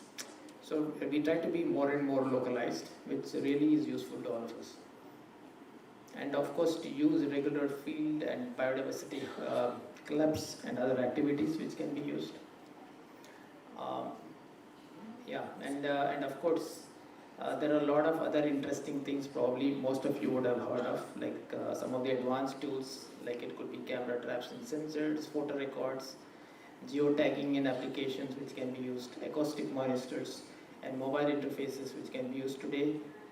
Thanks to access for all of these, but to use all of these things, it is very important that they are also given equal exposure to all these different tools, because most of these tools are today available mostly in the cities and may not be really available to the people who are in the farm level. So if you give them equal amount of exposure, probably it would be very useful even to that community. And what are some of the outcomes which would come because of community monitoring? It's a rich biodiversity data sets in terms of behaviors of different ecosystems, and it also would help. It will also be very much useful to the scientists and policymakers, because this would be more real time and more realistic, right? And it would be more local decisions, right? Today you talk about the panchayats, they would be more involved in taking the decisions. And of course education and awareness would also be very useful. And to summarize, community-led biodiversity monitoring engages farmers, youth and local residents in observing and recording ecological and climate indicators, blending traditional knowledge with scientific tools to generate actionable data, strengthen stewardship, and support both local and global biodiversity goals. Thank you so much. Thank you, Prashanji. A very relevant topic. And even our Biodiversity Act, it prepares biodiversity register, something which has been prescribed by our Act, is in that direction. If we can engage our youth in preparing local biodiversity registers, that could be of very significant importance. We have some time, we have some 10-15 minutes left as part of this panel. So this has been a very interesting panel. We started from Manjula ji. She, coming from APU, presented an academic perspective with a deep research. Then you heard Mr. Apurva, who seems equally, as an individual, someone who comes with a passion but also with organizational mandate. Then farmer Samir, as he called himself.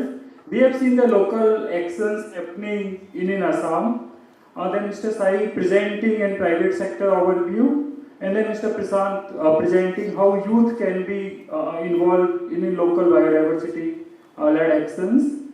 Now floor is yours. If we can have some quick questions from the audience, it will be great. Yeah, over to you, sir. Yes, thank you.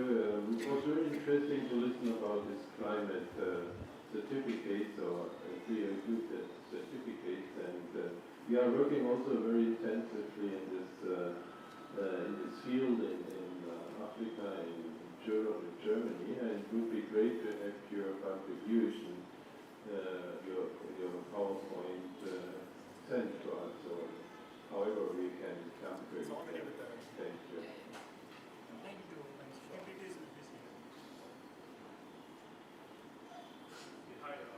You can use your mic. Myself, Manjunath from Badami. After working for 15 years in big tech, I've been farmer for 4 years now, doing agroforestry, doing agrotourism, textile tourism, and cultural tourism. My question is, like, with technology improving, we are getting robots, and what's your take on that? And I do agrotourism with a lot of labor issues. I'm not unable to expand it within a local community. And how did you break through that barrier? And being a small farmer with 3.5 acres of agroforestry, and with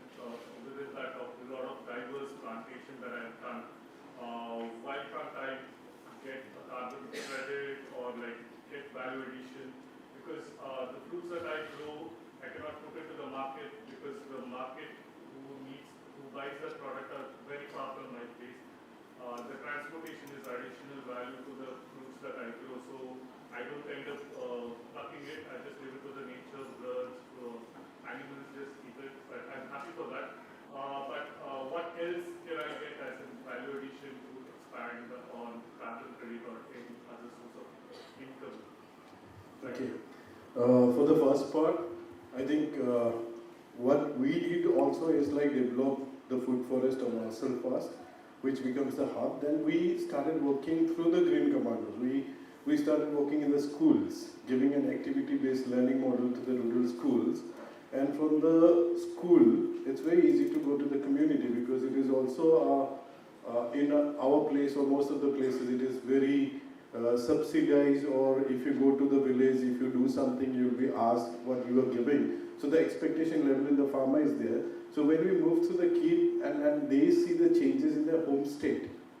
So when we started that, then we working with the women farmers in the home state, we could figure out those young people who work with us very, like they're very active. So we bring them to our center, we have a 3-level training programs in the Green Commandos where we train them, and then we implant them in the villages. They go to the villages, and with these small things, when you say, okay, even for us, the demand was much more, like people want to come.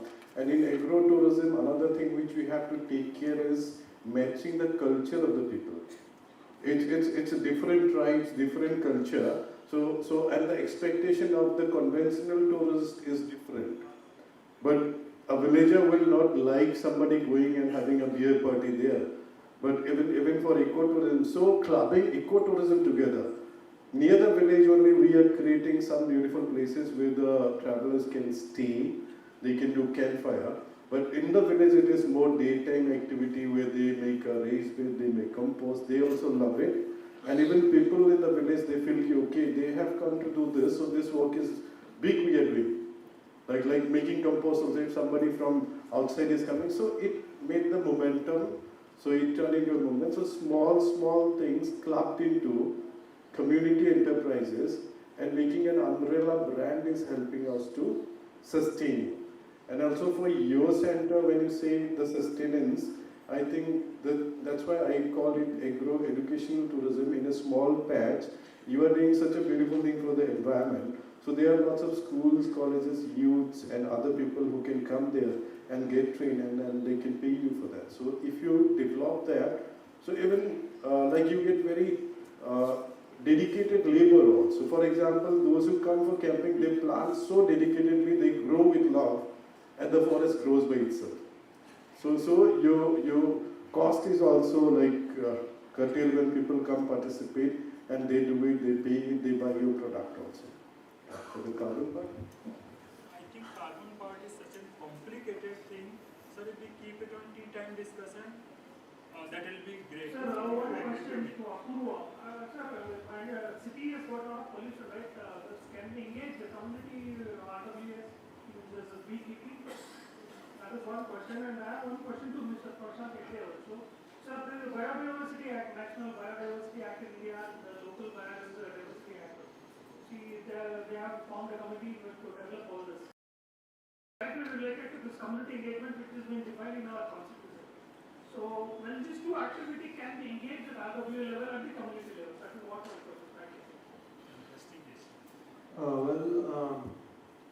Urban beekeeping is a part of bee conservation activity in urban Bangalore, and there are so many urban beekeepers who are successfully doing beekeeping at their kitchen garden terraces.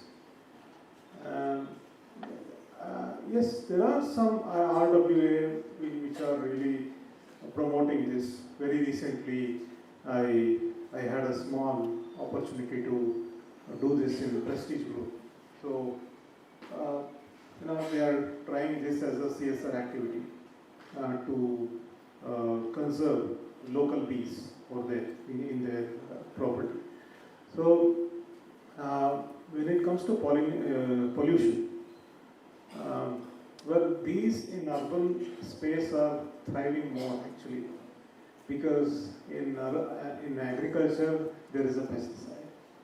Okay, so pesticides are used like whether it is required or not, So it is being used and to save one labor, one weekly labor, they will mix the pesticide whether it is required or not. It is like as if like we are swallowing antibiotics in the fear of getting fever.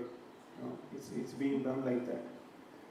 So when it is compared to agricultural ecosystem, in urban ecosystem, we have pavilion trees where some pavilion trees will blossom twice a year, and keeping one or two beehives at home, it is almost self-sustaining.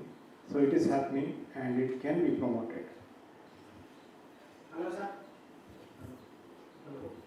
Yeah, I think I very much agree with you. I think you do have something called as the local biodiversity, which is very state specific, and also you have the National Biodiversity Authority, which is based out of Chennai.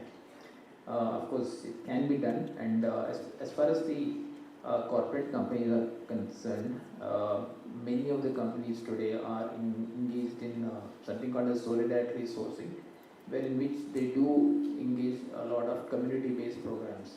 Right, depending upon the kind of, I would say that commodity which they're involved. Of course, commodities don't actually come under the NDA, but other than that, the other raw materials which are today used and commercialized by many of the companies, I know very well because I've also worked here in big multinationals, where we were involved in a 3-year program where community-based biodiversity programs were run, and it was done very well. Yeah, thank you. So last session there is a gentleman in the back raising his hands for quite a long time. So please go ahead, but keep it small. Yes, sir. My question is to Sai. Sir, we are we are building a carbon cake company. The company is dealing we would like to do a carbon trading system for the farmers. And sir told about that we cannot sell the international companies, that we cannot do international trading system on carbon credits. And why is that we cannot do that? And if we build a blockchain trading system, is that possible that we can show them transparency and we can make a deal? Okay. When I said we can trade in international markets under Paris Agreement, under the UN system, Indian government has not included agri sector in the Article 6 provisions. So they are listed around 13 sectors. Agriculture is not part of that. You can go through the voluntary route, that is the WERAs or the gold standards. You can register your project under WERA or gold standard, and you can sell those credits in the international market. So that option available. But under the compliance market, which is like more value fetching in simple terms, because it is compliant, it is going to meet the other countries' NDC targets, so it gets more value. That provision is not available when it comes to agri sector in Indian context. So having said that, yes, you can use blockchain-based methods, but blockchain for what? It's a tool. It's a tool that where our every step, the way of the starting of the project to the end of the project, we are implementing every layer what we did. So that will be a very transparent that we accountability very properly. Okay, we can do it. We can do it over tea. I can walk you through that. But because blockchain is a database system, so I mean you are talking about activities that you are doing as a project. So how can you integrate it into a database system? That's a whole different topic altogether. We can discuss offline.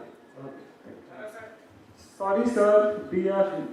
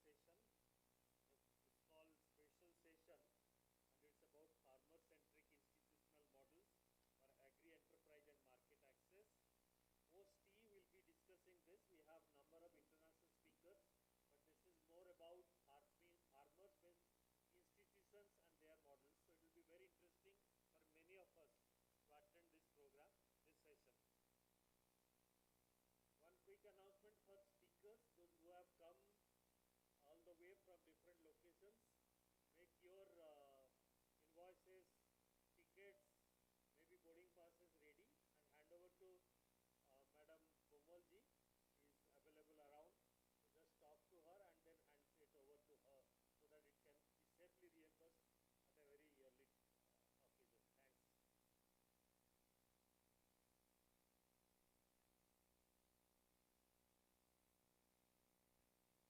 Thank you. It was a very lively discussion towards end, but very enriching presentation by all. Requesting everybody to come by 4:20. We are just at 4. Another 15 minutes. Please try to come back after the tea. Thank you. See you soon at 4:20.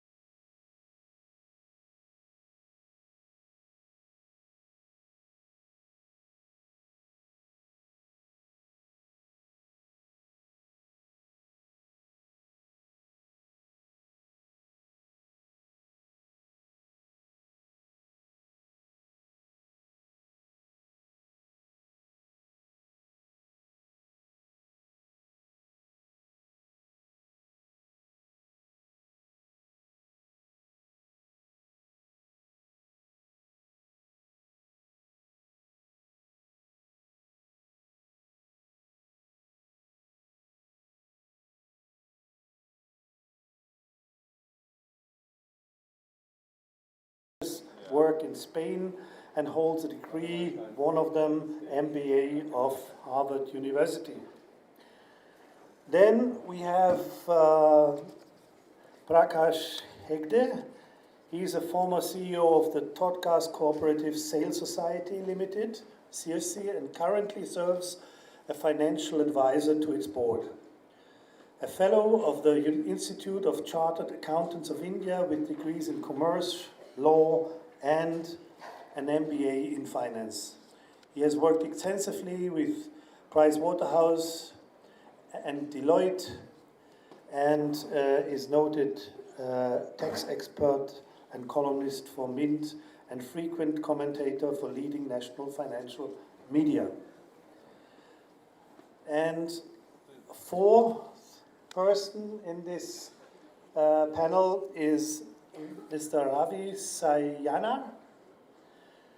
Is the founder of a Hunegund Farmers Producer Organization supporting 1,000 farmers across 18 villages in Bagalkot with quality seeds, training and market access, recognized with the Best Young Farmer Award and District Rayot Award. He leads the Farmers Producer Organization's diverse crops portfolio, including its flagship chili, which achieved turnover of 15.8 crore in the financial year of 24-25. Welcome to you all. I must say that please try to stick to your time schedule. and to leave some time for discussion at the end of the session. Rudolf, you are going first.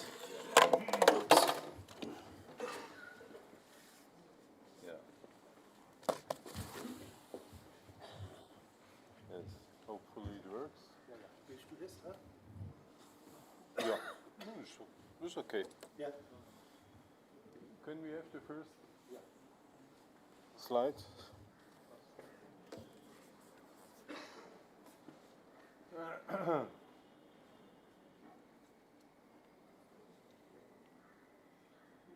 So das Ja, noch jetzt mal. musst du erst warten, bis er das umgeschaltet hat. Ja. Please. Ja. Ja. 1, 2. Du musst andere nehmen. 1, 2, dann nehme ich doch das da, ja.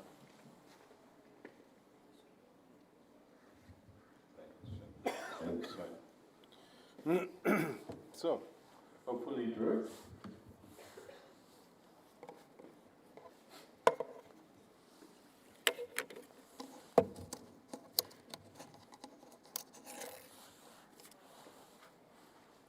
Yeah, no, that's the wrong one. That's tomorrow. That's tomorrow. Yes, dear colleagues, fine. Dear scientists, organizers, GIZ and representatives of Karnataka State, I'm really happy and thankful that I can join this meeting with you. And I came yesterday night or this morning at 2 o'clock, but it's great seeing the full audience here together. And I was asked to introduce a case, a foreign case of farmers, let's say, value chain as we organized it, because in the morning we heard a lot of, from the green side, of farming, organic, agroecological, still climate resilience and so on. Now we want to look beyond Agri Beyond 2026. That means farmers need a fair income, not only a fair, good income. And that's the point, let's say, how to organize value chains in farmers' hand. This is a question and the topic I was asked to present. And today I show you our case in Germany, of course on pigs, which is not much related to Ayurvedic dishes and so on, and to vegan and veg, but it's just a case study, I would say, for you. And tomorrow I will reflect on value chains upon spices and, let's say, partnerships with India, between India and Germany, which we are already since more than 20 years, 25 years, are in partnership with farmers groups in Kerala, and maybe in future also with you. We will see. So, we are from Germany. Sorry, I have to mention that I'm a farmer, as you see here. I'm not a doctor, but I'm a farmer, a proud farmer, and so it was a mistake in the program. Anyhow, we are from Germany, and in the south of Germany, this is our region here in Hohenlohe. Yes, and actually these are our core values, to say so. Solidaric business in farmers' hand. That means all our farmers have the same rights, the same duties, the same prices for their pigs, cattle, sheep, and so on. And they have a guarantee for offtake. So our members have the guarantee. We have 1,486 farmers as members.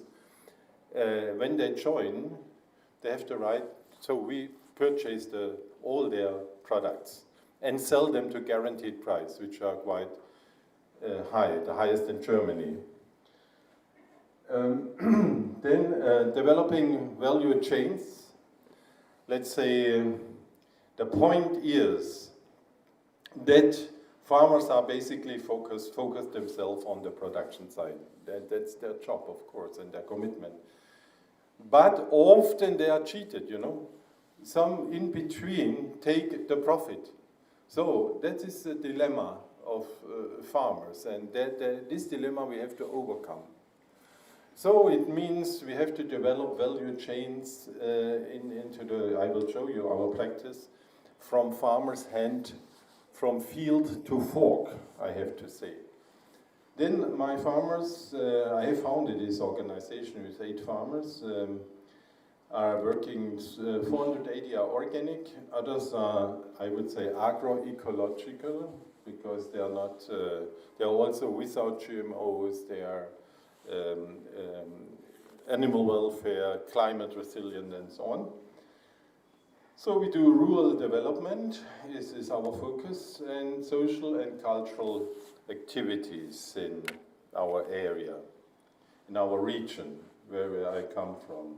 So, this is the development of membership. We started about nearly 40 years ago with 8 farmers, and we are now, as I mentioned, about 2/3 of the region are members of our farmers society, and I'll show you the business case later. So you see, this is our group. In the center, you find this is like a cooperative in the center, holding, and all around is needed to let's say, for the value chain from field, as I mentioned, then processing, animal production, processing, slaughtering, processing, own outlets, and then partners. We call them partners, which are butchers, which are hotels, and so on. I'll show them later to you. And also we have finally, we end in the educational side. We have an academy for organic farming and food systems. Yes, but just one back, this is our business case. Meanwhile, we are very strong, we have very strong business, around 200 million, 180 to 200 million of euros per year, and this out from farmers' hand. And on this point, I want to say it was in the last session a very interesting contribution about, let's say, farmers are basically selling their products till now. In future, they should have also income out of their climate resilient activities. That's very important. Therefore, we look on CO2 certificates, we look on climate certificates, and we have to go to market, we have to market them. And this will be an additional income for farmers. Along with their products, they will get income out of this climate resilient activities. Very important. We, as I'm also president of Ecoland International, we have several projects also in Africa, in Ghana, in Tanzania, and we want to do it or to introduce it also here, these schemes, that in future farmers are also benefiting from their activities, climate resilient activities. According, we call it the true cost accounting principle. The polluters to charge and the ones who do resilient production to get paid.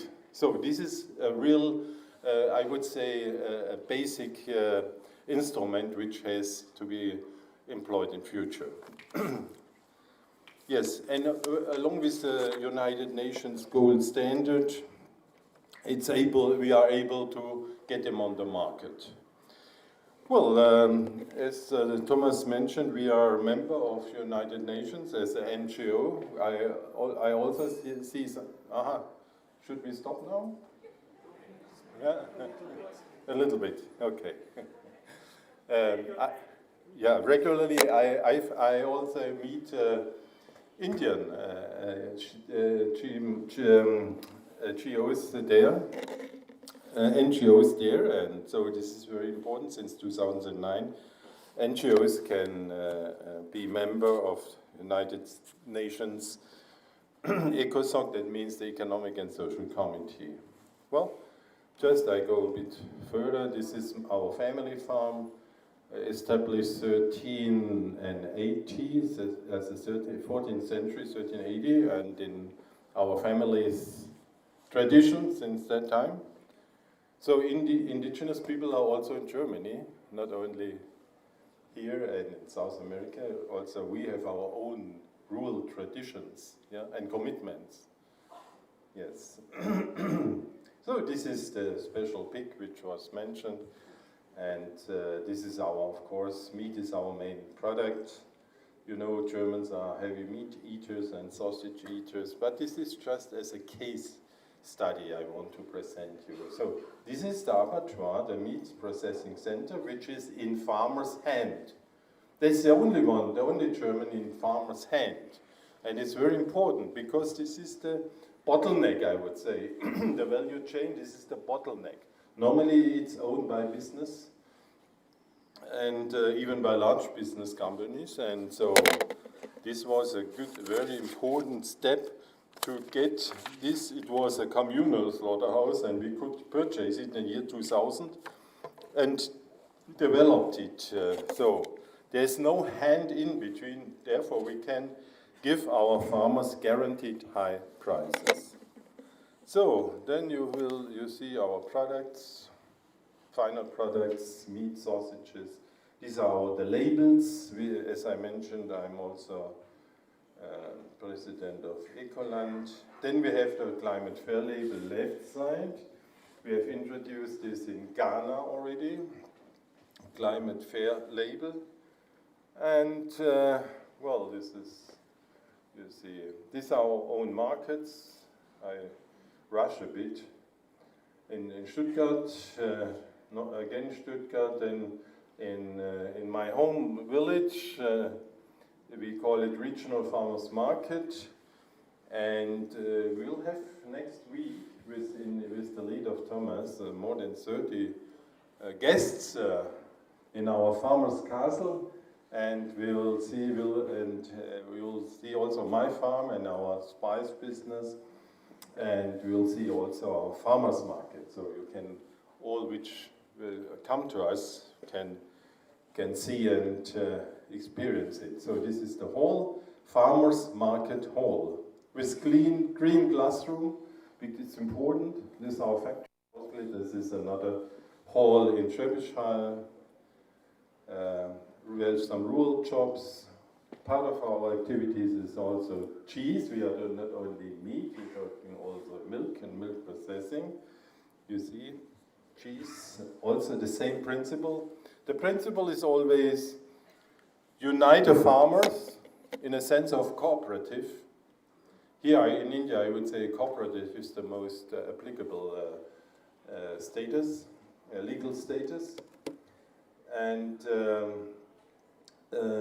get strong together and then go together into markets, together. Together you are strong. And so this is the main message today, I would say.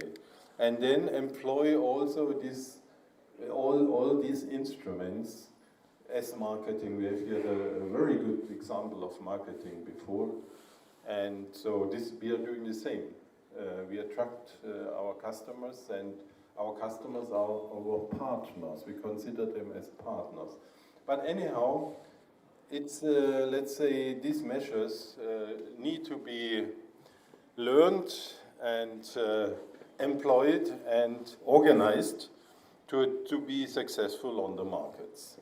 So, for example, we have very let's say, renovated customers, Porsche, Mercedes-Benz, Siemens, Lufthansa, all these are our partners, from farmer to their restaurants. So through these partnerships, through this value chain, and since many years, we can afford farmers a good income, a guaranteed good income.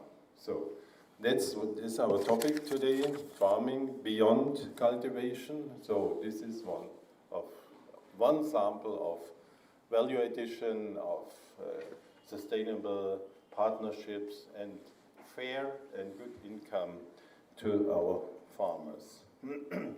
You see, we are this our ambassadors. They go to the partners, and for a farmer or a farmer's wife, we stay there for a day and talk with the people there, with our customers. This is also a very important measure. This is our foundation, and here you see the farmer's castle. About 12 years ago, it was empty. It was we could get it and establish their academy, and our guests will stay there overnight, yeah, next week. And of course, the international projects we are having, I will refer tomorrow. This is with Zanzibar, also with India. I mentioned, I will go with Serbia and so on. But I will reflect tomorrow to them. Well, this just considered as a business case or as a case study, as a sample how it can work. Of course, here in India you don't work with the pigs, you work with many other things, fishes and crops, spices and so on. But you can imagine how, what's the principle, how to organize it. So thank you, and it was a pleasure to be with you. Thank you, Rudolf, very much for the introduction. And when you look at the region where Rudolf is, you basically realize that there is a huge cluster of organizations, business support programs, and institutions to develop rural area and the agricultural sector. And that's the part where I can hand over to Emiliano, talking about clusters and competitiveness in the field. Hello, can you hear us? Yes, I can hear you. Can you hear me well? Yes, we can. Thank you, and please, the floor is yours. So can you hear me well? Yeah, we can hear you. Yes, we can hear you. Anyway, I'm going to share my presentation. Okay. I'm going to share my screen.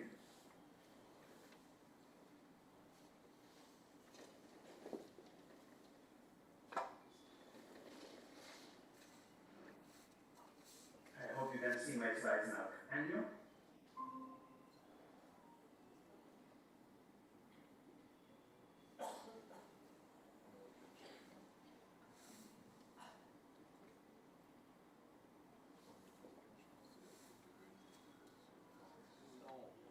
Give a good example of how farmers in here. Yeah, so you can make it full screen. And full screen. Just below. It's already full screen, but Okay. yeah, it's already full screen, but I have two screens. Yeah, That's the problem. Slideshow. No, exactly. Yeah, next one. Yes.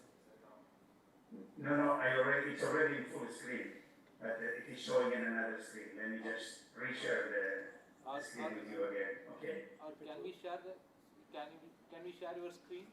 Yes. Is it fine for you? Yes, to start and then start. Yeah, you can pass the slides for me. I will stop and then I'll tell you to pass the next slide, okay? Yeah, that will be great. Let me do that. Choose the wrong screen for sharing.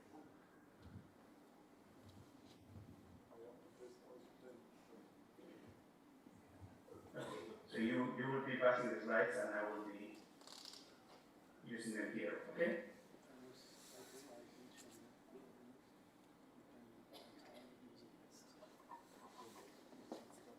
slide now in the audience? Perfect. Ah, no, it went off again.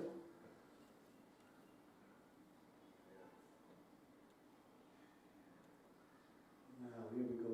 Yeah. Now it looks good. Can you confirm that you are seeing the slides in the audience? Yes? Yeah. I mean, Perfect. slide number 1. The Yes. green thing with my picture. Okay, so yeah, so let's go to the slide number 2, please. Very good. He's steering, isn't he? And Next. No, it's fine. No, he can manage his. No. When you're done, we can go to the next slide. When you say, just say next, we can go it next. next slide, please. Next. Next slide. Now, stay here, please. Stay in this slide.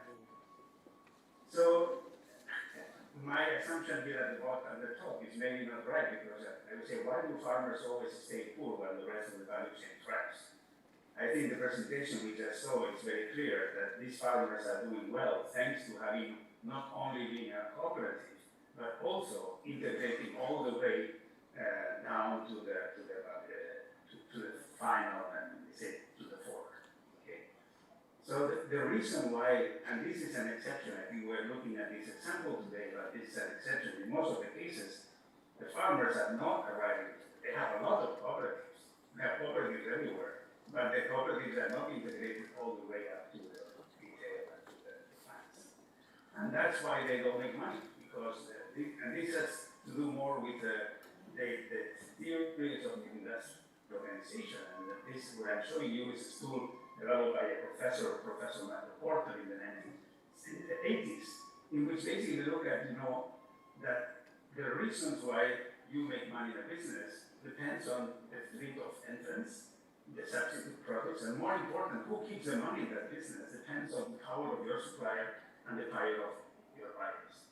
And the farmers are the most squeezed group of people, in which the suppliers are all these big multinationals that produce fertilizers, or countries that produce fertilizers, and their clients are supermarkets, which are getting stronger and stronger and stronger, and if they produce commodities, even worse. So as long as farmers are squeezed between these powerful suppliers and buyers, they will never capture the value. And I think that's that presentation we just saw. It's a way to how they fight that. Can we go to the next slide, please? So what can it be done to counteract these market forces? These are called the 5 forces of Professor Porter, something we study in every consulting firm will be telling that in order to decide if you are in a good business and if you are capturing the value.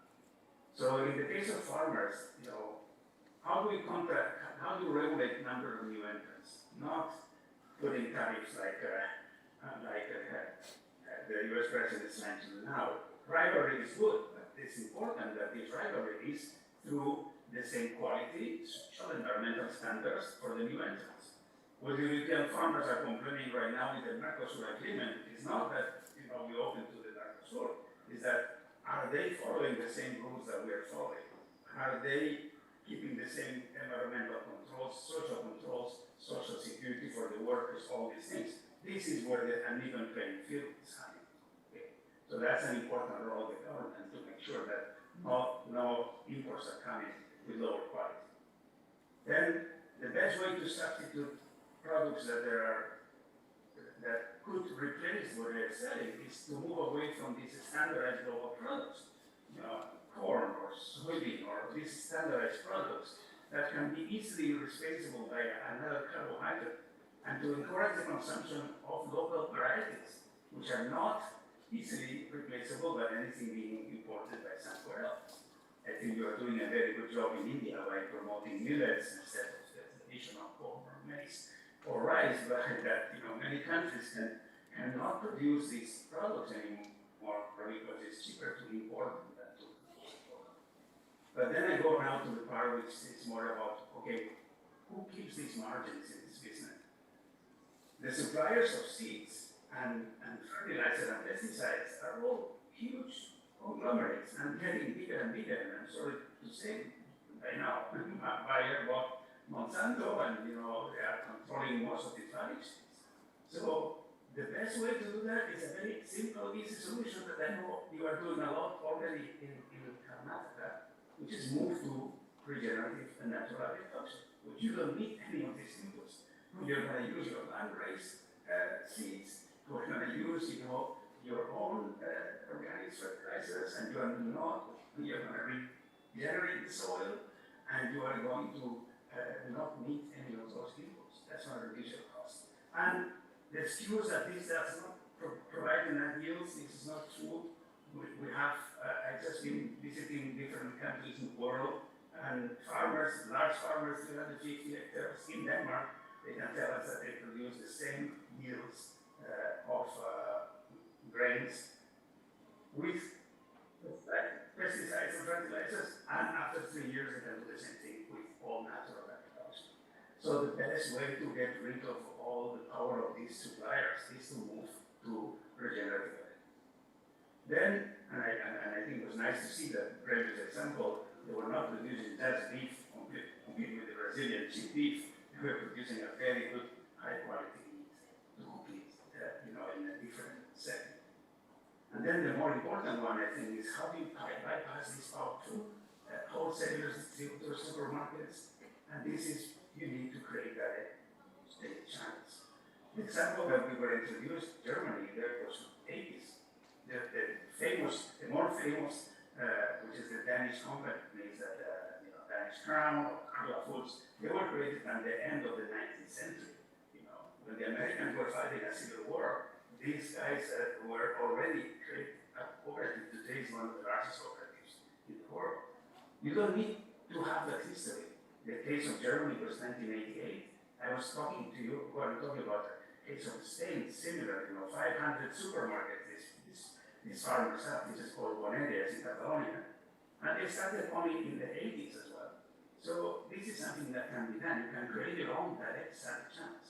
These farmers in Catalonia, they sell, of course, their product, but they also sell gasoline in their supermarkets. And they also sell other products. They have integrated, they have become, and they control the whole channel. This is fundamental, because otherwise, all the efforts that we do will go to the powerful buyers. If we increase, there are so many examples of, we help farmers increase their productivity 10%, their buyers will pay them 10% less. This is the same thing that happened, in the automotive industry when we're helping the automotive suppliers to become more efficient. They became more efficient, but then the buyers reduce the price because they are more efficient. So this is, if you don't address all of these things, it is going to be your buyers or your suppliers who are going to take away your margin. This is the big problem with farming. Farmers are not organized, and we organize them only for the production. So I think, next slide please. I have to recognize here that in Karnataka, you're already doing a lot of these things. And I was very lucky to visit you, a few months ago, and to see that you're already I'm reaching to the converted in one way. You already know this, and you're already doing it. Maybe what I thought I could do is to give a little bit of how technology can also help to do a lot of this. And this is related to a project I developed in the World Bank before I left. We can go to the next slide, please. Which is, how, and this is the slide that I finished my last presentation in this conference last year. And I didn't spend much on that, and I thought this was the time to do it. We're saying, having a full transparency and accountability and immutability in a value chain. In this case, we saw it right now in Germany, that was guaranteed because the association is powerful. It tells you, trust us, we're doing the things right, we're feeding the animals the right thing, we're treating them correctly. You trust them, but there is a way today, you don't need to trust immutable verification through using blockchain technologies. And we can use this to prove that the nutritional values, the carbon accounting, both the carbon capture, how much was the carbon footprint of the water usage, what is the water came from, the biodiversity, what is the soil quality of this place, the social standards, the financial transparency, how much everybody gets paid, you know, and also the tax transparency, you know, you can then start taxing farmers for making that settle. This is what I showed last year, but I just expanded a little bit right now to see how this technology can help us in this goal of making this value chain more transparent and farmers with more power. Can you go to the next slide, please?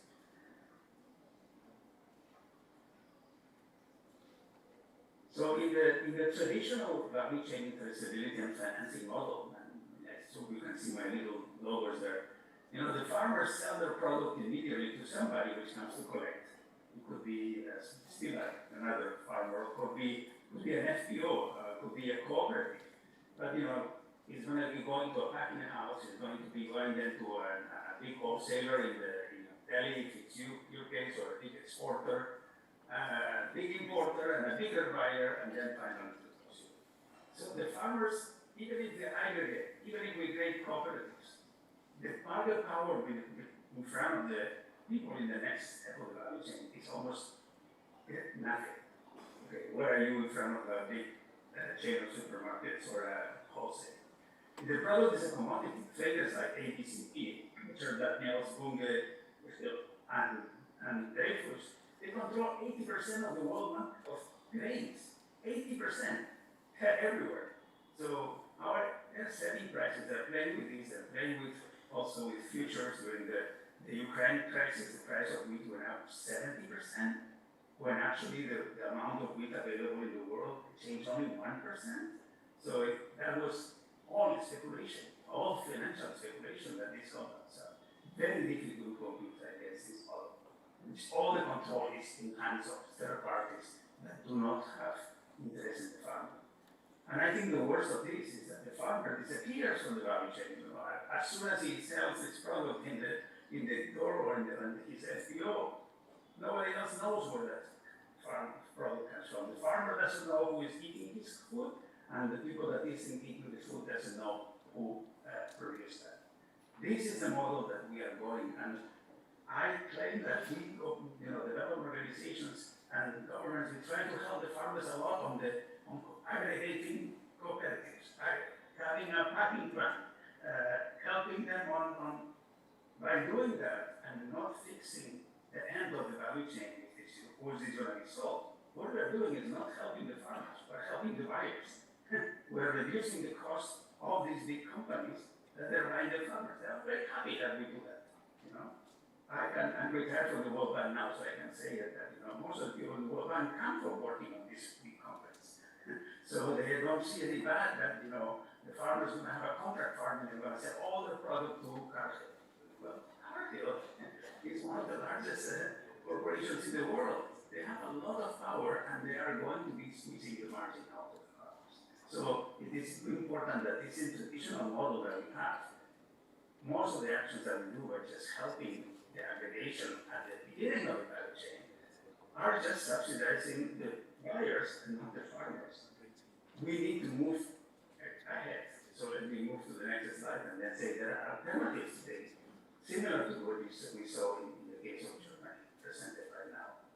But using technology, right now, we can easily, you know, even as I realize that you already have all the mappings of all the plots, you can map out all the farmers. So having, you know, a digital registration of all the farmers, you can capture how much they're producing. You know, you could easily finance that through decentralized financing. Then everybody else in the value chain doesn't need to be an owner of the product. The product would continue to be owned by the farmer. And it goes along the value chain through service providers. Okay, so what we see is that the person that is packing or the person that is shipping could be a service provider all the way to the end. All the way to the end, the farmer could sell the product directly. Okay. This idea is recurrent, and it's not only supermarkets that, you know, I was talking about the international organizations. In the building of the International Monetary Fund, there's a restaurant at the bottom called Founding Farmers. That restaurant is a small restaurant that has a turnover of $50 million a year. And you know who owns that restaurant? The farmers of North Dakota. The cooperative of farmers of North Dakota opened that restaurant in the building of So we need to arrive to control the final point of sale. It can be a restaurant, it can be a one supermarket, it can be 500 shops. I saw people in examples in Karnataka that were doing that, or organic mandi was a good example. But the owner of organic mandi were not farmers, it was somebody else. So these things are happening, and they have more and more integration, but as long as the platform and the information is not owned by the farmers, what we are doing is we're going to pass the information to a third party, which will be the one who will control all the again. So it is not an issue of bringing technologies, make sure that the technology is controlled and open by farmers. So sometimes you say, no, we should make a platform that says how much farmers are producing. No, that's not useful to the farmer. That's useful to the buyer. They will use that information to increase or lower their prices. Okay? And in function of the farmers should know what they are producing. The farmers should know if this is good or bad. And the farmers should be the owners of these platforms. So that's why one of the things that governments and development organizations can do is help the farmers develop these blockchains. We did that. These are not experiments only. We did run pilots. Can you go to the next slide? In the World Bank, we ran a few of these. One in a very difficult country, in Haiti, in Jordan and Cote d'Ivoire, and you could start in Haiti. And this is the real case and the real pictures of farmers and the intermediaries. The farmer was getting, was being paid at the beginning 14 cents for a kilo of mangoes. Okay. And that was a USAID project. And then at the end of the season, when things went well, he got a premium of 15% increase.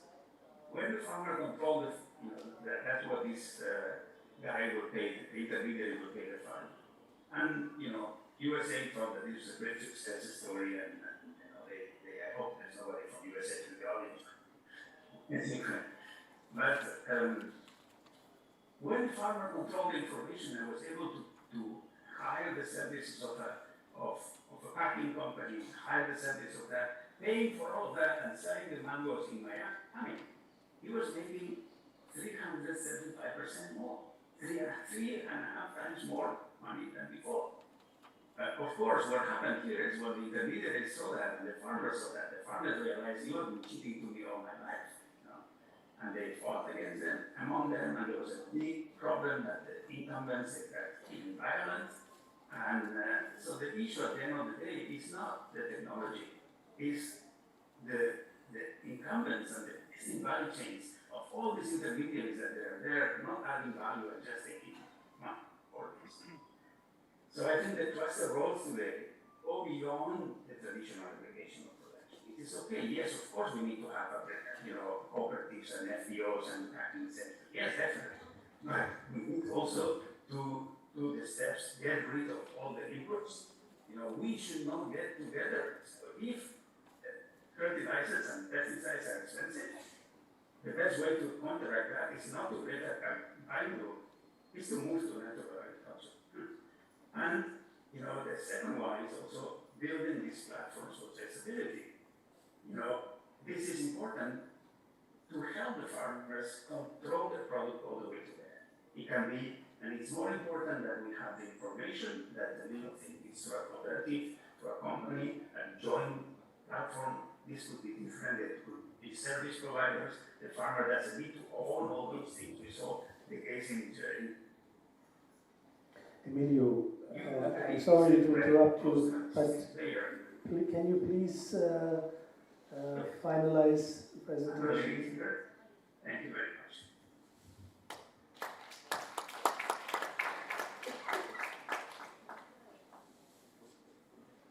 Okay, I didn't know you were just finishing. Sorry about this. Thank you very much for your presentation, Emilio. And there was one thing that came to my mind is the question, who are the key persons who make the difference? What qualities, what education, what experience do they need to set up such organizations? And that brings me to the next speaker. Prakash is a former COA of a cooperative and has extensive experience and quite interesting qualification in commerce, law, and finances. Thank you for joining, and the floor is yours. Thank you.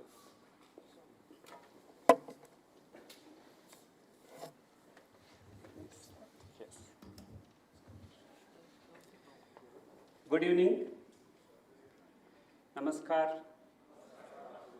Guten Tag to all my German friends.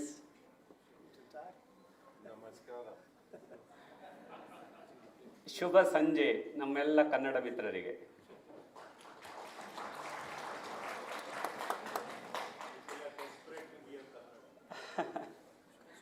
I represent the Totgas Cooperative Sales Society, Sirsi. Sirsi is a small town in Karnataka. Perhaps we thought just showing the slides with numbers is not sufficient. We thought we will show what the society does with the help of a small video. Please bear with me for a few minutes.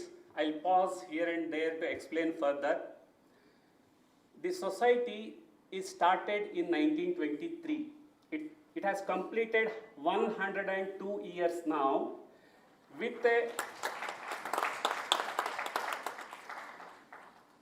a member strength of 28. Presently, it is serving close to 40,000 farmers.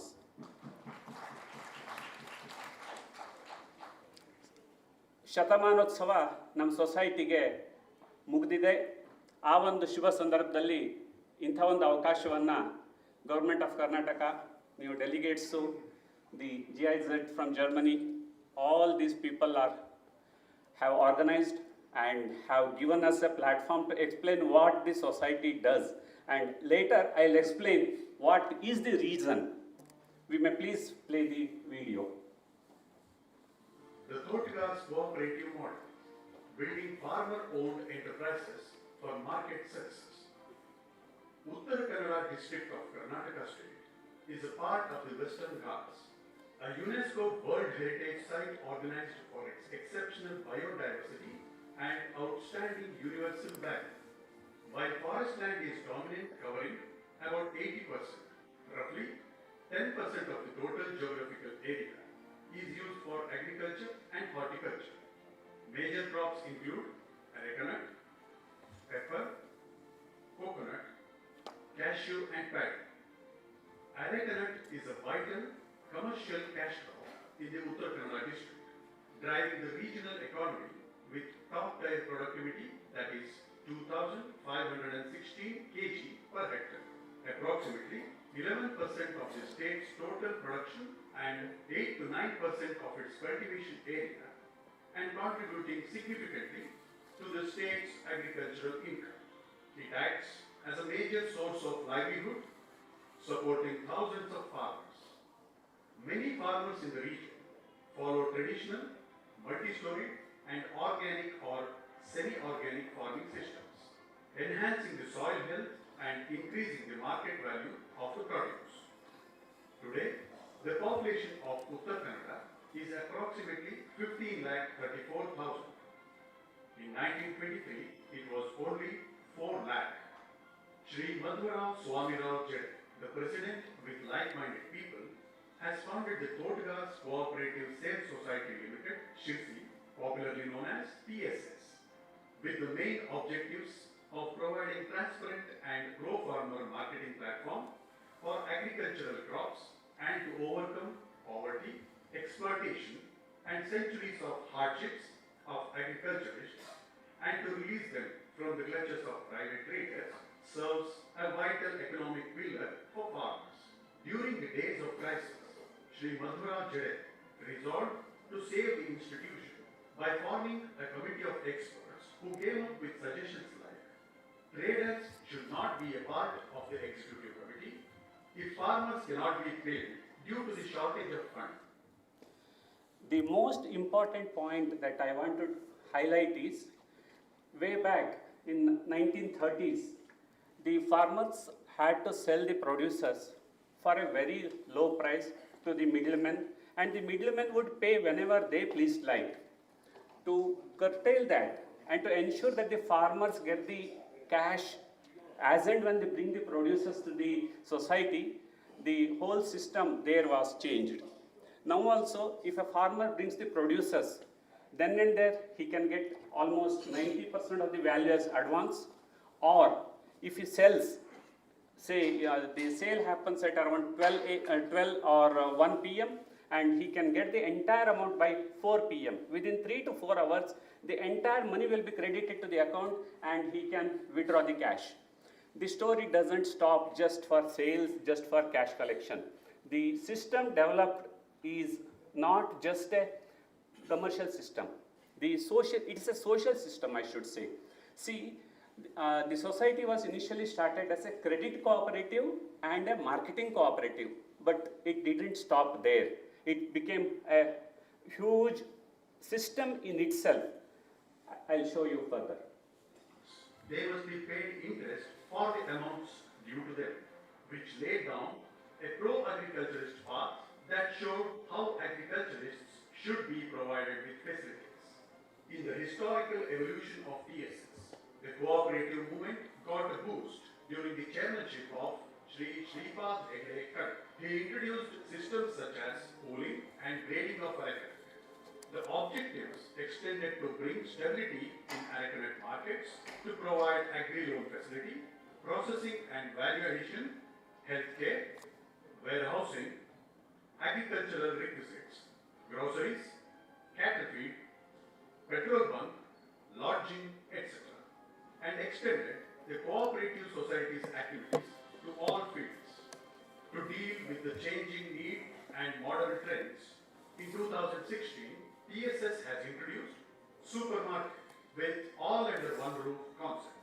TSS provides scientific advice on crops through its expert agricultural consultants by visiting farmers' fields. Areca nut market model is based on TSS, which was instrumental in origin of many areca nut marketing societies in Karnataka.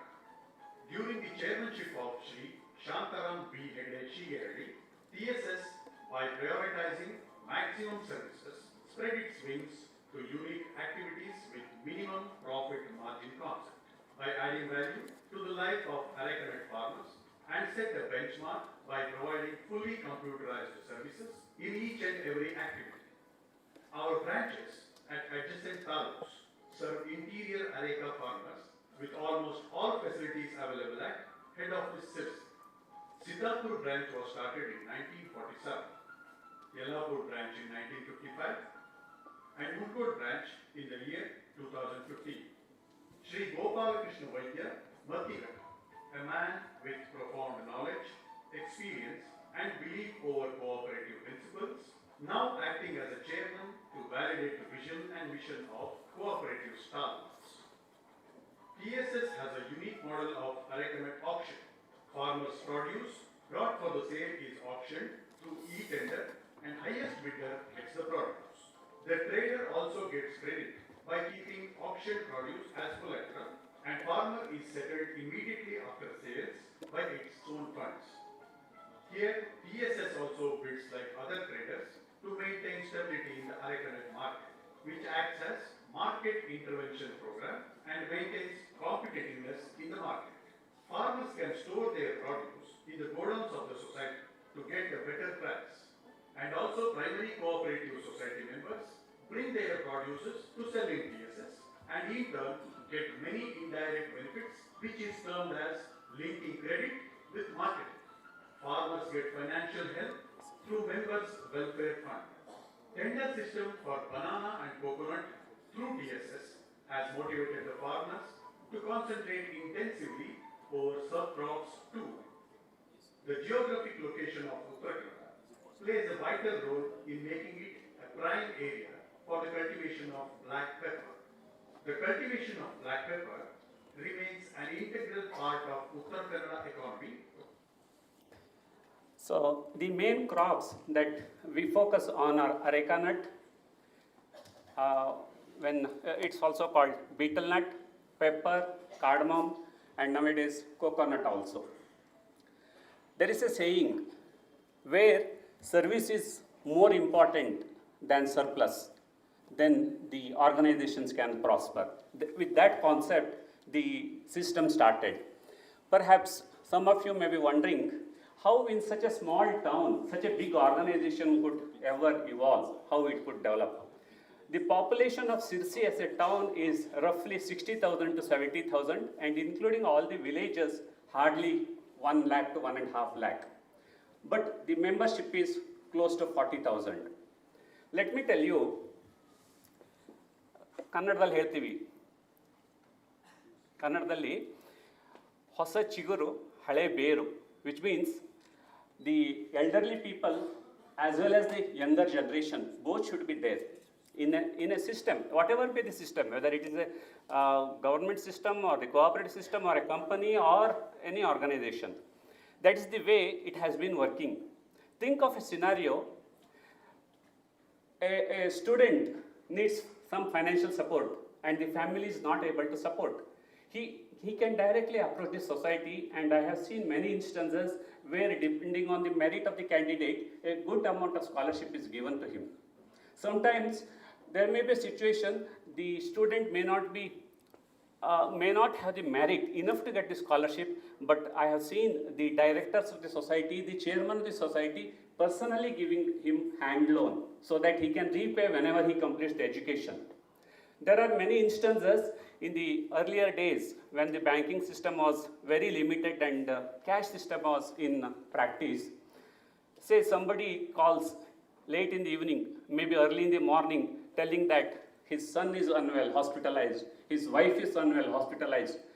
I personally know where the staff of the society comes to the society, takes out the money, goes to the hospital to deliver the cash. Of course, they will take the signature and give it as a loan. That is the kind of commitment what we have seen in the directors, in the staff of the society. That is the reason the trust has grown over the years. You may not believe me if I tell you there are dedicated staff who are engaged in matchmaking for the children of the members. Many of the members have the children who are studying abroad or who are employed abroad, who want to marry somebody from the same place or around, and they will register their names in the society. There will be the staff who will be looking for the right grooms, and as and when there are registrations of the grooms, the parents will be intimated that so and so might be good for you or good for your child. That is the kind of activities. You go there, you can find anything and everything in the supermarket. You will find the footwear, you will find the gold chain, you will find the vegetables, you will find the groceries. Anything and everything is there. Just one account with the society. You can go to the hospital, you can go to the medical shop, you can go to the supermarket, you can buy whatever you want, sign it, and the amount will get debited to the account. That is the system. If you have guests in the town, there is a lodge for that. If there is a marriage, there is a marriage hall for that purpose. If the members' children, girl students, if they want to stay in the town, there is a hostel facility, which is again, all these are charitable organizations which are financed by the society.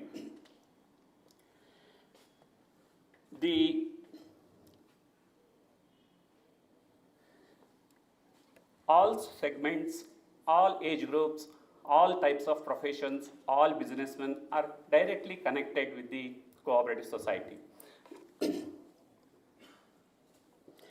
There are many annual programs. It could be festivals, it could be the recognition of the senior members, it could be the scholarship programs, it could be recognition of some social service or social servants. All those programs regularly happen. Just think of the general meeting.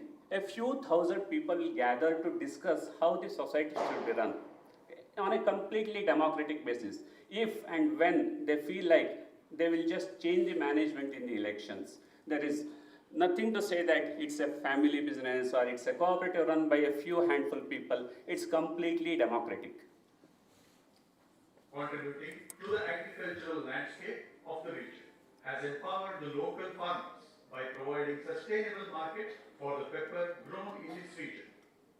To cope up with the changing needs of market, TSS has launched tobacco-free scented sweet supari, arecanut slice, mummy and diamond cuttings in its own brand, which has received overwhelming response from the market and successfully created employment. TSS is running a well-equipped specialty hospital of 100 beds at Sipsi under a trust constructed out of donation amount of farmer members. In return, farmers' families get priority treatment for diseases. The institution is significantly contributing to cultural, religious, and educational activities.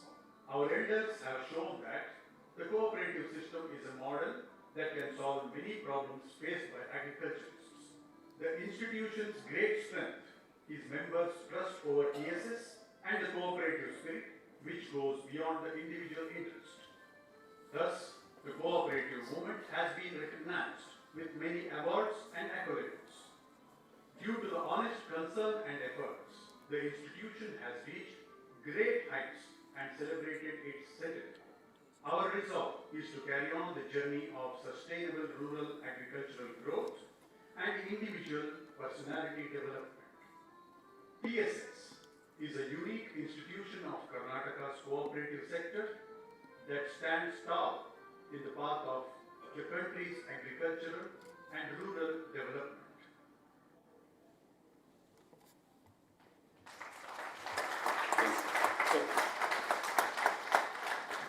Let me take a few more minutes if I have time. I'll quickly take you through the numbers. Right.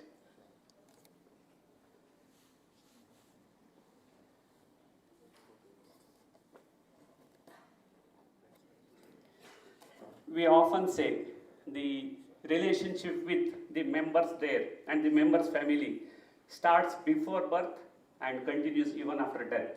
I have seen many instances where the elderly members come to the society, they will give the terms as soon as they pass away for any reason to whom the money should be given to ensure the rituals are done.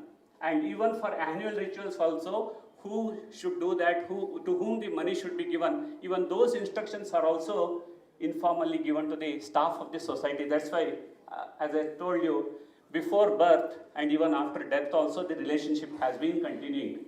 This is the progress report. Yeah, crores means 10 million rupees.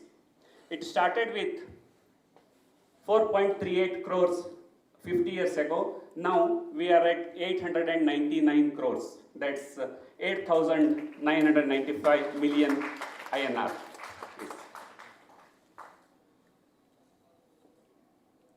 The deposits of the members, which started with 0.44 crores, now we stand at 392 crores deposits.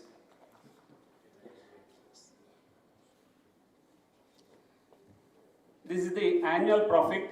Again, a picture of about 50 years. Started with 10 lakh, that's hardly 1 million rupees. Now we are at 20 crores.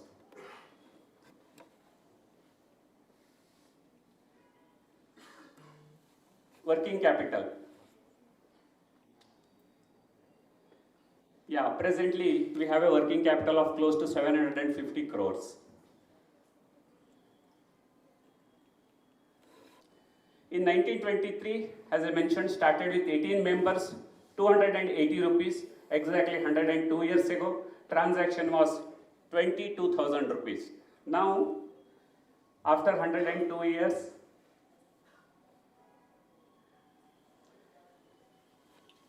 the areca nut, which is sold through the society, is 2,56,000 quintals. And the sale value is 869 crores.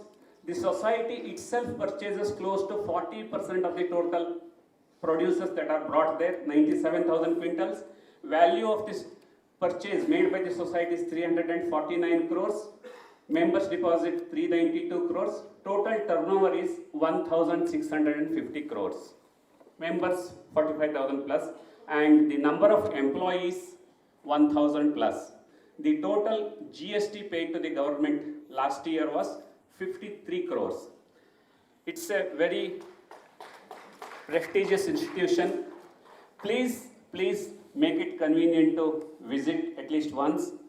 ಕರ್ನಾಟಕದವರಂತೂ ಫೆಬ್ರವರಿನಲ್ಲಿ Marikamba ಜಾತ್ರೆ ಇದೆ. ಶಿರಸಿಗೆ ಅಂತ ಬಂದರೆ TSS ಒಂದು ವಿಶೇಷವಾದಂಥ ಜಾಗ. ಖಂಡಿತ ಒಂದಿನ TSSಗೆ ಅಂತ ಮೀಸಲಾಗಿಟ್ಟುಕೊಂಡು ಬಂದು ಸೊಸೈಟಿಯ ಬೆಳವಣಿಗೆಯನ್ನು ನೋಡಿ ನಮ್ಮನ್ನು ಪ್ರೋತ್ಸಾಹಿಸಿ. Thank you so much. Thank you. Thank you very much. Very impressive history over more than 100 years. And we do have another practitioner in business development, Ravi, supporting 1,000 farmers in the Hunogund Farmers Producer Organizations. I'm very curious about your story. Please, it's your floor now.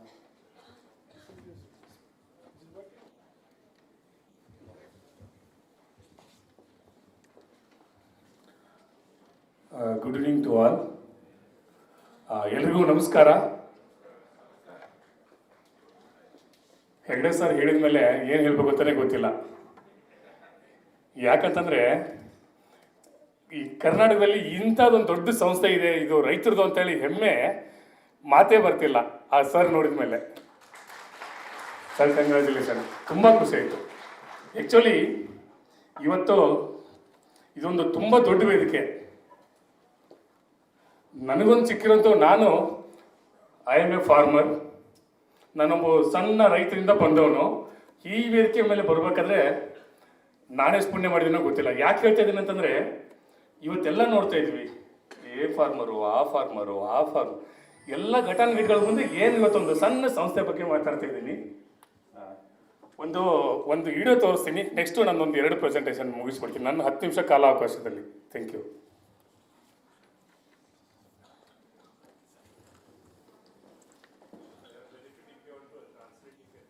Sure, sir.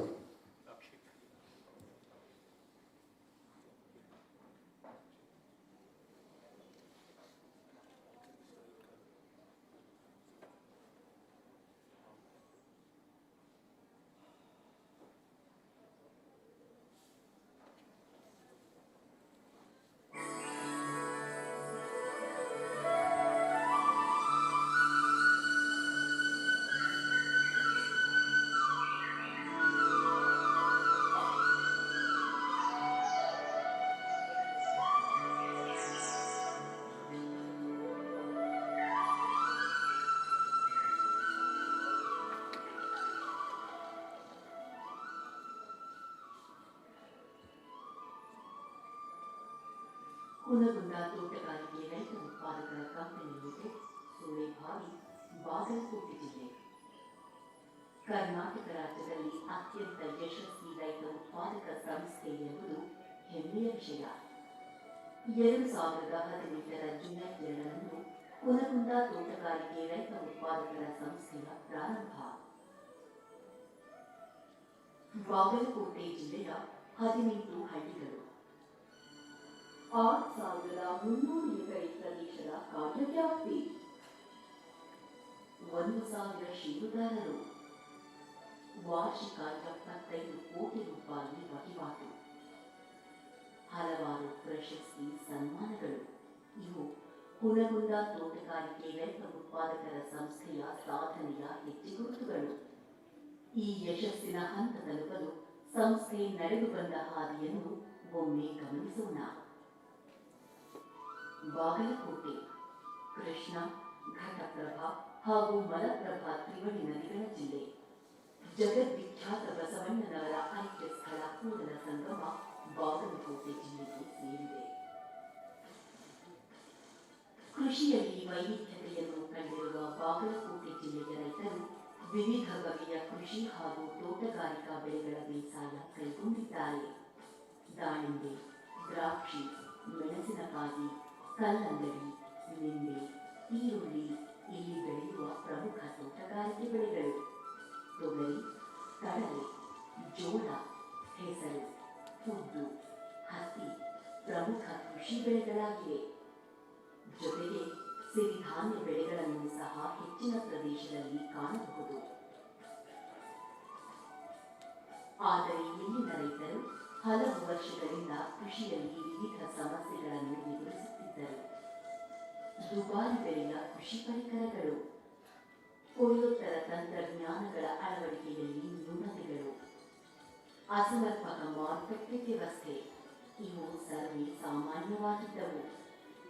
ಇಂತಹ ಪರಿಸ್ಥಿತಿಯಲ್ಲಿ ರೈತರಲ್ಲಿ ಉದ್ಯಮಶೀಲತೆಯನ್ನು ಪ್ರೋತ್ಸಾಹಿಸಿ ಅವರು ಸ್ವಾವಲಂಬಿ ಕೃಷಿಯನ್ನು ರೂಢಿಸಿಕೊಳ್ಳಲು ತೋಟಗಾರಿಕೆ ಇಲಾಖೆಯು ಕುನಗುಂದ ತೋಟಗಾರಿಕೆ ರೈತ ಉತ್ಪಾದಕರ ಕಂಪನಿ ಲಿಮಿಟೆಡ್ ಸ್ಥಾಪನೆಗೆ ಮಾರ್ಗದರ್ಶನ ನೀಡಿತು. ತೋಟಗಾರಿಕೆ ಇಲಾಖೆ ವತಿಯಿಂದ ಫಾರ್ಮರ್ ಪ್ರೊಡ್ಯೂಸ್ ಅವರು 1,000 ಒಂದು ಊರಿ ಪ್ರಾರಂಭವಾದ ಈ ರೈತ ಉತ್ಪಾದಕ ಸಂಸ್ಥೆಯಲ್ಲಿ 1,000 ಷೇರುದಾರ ರೈತರಿದ್ದಾರೆ. ಇವರೆಲ್ಲರೂ ಸಂಸ್ಥೆಯ ಪಾಲುದಾರರೇ. ಶ್ರೀ ರವಿ ಸಜ್ಜನರ ಕಾರ್ಯಕ್ಷಮತೆಯ ನೇತೃತ್ವ ಹಾಗೂ ಎಲ್ಲ ನಿರ್ದೇಶಕರ ಸಹಕಾರ ಸಂಸ್ಥೆಯು ಉನ್ನತ ಮಟ್ಟಕ್ಕೆ ಬೆಳೆಯಲು ಕಾರಣವಾಗಿದೆ. ಪ್ರತಿ ಹಂತದಲ್ಲಿ ಪ್ರತಿ ವರ್ಷ ರೈತರ ಸುಮಾರು 540 ಮೆಣಸಿನಕಾಯಿ ಬೆಳೆ ಆಯಾ ಕಂಪನಿಯಾಗಿ ಚಟುವಟಿಕೆಗಳನ್ನು 4 ಆಧಾರ ಸ್ತಂಭಗಳಾಗಿ ವಿಂಗಡಿಸಿದೆ. ಕೃಷಿ ಪರಿಕರಗಳ ಪೂರೈಕೆ, ಬಾಡಿಗೆ ಆಧಾರಿತ ಯಂತ್ರೋಪಕರಣಗಳ ಸಲಹಾ ಸೇವೆ, ಕೃಷಿ ಉತ್ಪನ್ನಗಳಿಗೆ ಮಾರುಕಟ್ಟೆ ವ್ಯವಸ್ಥೆ, ಕೊಯ್ಲೋತ್ತರ ಸಂಸ್ಕರಣೆ ಹಾಗೂ ಮೌಲ್ಯವರ್ಧಿತ ಉತ್ಪನ್ನಗಳ ಮಾರಾಟ ಇವು ಸಂಸ್ಥೆ ಅನುಷ್ಠಾನಗೊಳಿಸಿರುವ ಪ್ರಮುಖ ಚಟುವಟಿಕೆಗಳು.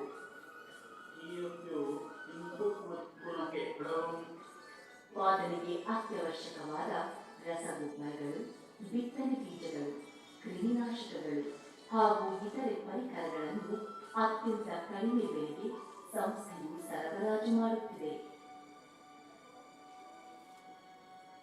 ಆಳುಗಳ ಸಮಸ್ಯೆಯನ್ನು ಎದುರಿಸುತ್ತಾ ಸಮಯಕ್ಕೆ ಸರಿಯಾಗಿ ಕೃಷಿ ಕೆಲಸಗಳನ್ನು ನಿರ್ವಹಿಸುವುದು ತುಂಬಾ ಸವಾಲಿನ ಕೆಲಸ. ಇಂತಹ ಪರಿಸ್ಥಿತಿಯಲ್ಲಿ ಸಣ್ಣ ಮತ್ತು ಮಧ್ಯಮ ವರ್ಗದ ರೈತರಿಗೆ ಪ್ರಯೋಜನವಾಗುವಂತೆ ಬಿತ್ತನೆಯಿಂದ ಕಟಾವಿನವರೆಗೆ ಅಗತ್ಯ ಯಂತ್ರೋಪಕರಣಗಳು ಹಾಗೂ ಉತ್ಪನ್ನ ಶೇಖರಣೆಗೆ ಶೈತ್ಯಾಗಾರವನ್ನು ಬಾಡಿಗೆ ಆಧಾರದಲ್ಲಿ ಸೇವೆ ನೀಡಲಾಗುತ್ತಿದೆ. ಇಲ್ಲಿನ ರೈತರು ಬೆಳೆದ ವಿವಿಧ ಹಣ್ಣು ತರಕಾರಿಗಳು, ದವಸ ಧಾನ್ಯಗಳನ್ನು ರಾಷ್ಟ್ರೀಯ ಮತ್ತು ಅಂತಾರಾಷ್ಟ್ರೀಯ ಮಾರುಕಟ್ಟೆಗೆ ಸಂಪರ್ಕ ಕಲ್ಪಿಸುವಲ್ಲಿ ಸಂಸ್ಥೆಯು ಯಶಸ್ವಿಯಾಗಿದೆ.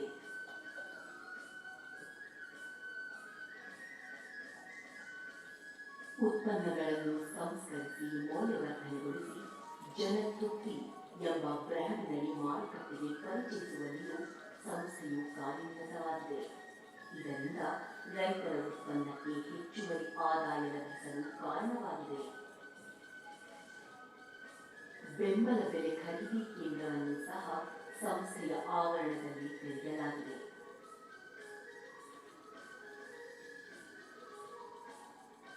ಇಷ್ಟೇ ಅಲ್ಲದೆ ರೈತರಿಗೆ ಸುಸ್ಥಿರ ಬೇಸಾಯ ಕ್ರಮಗಳನ್ನು ಅನುಸರಿಸುವಂತಹ ತರಬೇತಿ ಕಾರ್ಯಕ್ರಮಗಳು, ಕ್ಷೇತ್ರ ಪ್ರಾತ್ಯಕ್ಷಿಕೆ, ವಿಜ್ಞಾನಿಗಳೊಡನೆ ಸಂವಾದ ಹಾಗೂ ಕ್ಷೇತ್ರ ಭೇಟಿ. Thank you. ಈ ರೈತ ಉತ್ಪಾದಕ ಸಂಸ್ಥೆಯಲ್ಲಿ ಏನು ಗೊತ್ತಾಯಿತು ಅಂತಂದಾಗ ನಾವು ನಮ್ಮಲ್ಲಿರುವಂಥ ಎಲ್ಲ ಸ್ಥಳೀಯ ರೈತರುಗಳು, ನಮ್ಮಲ್ಲಿ ಹುಣಗುಂದು ಈ ಬಾಗಲಕೋಟೆ ಜಿಲ್ಲೆಯಲ್ಲಿ ಒಂದು ಹಿಂದುಳಿದಂಥ ತಾಲೂಕು, ಒಣ ಬೇಸಾಯ ಪ್ರದೇಶ. It's a dry land. Basically ನಾವು ಒಣ ಬೇಸಾಯ ಪ್ರದೇಶದಲ್ಲಿ ಕಾಳುಗಳು ಅಂದರೆ ಕಡಲೆ, ತೊಗರಿ ಇಂಥ ಬೆಳೆಯುವಂಥ ಪ್ರದೇಶ. ನಾವು ಈ ರೈತ ಉತ್ಪಾದಕ ಸಂಸ್ಥೆಯಲ್ಲಿ ರೈತರನ್ನ ಆದಾಯ ಹೆಂಗೆ ಮಾಡಬೇಕು ಅಂದಾಗ ಮೂಲಭೂತ ಏನು ಇದಕ್ಕೆ ನಾವು ಕೊಡಬೇಕಾಗಿರೋದು ಅಂತಂದರೆ ಒಂದು ಮಾರುಕಟ್ಟೆ ವ್ಯವಸ್ಥೆ. ಆ ಮಾರುಕಟ್ಟೆ ವ್ಯವಸ್ಥೆಯಲ್ಲಿ ನಾವು ಯಾವಾಗ ಬಲಿಷ್ಠ ಆಗ್ತೀವಿ ಆವಾಗ ನಾವು ಆರ್ಥಿಕವಾಗಿ ಸದೃಢರಾಗ್ತೀವಿ. ಈ ರೈತ ಉತ್ಪಾದಕ ಸಂಸ್ಥೆ ನಾವು 2018ರಲ್ಲಿ ಪ್ರಾರಂಭ ಮಾಡಿದ್ದೀವಿ.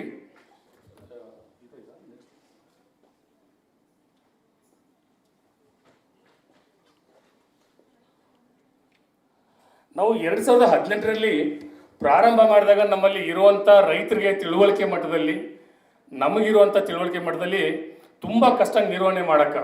ಆ ಒಂದು ಒಣ ಬೇಸಾಯ ಪ್ರದೇಶದಲ್ಲಿ ಇರುವಂಥ ಬೆಳೆ, ನಮ್ಮ ಮೂಲಭೂತ ಆದಾಯಗಳಿಲ್ಲ, ಅಲ್ಲಿ ಬೆಳೆಗಳನ್ನು ಬೆಳೆಯುವಂಥದ್ರ ಮೇಲೆ ನಾವು ಯಾವ ಥರ ಅವಲಂಬನೆ ಆಗಿರ್ಬೇಕಂತೇಳಿ 2018ರಲ್ಲಿ ನಾವು ಪ್ರಾರಂಭ ಮಾಡಿದ ಹಂತದಲ್ಲಿ ನಮಗೊಂದು ಸಣ್ಣದಾದಂಥ ಒಂದು ಇನ್ಫ್ರಾಸ್ಟ್ರಕ್ಚರ್ ಇತ್ತು.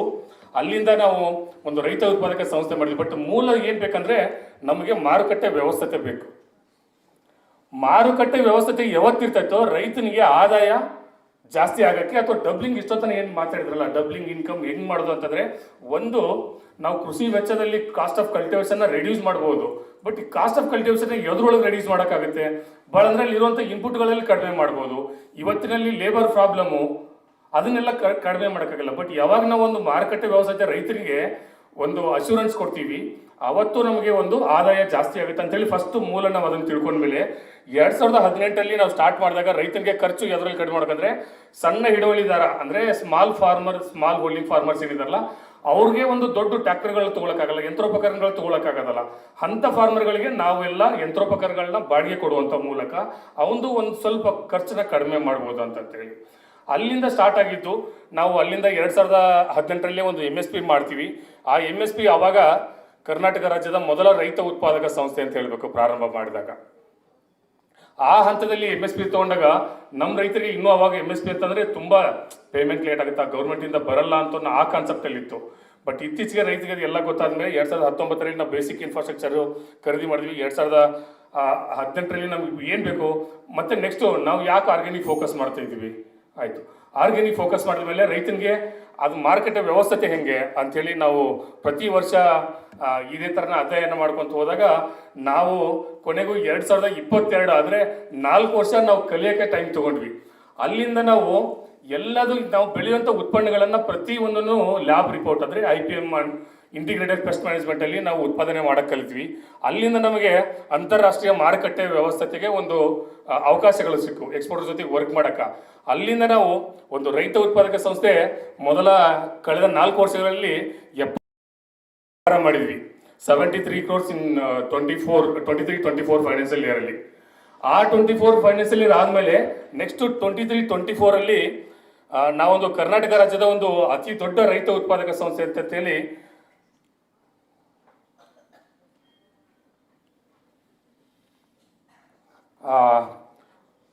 ನಾವು ಹೇಳಿದ್ವಲ್ಲ, ಮೂಲ ಏನೇನು ಕಲಿಬೇಕು ರೈತ ಉತ್ಪಾದಕ ಸಂಸ್ಥೆಯಲ್ಲಿ ಫಾರ್ಮರ್ಗೆ ಅವ್ರ ವಿಷನ್ ಏನು ಅಂತಂದಾಗ ನಾವು ಬೆಳಗ್ಗೆಯಿಂದ ಕೇಳ್ತಾ ಇದ್ದೀವಿ. ಬೆಳಗ್ಗೆಯಿಂದ ಎಲ್ಲರ ಕಡೆನೂ ನೋಡ್ತಾ ಇದ್ದೀವಿ. ಇಲ್ಲಿ ಏನು ನಾವು ಏನಂದರೆ ಇದನ್ನ ಅನುಭವಿಸಿ ಬಂದಂಥದ್ದು, ಇದು ಯಾವುದು ಥೇರಿ ಅಥವಾ ಯಾವುದಕ್ಕಂತೊಂದು ಥೀಸಿಸ್ ಮಾಡಿದ್ದಲ್ಲ. ಇಲ್ಲಿ ಸಸ್ಟೈನಬಿಲಿಟಿ, ಕ್ವಾಲಿಟಿ, ನೆಕ್ಸ್ಟು ಆರ್ಗ್ಯಾನಿಕ್ ಅಥವಾ ಕೆಮಿಕಲ್ ಫ್ರೀ ಪ್ರೊಡಕ್ಷನ್ನು, ಇಲ್ಲಿ partnership, precision agri, IoT, blockchain ಅಂದರೆ ಏನು, ಮಾರ್ಕೆಟ್, ಇವ್ನ ಎಲ್ಲದನ್ನು ನೋಡಿದಾಗ ನಮ್ಮ ವಿಷನ್ನ ನಾವು ಪ್ರತಿ ವರ್ಷ ಒಂದೊಂದು ಗುರಿ ಮುಟ್ಕೊಂತ ಬಂದಿದ್ದೀವಿ. ಅಲ್ಲಿಂದ ಇಲ್ಲಿಗೆ ಬರಬೇಕಾದ್ರೆ ತುಂಬ ಬೇರೆ ಇಲಾಖೆಗಳ ಸಹಕಾರಗಳಾಗಿರ್ಬೋದು ಅಥವಾ ಪಬ್ಲಿಕಲ್ಲಿರುವಂಥ ಎಕ್ಸ್ಪೋರ್ಟರ್ಗಳ ಸಹಕಾರ ಆಗಿರ್ಬೋದು. ಯಾಕಂದರೆ ನಮ್ಮ ಹತ್ರ ಲ್ಯಾಂಡ್ ಇದೆ, ನಾವು ಏನು ಬೆಳೆಯುವಂಥ ಶಕ್ತಿ ನಮ್ಮ ಹತ್ರ ಇದೆ. ಉತ್ಪಾದನೆ ಮಾಡೋಕ್ಕೆ ಏನು ಬೇಕೋ ಅದಕ್ಕೆ ನಮ್ಗೆ ಸೂಕ್ತವಾದ ಒಂದು ಮಾರುಕಟ್ಟೆ ವ್ಯವಸ್ಥೆ ಕೊಟ್ಬಿಟ್ರೆ ಸಾಕು, ನಮ್ಗೆ ಏನು ಬೇಡ. ಯಾಕಂದರೆ ಲ್ಯಾಂಡ್ ಇದೆ, ಲೇಬರ್ ಇದೆ, ಕ್ಯಾಪಿಟಲ್ ಇದೆ, ಆರ್ಗನೈಸೇಷನ್ ಇದೆ. ಇನ್ನು ಮುಂದೆ ನಮ್ಗೆ ಏನೂ ಬೇಕಾಗಿಲ್ಲ. ಹಾಗಾಗಿ ನಾವು ಈ ರೈತ ಉತ್ಪಾದಕ ಸಂಸ್ಥೆಯಲ್ಲಿ ಬಿಲ್ಡಿಂಗ್ ಮಾರ್ಕೆಟ್ ಪವರ್ ಅಂತಂದರೆ ನಾವು ಏನೇನು ಆ 1000 ಫಾರ್ಮರ್ ಜೊತೆಗೆ ನಾವು ಸುಮಾರು 4500 ಜನ ಫಾರ್ಮರ್ಗೆ ನಾವು ಇವತ್ತು ಸರ್ವಿಸ್ ಕೊಡ್ತಾ ಇದ್ದೀವಿ. ಆ 4500 ಫಾರ್ಮರ್ ಎಷ್ಟೇ ಯಾವುದೇ ಉತ್ಪನ್ನಗಳನ್ನು ಬೆಳೆದ್ರು ಅವನಿಗೊಂದು 100% ಮಾರ್ಕೆಟ್ ಲಿಂಕೇಜ್ ವ್ಯವಸ್ಥೆ ಮಾಡ್ತಾ ಇದ್ದೀವಿ. ಎಲ್ಲದು ಅದು ಯಾವುದೇ ತರಕಾರಿಗಳಾಗಿರ್ಬೋದು ಅಥವಾ ಹಣ್ಣುಗಳಾಗಿರ್ಬೋದು, ಆ ಬಿಸ್ನೆಸ್ ಮಾಡಲ್ಲಿ ಬಂದಾಗ ಯಾವುದು ಓನ್ಡ್ ಬೈ ಫಾರ್ಮರ್ಸ್, ಆದರೆ ಅವನು ಬೆಳೆದಂಥ ಬೆಳೆಗೆ ಅವನೇ ಒಂದು ಅಧಿಕಾರ ಕೊಡುವಂಥದ್ದು. ನಾನು ಬೆಳೆದ ಉತ್ಪನ್ನಗಳಿಗೆ ನಾನೇ ಒಂದು ಅಧಿಕಾರ ನೀಡುವಂಥದ್ದು, ರೈತರಿಗೆ ಒಂದು ಮಣ ಒಲಿಸುವಂಥದ್ದು. ಆಮೇಲೆ ನಮ್ಮಲ್ಲಿರುವಂಥದ್ದು ಇಂಟಿಗ್ರೇಟೆಡ್ ಮಾಡಲು, ಒಂದು ಬ್ಯಾಕ್ವರ್ಡ್ ಇಂಟಿಗ್ರೇಷನ್ ಆಗಿರ್ಬೋದು ಅಥವಾ ಫಾರ್ವರ್ಡ್ ಇಂಟಿಗ್ರೇಷನ್ ಆಗಿರ್ಬೋದು. ಆ ಇಂಟಿಗ್ರೇಷನಲ್ಲಿ ವಿಲೇಜಲ್ಲಿ ಯೂತ್ಸ್ಗಳು ಯೂತ್ ಫಾರ್ಮರು, ನನ್ನ ಈ ರೈತ ಉತ್ಪಾದಕ ಸಂಸ್ಥೆಯಲ್ಲಿ 1000 ಫಾರ್ಮಲ್ಲಿ ಔಟ್ ಆಫ್ 300 ಫಾರ್ಮರ್ಸು 30 ವರ್ಷಕ್ಕಿಂತ ಕೆಳಗಡೆ ಇರುವಂಥ ಯುವಕರು ಈ ಸಂಸ್ಥೆಯಲ್ಲಿ ಫಾರ್ಮರ್ ಆಗಿದ್ದಾರೆ. ಹಾಗಾಗಿ ಈ ಸಂಸ್ಥೆ ಸದೃಢವಾಗಕ್ಕೆ ಕಾರಣ ಏನಂತಂದರೆ, ಹಳ್ಳಿಯಲ್ಲಿ ಗ್ರಾಮೀಣ ಮಟ್ಟದಲ್ಲಿ ಇರುವಂಥ ಎಲ್ಲ ಹುಡುಗರು ಯುವಕರು ಎಲ್ಲ ಇವತ್ತು ಕೃಷಿ ಕಡೆ ಒಲವು ತೋರಿಸ್ತಿದ್ದಾರೆ. ಆ ಒಲವು ತೋರಿಸಿದಾಗ ಈ ಸಾಧನೆ ಅಥವಾ ಈ ಯಶಸ್ಸುಗಳ ಕಾರಣಕ್ಕೆ ಸಾಧ್ಯ. ಹಾಗೆ ಅವಾರ್ಡ್ಸ್ ಆ್ಯಂಡ್ ಅಚೀವ್ಮೆಂಟ್ ಇಲ್ಲಿವರೆಗೂ ನಮಗೆ ಒಂದು 7 ನ್ಯಾಷನಲ್ ಅವಾರ್ಡ್ ಬಂದಿದೆ, 2 ಸ್ಟೇಟ್ ಅವಾರ್ಡ್ ಬಂದಿದೆ. ಹಾಗೆ ನಾವು ಕಳೆದ annual performance last financial year 2025 different commodities like chili 830 metric tons, it is worth of 15.8 crores, turmeric 1.2 crores, maize and soya, it is the worth of 48 cr, and fruits and vegetable it's 60 lakhs. Total is transaction in last year financial year 83 crores transaction it is had. This is our business partners, all private and corporate companies. This is different event. ಒಂದು ಏನು ಖುಷಿ ಅಂತಂದರೆ, ದೇಶದ ಅತ್ಯುನ್ನತ ವ್ಯಕ್ತಿನ ಈ ರೈತ ಉತ್ಪಾದಕ ಸಂಸ್ಥೆಯಲ್ಲಿ ಅಥವಾ ನಾನು ರೈತ ಆದಲ್ಲಿ ಅವ್ರನ್ನ ಮೀಟ್ ಆಗೋಕ್ಕಾಯಿತು 2020 ಅಂತೇಳಿ ಒಂದು ದೊಡ್ಡ ಹೆಮ್ಮೆ ಇದೆ. ಹಾಗೆ ನನಗೆ ಟೆಕ್ನಿಕಲ್ ಅಡ್ವೈಸರ್ ಆಗಿ ನಮ್ಮ ಸರ್ಕಾರದಲ್ಲಿರುವಂಥ ಇಲಾಖೆಗಳು, ತೋಟಗಾರಿಕೆ ಇಲಾಖೆ ಆಗಿರ್ಬೋದು, ಕೃಷಿ ಇಲಾಖೆ ಆಗಿರ್ಬೋದು, ಅಥವಾ ಯೂನಿವರ್ಸಿಟಿಗಳಾಗಿರ್ಬೋದು, ಅಥವಾ ಸೆಂಟರ್ ಆಫ್ ಎಕ್ಸಲೆನ್ಸು, ಇವು ಎಲ್ಲ ನಮಗೆ ಬೇಕಾಗಿರುವಂಥ ಟೆಕ್ನಿಕಲ್ ಅಡ್ವೈಸರ್ ಆಗಿ ನಾವು ಅವ್ರ ಸಲಹೆಗಳನ್ನು ತಗೊಂಡು ನಾವು ಮುಂದೆ ಹೊರಿತಾ ಇದ್ದೀವಿ. ನನಗೊಂದು ಇಲ್ಲಿಗೆ ಅವಕಾಶ ಮಾಡಿಕೊಡೋದಕ್ಕೆ GIZ ಸಂಸ್ಥೆ ಮತ್ತು ಕೃಷಿ ಇಲಾಖೆ, ಹಾಗೆ ಇಲ್ಲಿರುವಂಥ ಎಲ್ಲರೂ, ಹಾಗೆ ನನಗೆ ಕಲಿಸಿದಂಥ ಗುರುಗಳು ಬಂದಿದ್ದಾರೆ ನನ್ನ ಕಾಲೇಜು, ಗ್ರೇಸಿ ಮೇಡಮು ಮತ್ತು ಮೋಹನ್ ಸರ್ ಅವರೆಲ್ಲ ಇದ್ದಾರೆ. ಅವ್ರಿಗೂ ಕೂಡ thanks madam, thank you so much. Thank you very much, Ravi, for this impressive presentation. I'd like to open the floor for some questions. Please, come forth. There is one.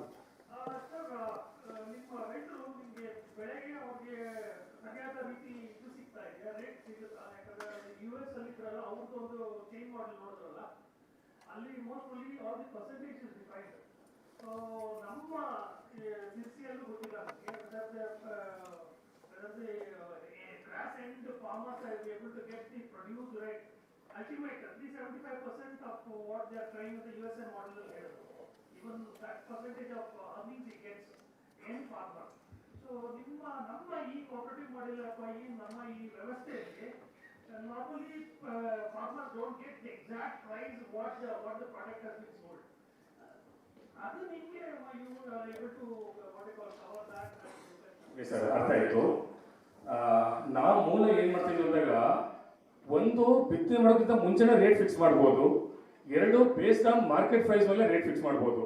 ನಮ್ಮಲ್ಲಿ disadvantage ಏನಂತಂದರೆ, ನಾವು ಎಷ್ಟೇ ಒಳ್ಳೆಯವರು ಅಂತಂದರೆ ರೈತರು, ನಾನು as A farmer ಆಗಿ ಮಾತಾಡ್ತಾ ಇದ್ದೀನಿ, ಮಾರ್ಕೆಟ್ ತುಂಬ ಜಾಸ್ತಿ ಬಂದಾಗ ನಾವು ಕಂಪ್ನಿಗಳಿಗೆ ಯಾರು ಕೊಡಲ್ಲ, ರೇಟ್ ಫಿಕ್ಸ್ ಮಾಡ್ಕೊಂಡ್ರೆ. ಎಕ್ಸಾಂಪಲ್, ಯಾವುದೋ ಒಂದು ಉತ್ಪನ್ನಕ್ಕೆ 100 ರೂಪಾಯಿ ರೇಟು ಮುಂಚೆನೇ ಫಿಕ್ಸ್ ಮಾಡ್ಕೊಂಡ್ರೆ, ಮಾರ್ಕೆಟು 70 ರೂಪಾಯಿ ಬಂದರೆ ನಾವು ಎಲ್ಲರೂ ಕಂಪ್ನಿಗಳಿಗೆ ಸಪ್ಲೈ ಮಾಡ್ತೀವಿ, ಅದು 130 ರೂಪಾಯಿ ಬಂದರೆ ಯಾರೂ ಸಪ್ಲೈ ಮಾಡಲ್ಲ.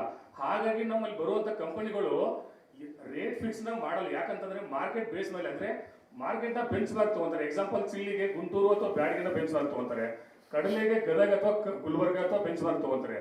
ಈ ಥರ ಮಾಡೋದ್ರಿಂದ ಏನಾಗುತ್ತೆ ಅಂತಂದರೆ, ಒಂದು ವೇಳೆ ತುಂಬ ಪ್ರೈಸು ತುಂಬ ಡೌನ್ ಆದಾಗ ಮಿನಿಮಮ್ ಸಪೋರ್ಟ್ ಪ್ರೈಸ್ ಇಲ್ಲ, ಅದಕ್ಕಿಂತ ಸಪೋರ್ಟಿವ್ ಪ್ರೈಸ್ ಅಂದರೆ ಒಂಥರ MIS ಮಾರ್ಕೆಟ್ ಇಂಟರ್ವೆನ್ಷನ್ ಏನು ಬರ್ತಲ್ಲ, ಆ ಥರ ಸಿಸ್ಟಮಲ್ಲಿ ಕಂಪ್ನಿಗಳು ವರ್ಕ್ ಮಾಡ್ತಾ ಇದ್ದಾರೆ ನಮ್ಮ ಜೊತೆಗೆ. ಹಾಗಾಗಿ ನಾವು ತುಂಬ ಮಾರ್ಕೆಟ್ಗಿಂತ ಲಾಸ್ ಆಗಲ್ಲ ರೈತರು. ಅಟ್ಲೀಸ್ಟ್ ನಮ್ದು ಏನೋ ಕಾಸ್ಟ್ ಆಫ್ ಕಲ್ಟಿವೇಷನ್ ಏನು ಆಗಿದೆ ಅದ್ರ ಮೇಲೆ ನಾವು ಕಂಪ್ನಿಗಳು ರೇಟ್ ಕೊಡ್ತಾ ಇದ್ದೀವಿ ಇವತ್ತು. Thank you. So far as Todka society is concerned, ಕನ್ನಡದಲ್ಲೇ ಇಲ್ಲ, ಇಂಗ್ಲಿಷ್? ಓಕೆ. ತೋಟಕ ಸೊಸೈಟಿನಲ್ಲಿ ಮೊದಲಿಂದನೂ ಇರೋ ಸಿಸ್ಟಮ್ ಅಂದರೆ ಆಕ್ಷನ್, ಸೀಕ್ರೆಟ್ ಬ್ಯಾಲೆಟ್ ಥರ ಅಲ್ಲಿ ಕ್ಲೋಸ್ಡ್ ಆಕ್ಷನ್ ಇರುತ್ತೆ. ಈಗ ಒಂದು ಅಡಿಕೆ ಇದೆ ಅಥವಾ ಪೆಪ್ಪರ್ ಇದೆ ಅಂತಂದರೆ ಅದನ್ನು ಫ್ಲೋರ್ ಮೇಲೆ ಎಲ್ಲ ಕಂಪ್ಲೀಟ್ ಏನೇನಿದೆಯೋ ಅದನ್ನು ಸುರುವಿಡ್ತಾರೆ. ಟ್ರೇಡರ್ಸ್ ಬಂದುಬಿಟ್ಟು ಅದನ್ನು ಪರ್ಸನಲ್ ಆಗಿ ಎಕ್ಸಾಮಿನ್ ಮಾಡ್ತಾರೆ. ಎಕ್ಸಾಮಿನ್ ಮಾಡಿ ಸಾಮಾನ್ಯವಾಗಿ ಈಚ್ ಐಟಮ್ಗೆ ಕೆಲವೊಮ್ಮೆ 40-50 ಟ್ರೇಡರ್ಸ್ ಬಂದು ಬಿಡ್ಡಿಂಗ್ ಮಾಡ್ತಾರೆ. ಹೈಯೆಸ್ಟ್ ಬಿಡರ್ ಯಾರಿರ್ತಾರೋ ಅವರಿಗೆ ಸೇಲ್ ಆಗುತ್ತೆ. ಅದು ಸೊಸೈಟಿ ಕೂಡ ಬಿಡ್ ಮಾಡುತ್ತೆ. ನಾನು ಆಗಲೇ ಹೇಳಿದಾಗೆ ಆಲ್ಮೋಸ್ಟ್ 40% ಆಫ್ ದಿ ರೇಖಾನಟ್ ಏನು ಬರುತ್ತೆ ಸೊಸೈಟಿಗೆ, ಅದು ಸೊಸೈಟಿನೇ ಪರ್ಚೇಸ್ ಮಾಡುತ್ತೆ. ಸೊಸೈಟಿ ಕೂಡ ಬಿಡ್ಡಿಂಗ್ ಮಾಡೋದೇನೆ, ಯಾರು ಟಾಪ್ ಮೋಸ್ಟ್ ಬಿಡ್ಡಿಂಗ್ ಮಾಡ್ತಾರೋ ಅವರಿಗೆ ಅವತ್ತಿಂದ ಸೇಲ್ ಆಗುತ್ತೆ. ಅದು ಸಾಮಾನ್ಯವಾಗಿ ಇದು ಅಡಿಕೆ ಎಲ್ಲ ತುಂಬ ನಾರ್ತ್ ಇಂಡಿಯಾ ಕಡೆಗೆ ಹೋಗೋದು ಜಾಸ್ತಿ, ಅಲ್ಲಿ ಮಾರ್ಕೆಟ್ ಟ್ರೆಂಡ್ ಮೇಲೆ ಇರುತ್ತೆ. ಒಂದು ಸ್ವಲ್ಪ ಮಟ್ಟಿಗೆ ಮಾರ್ಜಿನ್ ಸಿಗುತ್ತೆ ಟ್ರೇಡರ್ಸ್ಗೆ, but the best price is guarantee. If I understand right, you just referred to auction when you sell your products.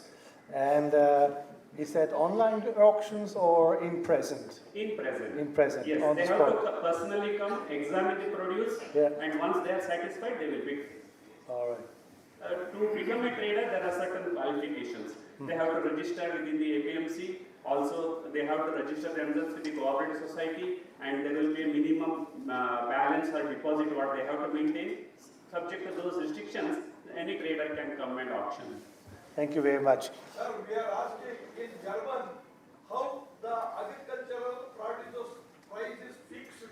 Who fixed the price? Rudolf, that's a question to you. Who is fixing the prices?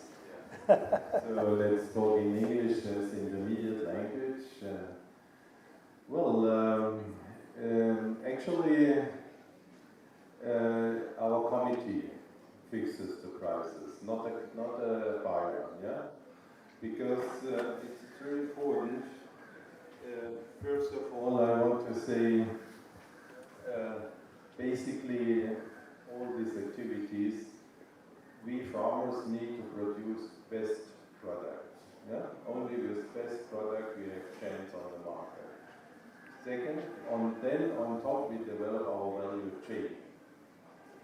In our side we can't work with, let's say, with auction sales or whatever, because we are having, similar to the United States, we have very powerful partners on the other side, and so it is always, let's say, we come with our best product, offer it, and we have sustainable long partnerships. And the price, of course, it's whatever.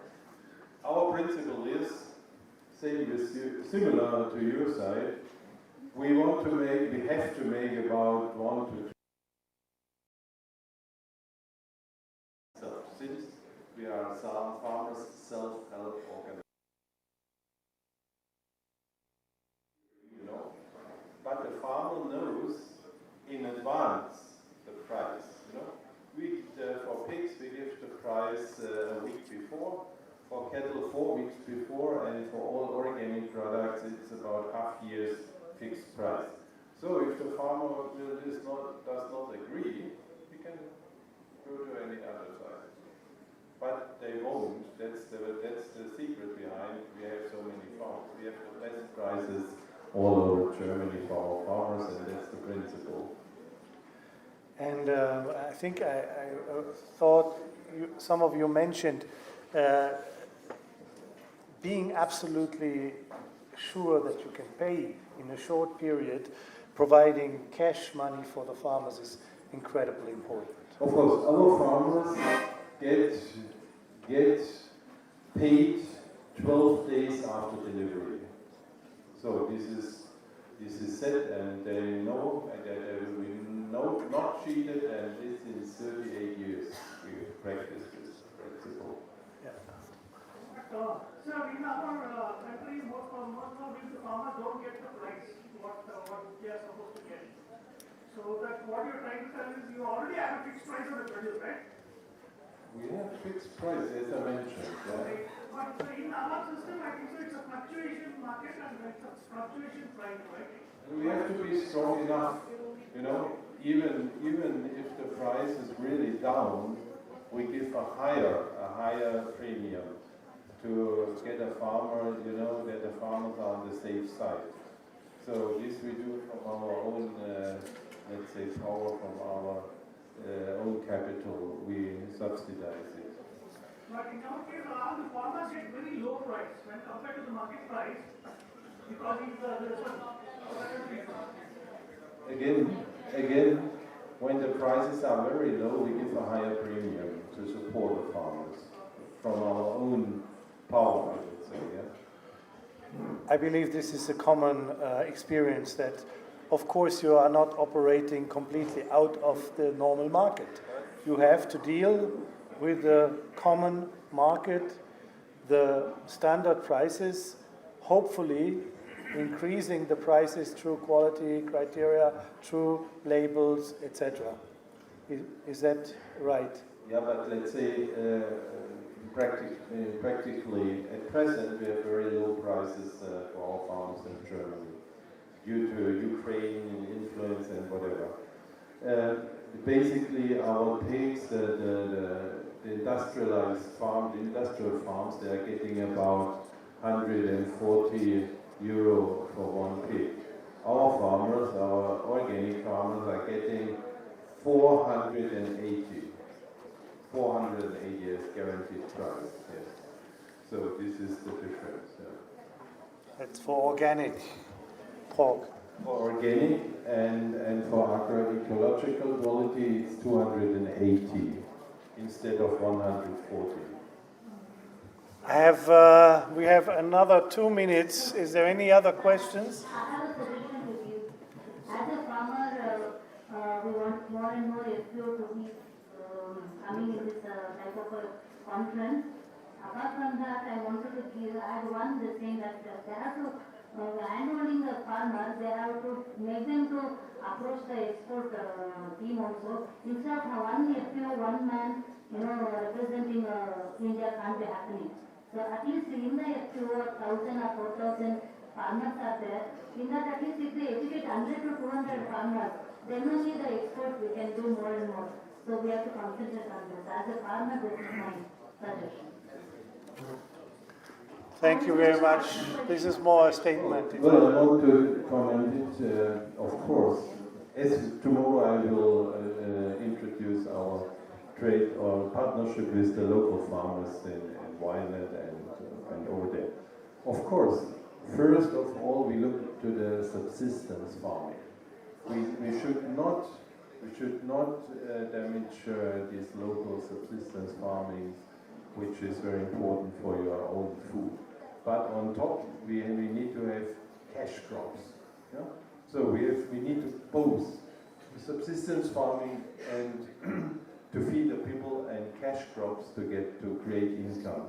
And the cash crops need to have the value chain in farmers' hands. So I think this is the model of all we four practice, and this is leading to success. I would like to ask a question to the speakers. Who is this?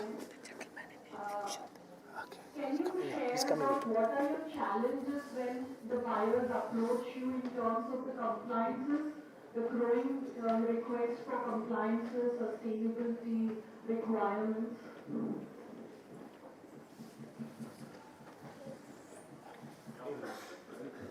Please come again. I want to know what challenges you come across when buyers approach the farmers or you in the market with respect to compliances and the growing requirements for sustainability or certification aspect. To a certain extent, we have challenges because, say for example, if some of the buyers want the certified products or organic products, all the farmers are not growing, right? So we will have to segregate that. And at the moment, the majority of the producers what we are getting are not organic. Only a part of that is organic. As far as betel nut and the areca nut are concerned, though they are consumed directly, we are still educating the farmers to get into organic farming in a very serious way. At the moment, the buyers are not too particular, but very limited pocket of buyers come for organic purchases. Thank you very much. We have I may just say one thing. It's also a matter of marketing, to create a value chain, but if you get pressure from market side, you're always safe if you do a communication with the customers, B2C communication, because then you are strong. And so just clever marketing we have here today does it very well. So we do it similar, and we keep close contact to the consumers. So then you are safe. Yeah. Thank you very much.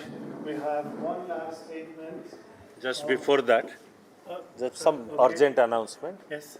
Some vehicle from Kerala number 3472 is parked on road, I think, creating disturbance. Please, somebody help if it's someone's. Please inform the right guy. Yes, sir. Okay, we have one contributor, extra contributor. We have. ಹುಲಿಗೇಶ್ DRP PM. Please. ಎಲ್ರಿಗೂ ನಮಸ್ಕಾರ. ನನ್ನ ಹೆಸರು ಹುಲಿಗೇಶ್ ಅಂತ. ನಾನು ಜಿಲ್ಲಾ ಸಂಪನ್ಮೂಲ ವ್ಯಕ್ತಿ PMFME. ನಾವು ಇಲ್ಲಿವರೆಗೂ ಒಂದು ಪ್ರಶ್ನೆ ಕೇಳ್ತಾ ಇದೀವಿ. ಅಂದ್ರೆ ಬೇರೆ ದೇಶದಲ್ಲಿ ರೈತರಿಗೆ ಹೇಗೆ ಬೆಲೆ ಕೊಡ್ತಾರೆ, ಹೇಗೆ ಸಿಸ್ಟಮೆಟಿಕ್ ಆಗಿದ್ದಾರೆ, ಹೇಗೆ ಅಪ್ಗ್ರೇಡ್ ಆಗಿರಲ್ಲ. ನಮ್ಮ ಭಾರತ ಸರ್ಕಾರ ಮತ್ತು ಕರ್ನಾಟಕ ಸರ್ಕಾರ ಸಂಯೋಜನೆಯಲ್ಲಿ ಒಂದು ಯೋಜನೆಯನ್ನು ಇಂಪ್ಲಿಮೆಂಟೇಷನ್ ಮಾಡಿದೆ. ಅದು PMFME ಅಂತ, ಪ್ರಧಾನಮಂತ್ರಿಗಳ ಕಿರು ಆಹಾರ ಸಂಸ್ಕರಣಾ ಉದ್ದಿಮೆಗಳ ಉತ್ತೇಜನ ಮತ್ತು ಅಥವಾ ನಿಯಮಬದ್ಧಗೊಳಿಸಿದ ಯೋಜನೆ ಅಂತ. ನಮ್ಮ ಫಾರ್ಮರ್ಸ್ ಇದಾರಲ್ವಾ, ಬೆಳೀತಾರೆ, ಕಷ್ಟಪಡ್ತಾರೆ, ಎಲ್ಲ ಮಾಡ್ತಾರೆ. ನಾನು ರಿಯಲ್ ಪ್ರಾಕ್ಟಿಕಲ್ ಆಗಿ ನೋಡಿದ್ದೀನಿ. ಸಂಸ್ಕರಣಾ ಘಟಕವನ್ನು ತಾವೇ ಮಾಡಿ ವ್ಯಾಲ್ಯೂ ಅಡಿಷನ್ ಮಾಡ್ಕೊಂಡ್ರೆ ಖಂಡಿತವಾಗೂ ವಿಶ್ವದ ಎಲ್ಲ ದೇಶಗಳಿಗೆ ನಮ್ಮ ರೈತರು ಮಾದರಿ ಆಗ್ತಾರೆ. ಇದು ನಾನು ಈ ಸಂದರ್ಭದಲ್ಲಿ ಹೇಳಲಿಕ್ಕೆ ಇಷ್ಟಪಡ್ತೀನಿ. ವೈಯಕ್ತಿಕವಾಗಿ 30 ಲಕ್ಷದವರೆಗೂ ಸಿಗುತ್ತೆ. ಅದೇ ನೀವು ಗ್ರೂಪ್ ಆಕ್ಟಿವಿಟೀಸ್ ಮಾಡಿದ್ರೆ ಸರ್ಕಾರ ಅಪ್ ಟು ನಿಮಗೆ 10 crores ಕೊಡುತ್ತೆ. 35% ಸಬ್ಸಿಡಿ ಇದೆ. ಇಂಡಿವಿಜುವಲ್ಗೆ 50% ಸಬ್ಸಿಡಿ ಸಿಗುತ್ತೆ. ಹಾಗಾಗಿ ದಯಮಾಡಿ ರೈತರು ನಾವು ಬೆಲೆ ಸಿಗ್ತಿಲ್ಲ ಅನ್ನೋಕ್ಕಿಂತ ನಾವು ಹೇಗೆ ಅದನ್ನು ವ್ಯಾಲ್ಯೂ ಅಡಿಷನ್ ಮಾಡಬೇಕು ಅಂತಂದೇಳಿ ಅದನ್ನು ನಾವು ಹೆಚ್ಚು ಜಾಗೃತಿಗೊಳಿಸೋಣ ನಾವೆಲ್ಲರೂ. ಮತ್ತು ಸಂಸ್ಕರಣಾ ಘಟಕಗಳನ್ನು ಮಾಡ್ಕೊಂಡು ಅದನ್ನು ವ್ಯಾಲ್ಯೂ ಅಡಿಷನ್ ಮಾಡ್ಕೊಂಡು ನಾವು ಬೆಳೆದಂಥ ಬೆಳೆಗೆ ನಾವೇ ಬೆಲೆ ಕಟ್ಟುವಂಥ ಶಕ್ತಿ ಯಾವಾಗ ಬರುತ್ತೆ ಅಂತಂದರೆ ನಾವು ಅದನ್ನು ವ್ಯಾಲ್ಯೂ ಅಡಿಷನ್ ಮಾಡಿದಾಗ.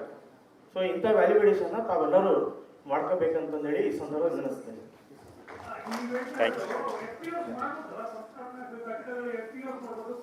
So individual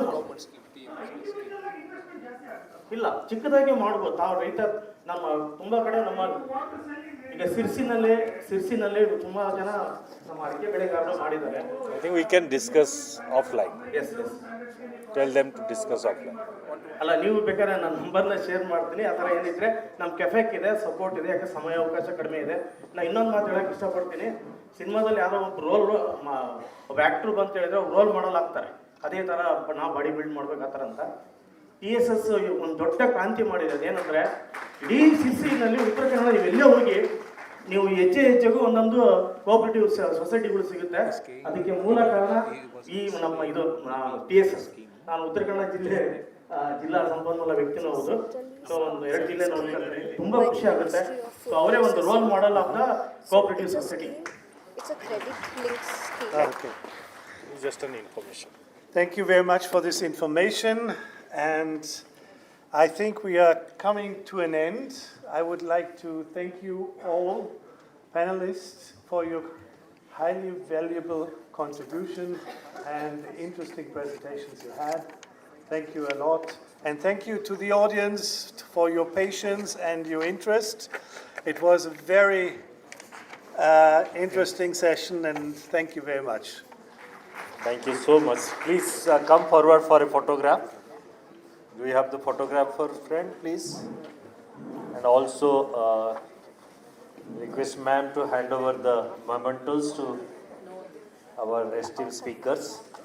In the meantime, you might have noticed we have a very quick, small, very interesting cultural event to close today's formalities. So it is 6 already. So 10-15 minutes we'll be enjoying a very nice show. But in the meantime, while this distribution going on, tomorrow we have another 3 major sessions, in also one closing session. So we'll be discussing about waste to wealth and sustainable enterprise, scalable enterprise. Then we'll talk about certification. We'll also talk about inclusive business and of course the roadmap. So tomorrow again we'll have a packed day. So now let's hand over this dais to them.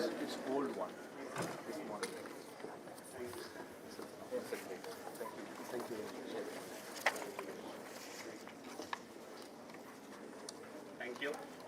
See you, sir. Sir, thank you. But I visited PS. Oh, great. I enjoyed it. So that will be on Excellent. really nice. All this is a really that's great. Thank you. Sir. Thanks for visiting. Thank you.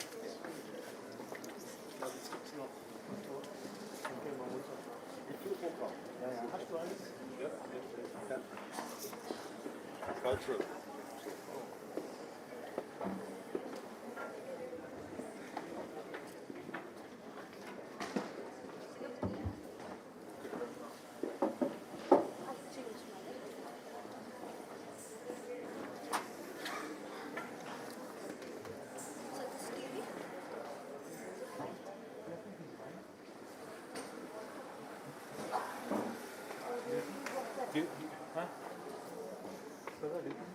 The TV we can remove it? TV remove? Manage ಮಾಡ್ತಾರೆ ಹೇಳ್ಬಿಡಲ್ಲ just ಇಲ್ಲ ಅವರು disturb ಆಗುತ್ತೆ blank screen ಗೊತ್ತಿಲ್ಲ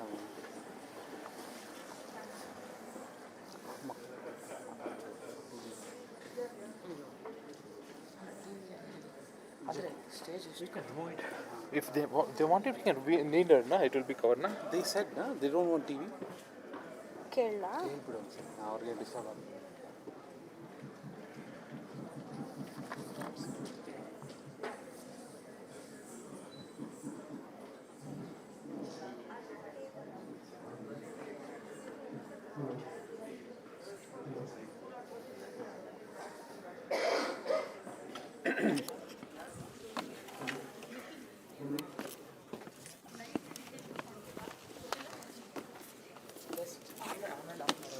ಬೇಡ ಬಿಡಿ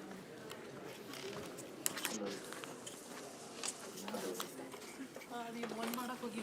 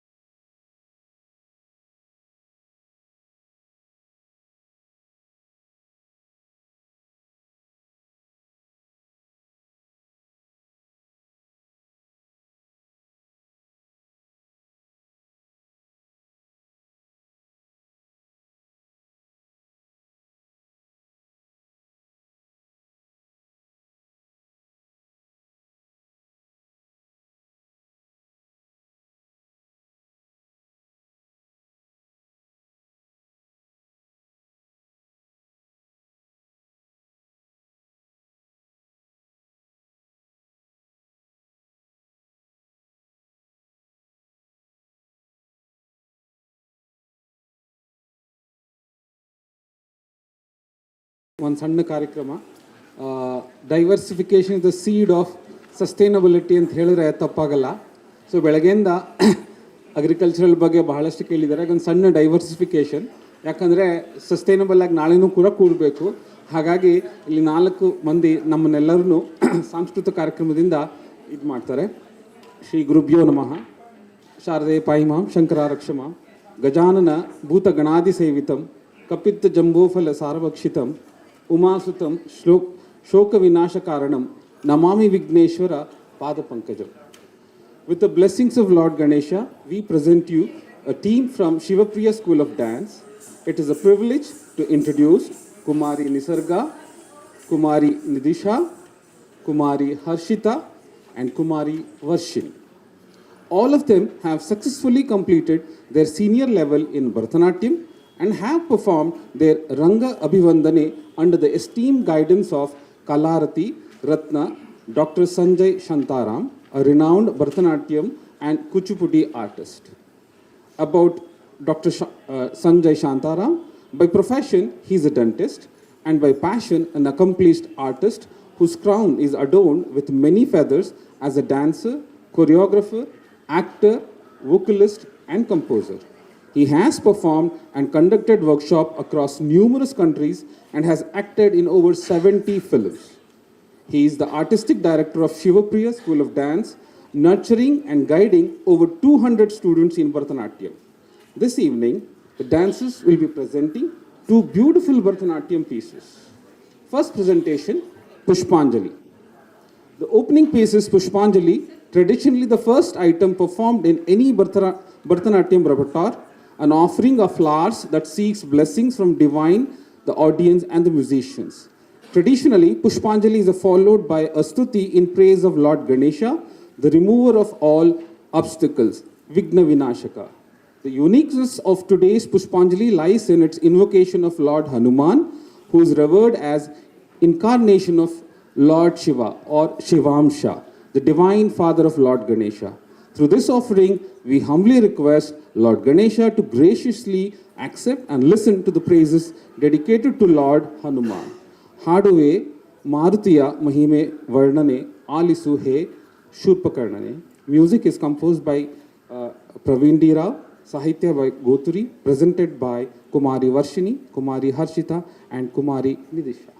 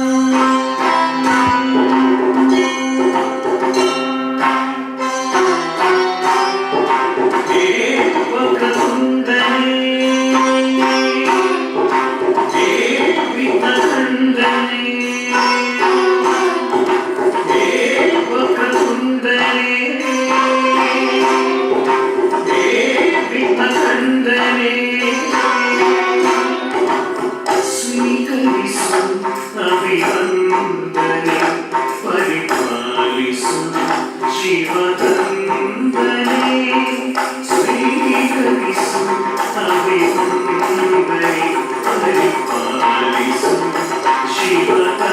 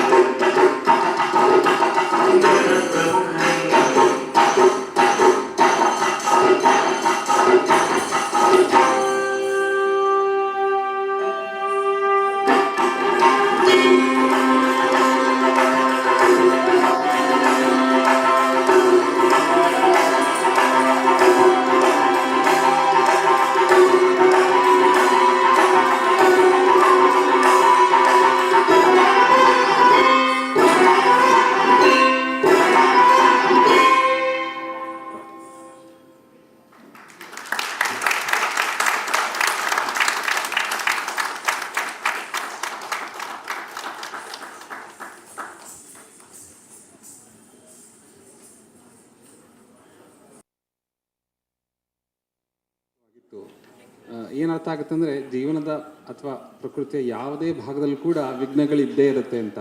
ನೀವು ಕನ್ವೆನ್ಷನಲ್ನಿಂದ organic ಹೋಗಬೇಕು, sustainable ಹೋಗಬೇಕು, ವಿಘ್ನಗಳಿದ್ದೇ ಇರುತ್ತೆ.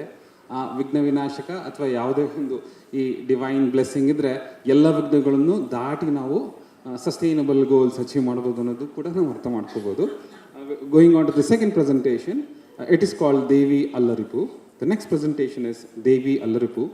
Alliripu, traditionally the first piece taught to a student after years of rigorous Adavu training, is a pure nrita item devoid of abhinaya or facial expression.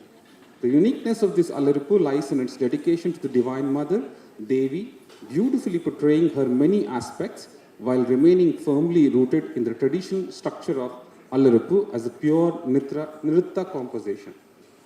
90ನೇ ಇಸ್ವಿಲಿ cassette player ಬಂತು. ಮೊದಲನೇದಾಗಿ ಒಂದು ಗಣೇಶನ ಹಾಡು ಕ್ಯಾಸೆಟ್ ತರೋರು, ಮತ್ತು ಇನ್ನೊಂದು ಮೈಸೂರು ಕಡೆ ಆದರೆ ಚಾಮುಂಡೇಶ್ವರಿ. ಎಲ್ಲರೂ ಈ ಹಾಡು ಕೇಳಿರ್ತೀರ, ಬಟ್ ಇವತ್ತು ನೃತ್ಯ ಭಾವದಲ್ಲಿ ನೋಡ್ತೀರಾ. ಐಗಿರಿ ನಂದಿನಿ, ನಂದಿತ ಮೇದಿನಿ, ವಿಶ್ವ ವಿನೋದಿನಿ, ನಂದನುತೆ.